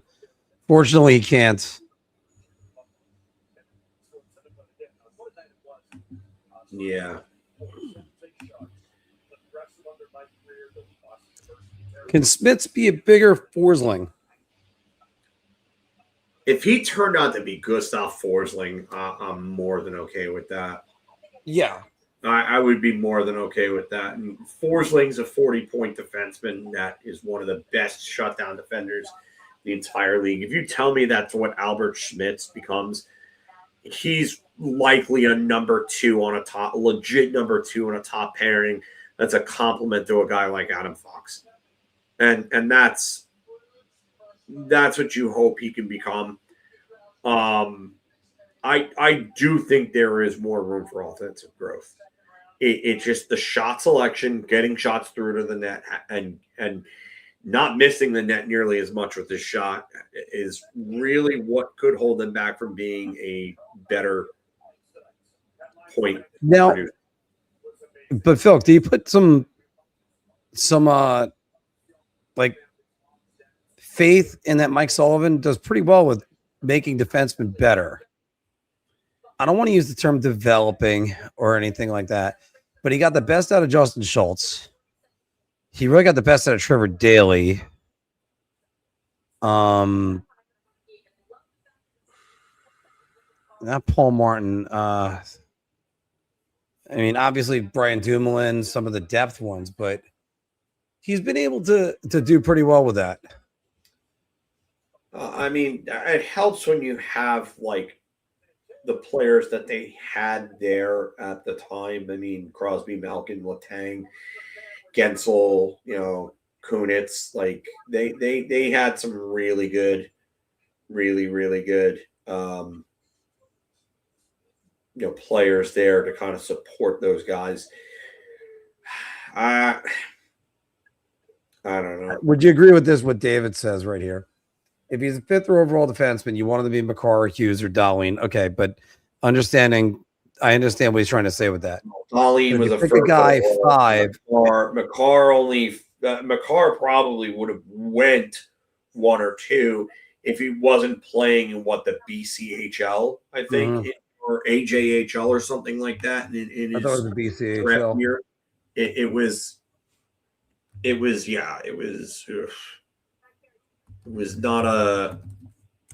It wasn't a top tier junior league. It was a lesser league. It was a lower league that he was playing in. AJHL. Yep, I was right. Brooks. Bandits. Okay, I'm sorry. I thought it was a BCHL. I thought I heard that. No, it was AJHL. Brooks Bandits. I mean, and he dominated that league for 2 years. He was over a point. Well, he was over a point per game for his career there. But 55 points in 54 games, and then 75 points in 54 games in his second year there. But, I mean, the 2 players that were ahead of him in scoring were both overagers. So, it's – I think it's unfair to ask for 3 defenders that are – the elites of their time right now. Yeah, the second part of the set is what I've been more focused on. And then you've got a 2-time Norris winner and another Norris winner in there, and then Darlene is knocking on that door. Yeah, I mean the only thing I could say is that Reed was by many the top defenseman. Like, there's 2 different ways you have to look at it. Reed was considered the top defenseman by many, and he was available. I think you have to take that player if that player is available then at that point. However, there were 2 other teams that also passed up on him. Buffalo passed on him when they had the chance. And then Calgary took Carl's over him when Carl's had concussion issues. So is there something about Reed that they just did not like when they were during maybe the interview process, or maybe it was the turnovers? I don't know, but like, the Rangers weren't the only team to pass on him.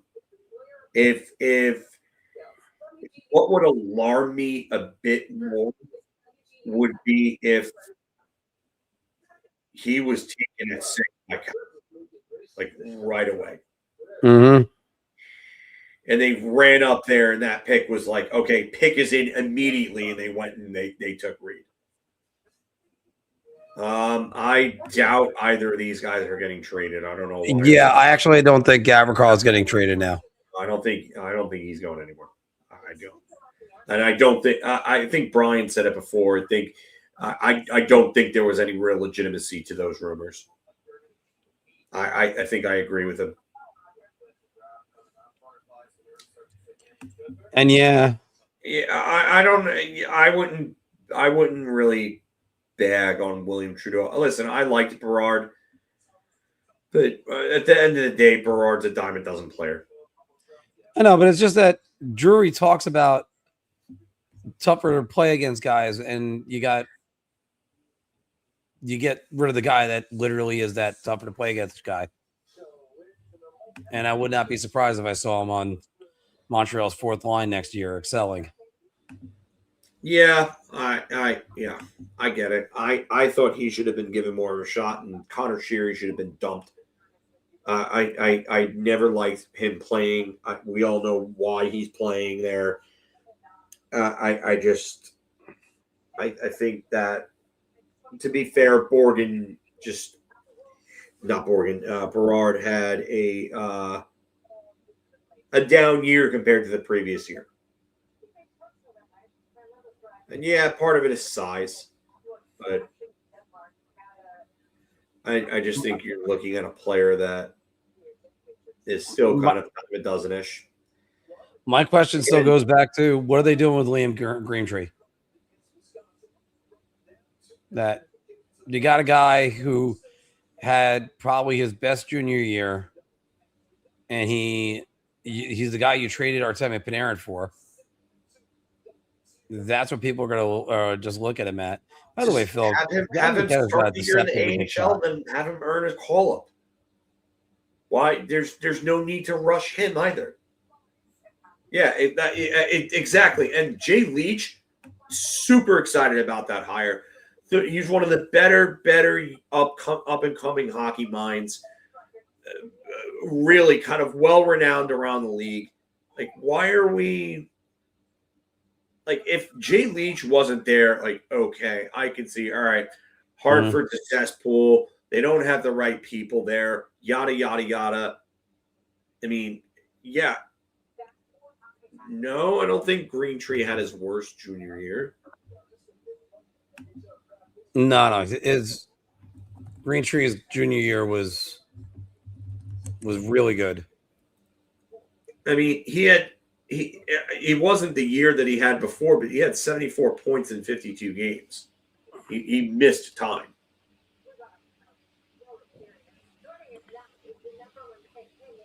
Yeah, it wasn't the 119-point season, but he was on pace for pretty much the same numbers he put up in his draft year. 36 goals and 90 points. And if he would have played the full season, he probably would have scored about 100 points.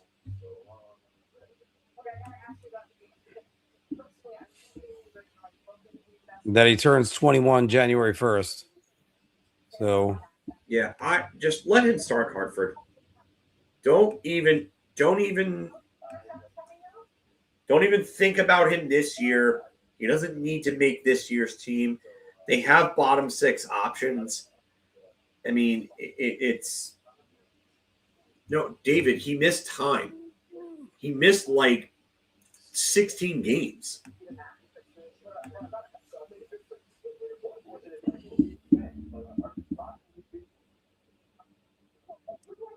what's with the couches? What does every news program have to have couches now?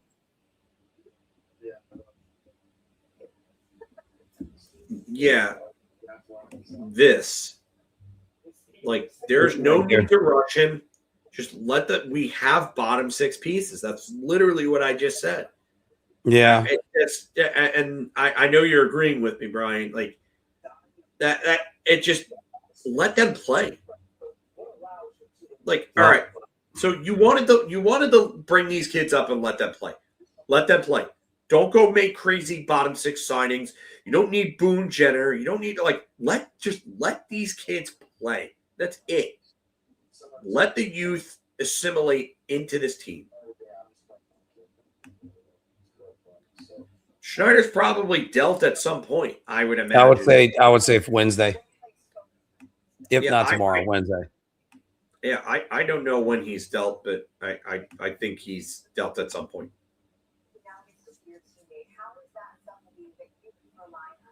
I think Trocheck really kind of depends on. I think Larkin gets dealt soon, and then I think Trocheck is after Larkin. Is it funny that the worst moment, probably this NHL draft, was the Austin Matthews hostage tape? He looked in worse shape than I do tonight. Yeah, it's like, oh, they're making me record this. Welcome to the team, Gavin. Yeah, he looked real enthusiastic about recording that video. I'll tell you that right now.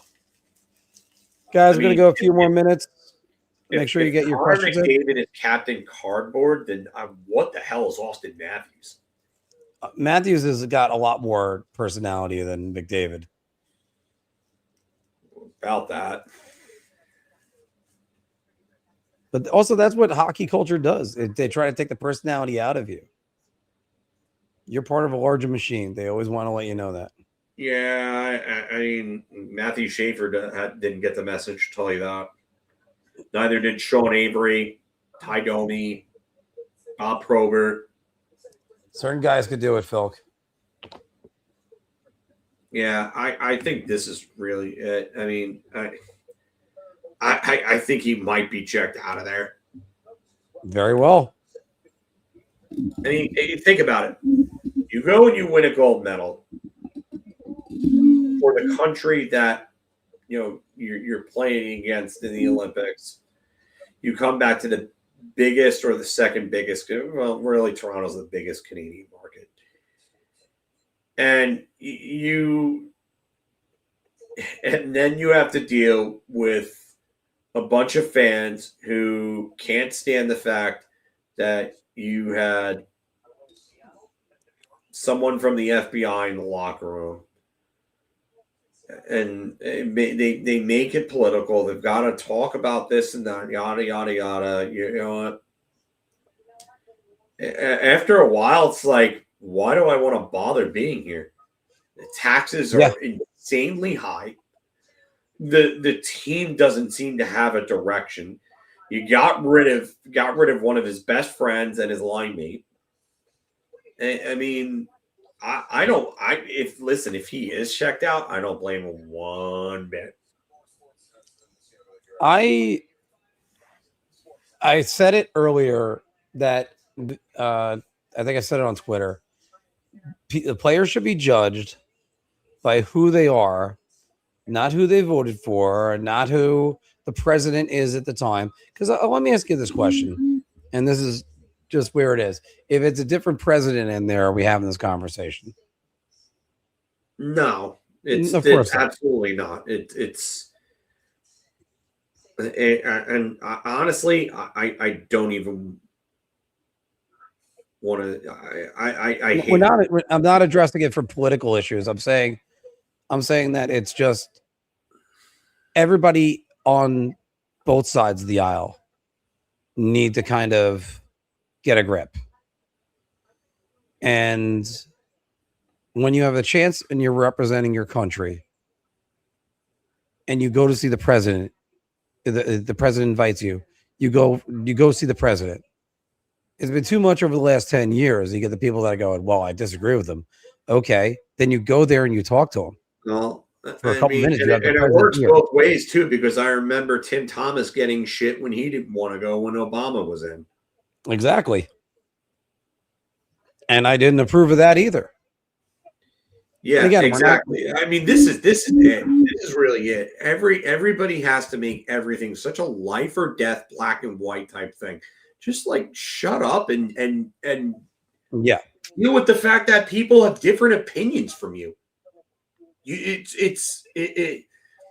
I always look back on somebody at someone that Brian and I used to be cool with and couldn't live with the fact that there were people that thought differently from him. And what did he do? And again, from everyone that was that way. So, and that's the age of social media. Instead of just everyone embracing the difference of opinion. I've never dropped a friend for a difference of opinion. It's just because also sometimes you could be wrong. And these people, they yeah, this is it. And people will like disown family members over this shit. I didn't mean to highlight this, but this is actually very true. But it gets to a point where it becomes tiring to me. Okay, here. I love Pantera. Pantera is a bunch of conservatives from Texas. You know who my 2 favorite bands of all time are? Anybody fucking knows me knows this. Metallica That's one. and Very closely related to them. Megadeth. There you go. Yeah. 1 and 2. My top 2 favorite bands of all time. What are they? Staunch liberals who fucking hate Donald Trump. Yeah. Does that And by the mean way- I have any affiliate? I mean, who the fuck is not a Creed fan? Sorry for dropping all the F-bombs, but we're 4 hours and 20 minutes in and I'm like running on. I don't think they're going to highlight them. Yeah, I don't think they're going to highlight that bit. But again, Phil, you don't judge somebody just based on the 1 out of 2 choices that we have to vote for president. Yeah, and it's not even just that, but it's your political or religious beliefs do not mean that you have any such sort of sense of morality. There is literally no mutual exclusivity to that. Because I know shitty people on both sides of the aisle, and they parade their beliefs around as if it's some sort of badge of honor, and it makes them immune to being shit people. And the guy that I was talking about before is one of those people. Right. So, I mean, it's like, Phil, you ever hear the joke? An atheist, CrossFitter, and a vegan walk into a bar, and everybody heard about it in the next 5 minutes. Well, and again, look, one of my favorite movies, never mind TV shows, is the Dark Crystal series, and I can interpret that either way. You know, it's just, and again, we're not getting into the politics of the situation. We're getting into how people handle the politics, and it should be. I don't care. I don't care if Mike Richter, the letter next to his name when he ran for public office. I don't care. He was my goalie. That's all that mattered. I don't need anything from that. It's just when you get those people that they got to make the politics all about them. And look, that's what several writers up in Toronto decided to do. They decided to do this. They're running Austin Matthews out of town. They already ran Brady Kachuk out of town. Brady Kachuk out of town. I understand. First up, by the way, another thing, just a separate thing, just to say, active athletes should not have podcasts. Sorry, you could do anything, just don't have a podcast. Yeah. Yeah, I mean, Mickey Mantle, yeah. Yep. Right. Doesn't pay Because your bill. then here's the thing. Then you end up and Beaver is kind of right about this. Yeah, it's like he's saying it right here. I feel like sports players shouldn't talk about politics. If they say something about someone I don't like, I don't care. Well, yeah, especially when it comes to politics. Same thing with actors and actresses. They're like, oh, I got a platform. Who cares about your platform? Especially celebrities. They're so far out of Ricky touch. Gervais said it best. Yeah. Go up there, accept your award, and shut the fuck up. No one cares. Yeah. Now again, because here's the other reason why. Because certain sects, sects. Yeah, I know. Sect, Yeah. like a sect. Yes. Just in case. You're only hearing one side of it. And that's why you got to stop and say to people sometimes, like, where are you getting your information? And that's just how that goes. I just find it funny because yeah, I mean, I don't care whether he is or not, but I remember when hockey Twitter found out that Adam Fox was a Republican, and some of Rangers Twitter was having a fucking meltdown over it. Like, dude, you're following, you choose to like a sport that is played primarily or dominantly rather by white males who grow up in suburban middle to upper middle class areas. Like, what did you expect? Yes. Yeah. The Jew from Jericho, Long Island. What did you think he was going to be raised as? Yeah, but Phil, also to kind of echo with the point you're Sorry. making, also, it's a global game. I don't care what Alexander Ovechkin's politics are. He's from a different nation. Why should he have the same politics as, say, Ryan Leonard? Yeah, Why should he- I mean, I get the shut up and dribble line. I totally agree with it? No. But what has been the one thing that from day one with me? What have I said from day one? keep sports out of politics? You're always big on that. You mean the other way around? Yeah, keep politics out of sports. Yeah. And that has literally been my MO from day one. I don't care about these nights that they have. If you got rid of all of them, I wouldn't give two shits. I wouldn't, including the cancer nights. And I lost my mother to cancer. But if it meant shutting everyone the fuck up for good, I would do it. Do it. I don't need a night. Yeah. And again, but that goes back to what I caution people about. It's a global game. And it's if you got Ivan Provorov making a statement, you also got to keep in mind Nazem Kadri can make a statement and they could both agree. And what makes one right and one wrong? That's both their opinions. Instead, we'll just start attacking guys. When you have a global game, there's going to be different opinions all around the globe. Now, going back to what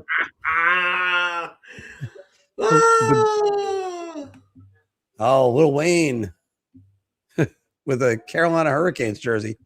But hold on. But wait. Before we go on from that, I had the point that I was going to make. Okay, go ahead, Phil. You can't villainize one party for expressing their views and then champion the other and then expect them to not lash back at you for doing so. Like, that's why all of this needs to go the fuck away. Right. Now, by the way, the reason why the shut up and dribble line actually is right is because you have some of the players that were saying, oh, well, they're complaining about human rights violations in America, but then you're playing games in China. Sorry, no, that does not compute. Yeah.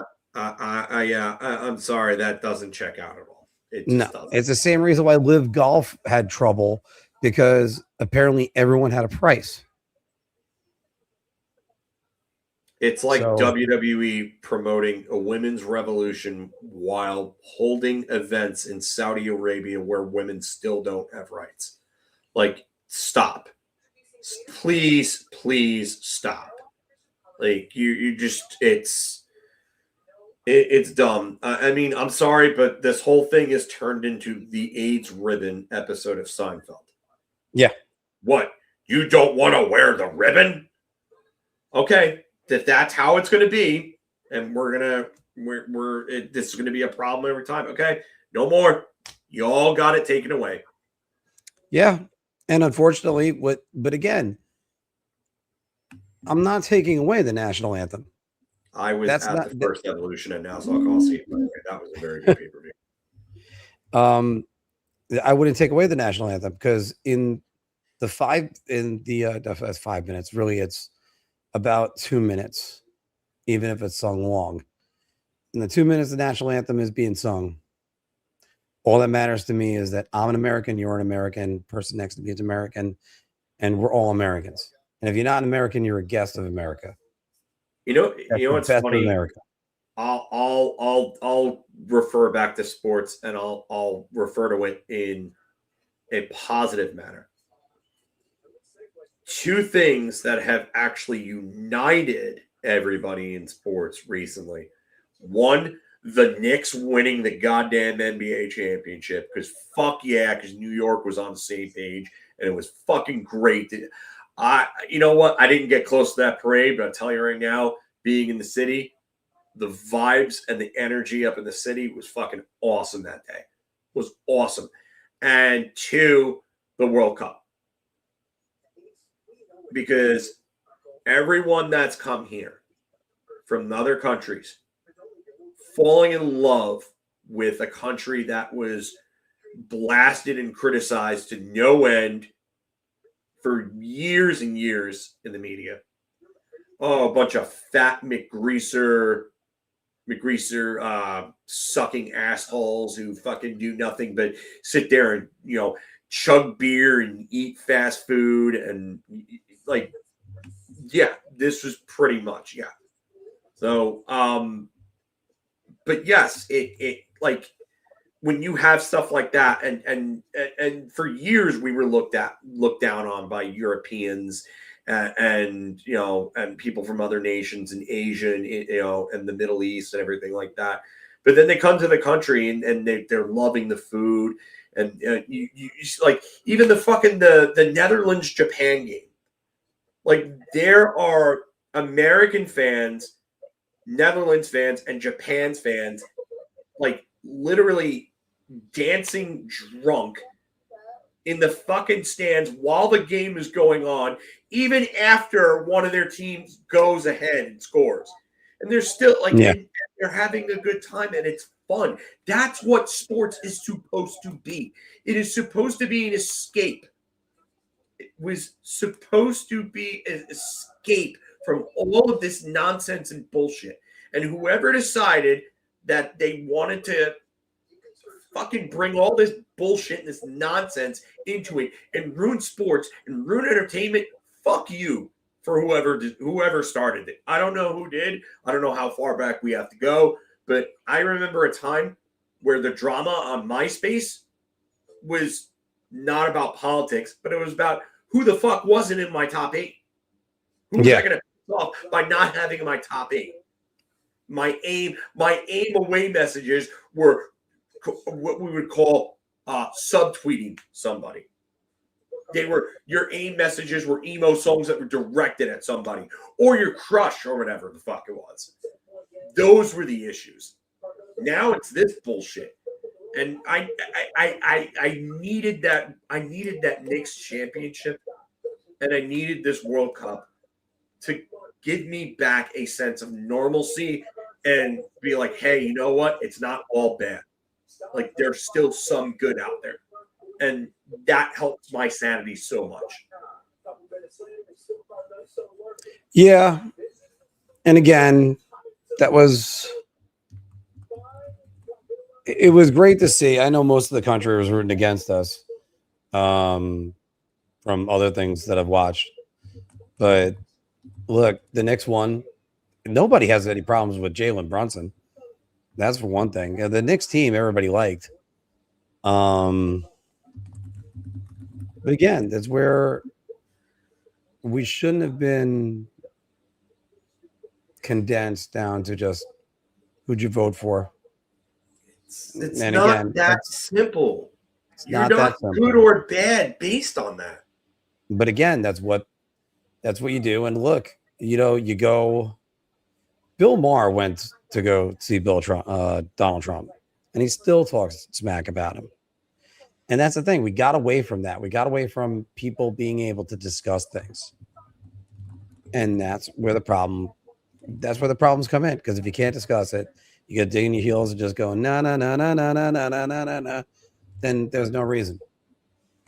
I mean, I work at a bar, so we're always trying to land haymakers on each other. Bill Maher is funny, though. Like, for the longest time, he was a staunch liberal leftist.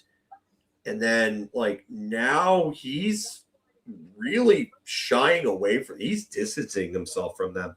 He's tired of it. It's that meme of he stood here and the politics just kept on going further. And that's that meme. Yeah, you're That right. is- And that's that's basically what he said. Like But I've seen interviews with him, and he's just like, "You guys are too wacky. Like this is," and it's funny because he brings up George Carlin, like, Mhm. and a lot of people on the left say, "Oh, well, George Carlin was this and that," and George Carlin would. No, George Carlin wouldn't have agreed with you. George Carlin wouldn't have gone to these extremes. Nope. George Carlin, one of his last stand-up specials, he came out and said, they're all afraid to say, "You lost, Timmy, you lost." And look, and I've been very big on that you need to teach kids how to lose, because losing builds character, and without losing, you're never going to know what winning feels like. And for starters, it's empty. But the other thing is, it's Tom was I miss Tom. Tom was like everybody's best friend. because you can't tell me that Connor Hellebuck, who signed an 8-year deal, suddenly wants out of Winnipeg, and it's only because of it's because it built up over time. No, he wanted out of Winnipeg because the way things are going right now. Yeah, I mean, I think it's I think it's obviously it's due to the fact that, one, like, things are not going right in Winnipeg. Like they had a bad season, and yeah, I mean, losing Nikolai Ehlers hurt them more than I thought it would. Wrong. This idiot, wrong. Say his name and he appears. I believe in Joe Hendry. Fuck yeah. Definitely, I'll vote for Joe Hendry. I'll absolutely vote for Joe Hendry. Paris and London and Tokyo. Yeah. But it's tough. Winnipeg, you know, John's right. Like, Winnipeg's not an easy market to play in. It's not. You know, it's cold a lot of the year. The team has some holes in it right now. And then Hellebuck absolutely just carries the U.S. on his back to gold. And, you know, the Canadians are all pissed. Yeah, we're eventually going to need a Joe Hendry animation. I'll have Mark get on that. I'll try. But it's like you have that happen, and then, but again, they've done it with Matthews. They've done it with Brady Tkachuk. I mean, it just it's what it is. And again, because then if you start doing that, you're going to alienate everybody whom plays in other countries. I find it funny when they accuse Steven of like being a Republican, like, and he's just like, dude, I live in another country. I have no fucking dog in this fight. It's funny because every time I see that happen, there is literally no response to what he says there. They're all literally just like, huh? It's like, you bunch of fucking mouth breathers. I mean, and it goes both ways. Not just one. No, I mean, listen, I may not see it as much the other way, but I'm not saying it doesn't happen. Like, no, it definitely happens. You're not agreeing with me. Oh, I'm sorry.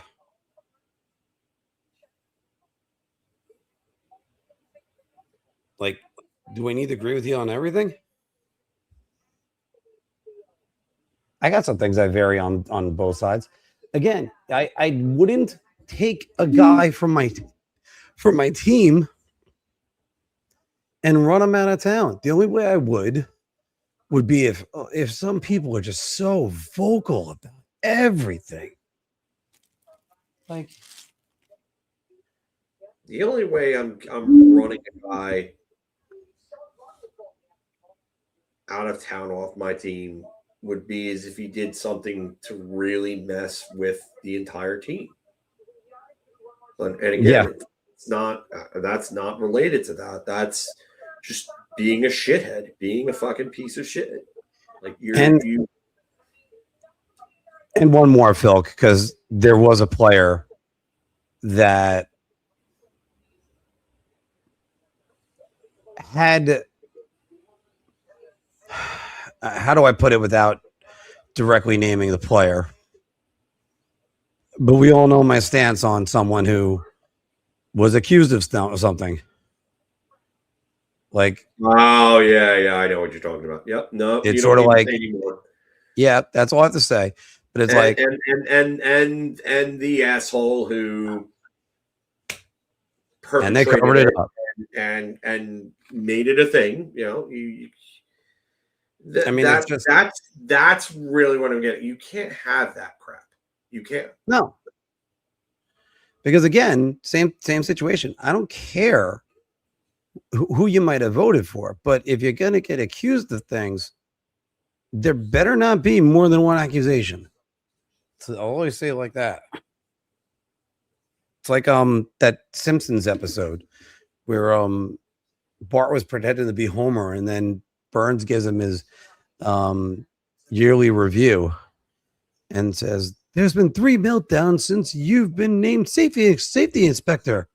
One is too many." And that's where I'll go with on that. So, all right. So, guys, we're going to cut it here. Hell of a night.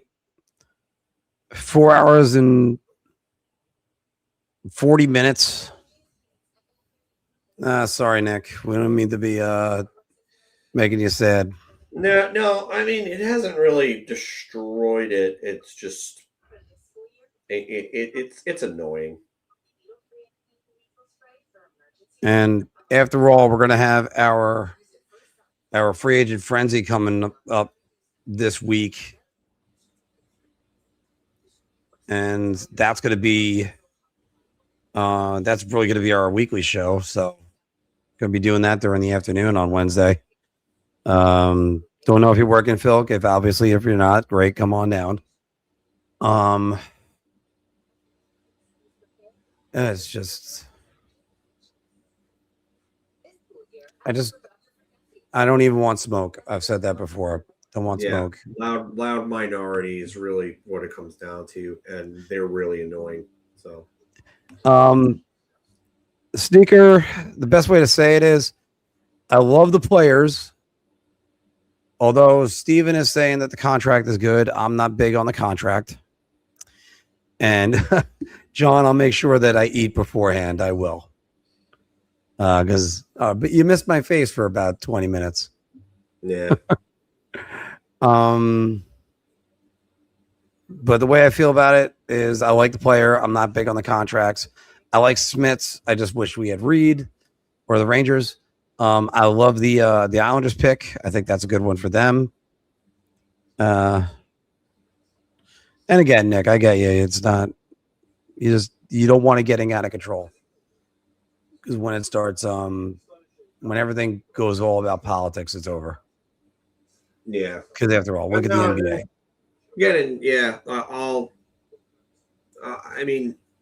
I got to give it an A-, I would say. Just because, again, the only reason I'll give it an A- and not an A+ is because of the fact that Reed was available. Somehow Reed became available when Buffalo reached for Rudolph the way that they did. I'm sure the Buffalo fans are probably not happy with the fact that Reed wasn't the pick there. But I will say this. Dorofeyev is an excellent pickup. We're going to have to get used to those numbers. Those numbers, they look crazy, but that's the direction we're headed in. Just think of it this way. Kirill Kaprizov, $17 million. Connor McDavid. Again, I reiterate, Tuck and Kempe are 4 years older or 5 years older. The Rangers should have saved a few million by locking him up at 9 would have been fine. Because- Apples to oranges. You cannot Yeah. compare UFAs to RFAs. Right. And in that case, RFA should have been cheaper. It's like he went, I know we have the hammer, but why don't you take it? All right. Guys, we're going to be getting up early in the morning, and we had a great 4 hours and 46 minutes with you. Thank you to 300 that is still watching right now. Yeah, seriously. 341. Troopers, 340 of you still watching. Can't believe Yeah. that. I don't know how Love you it. watched me for the last hour and change because I was freaking falling asleep. So. Yeah. I'm probably gonna get the our reaction to that trade, that draft thing coming out in the morning. And I don't think he's gonna. You see, but David, the thing is, I don't think he's gonna have to carry the Rangers offense. I do have the question of where's he gonna be playing on the power play. Yeah, and he's going to be on power play 1. Okay. So the issue is going to be you're going to have Zibanejad, Miller, Dorofeyev, Fox, and then who's going to be the other player? Is that going to be Lafreniere? Is that going to be Perreault? I mean, that's the issue. That's where I have the problem.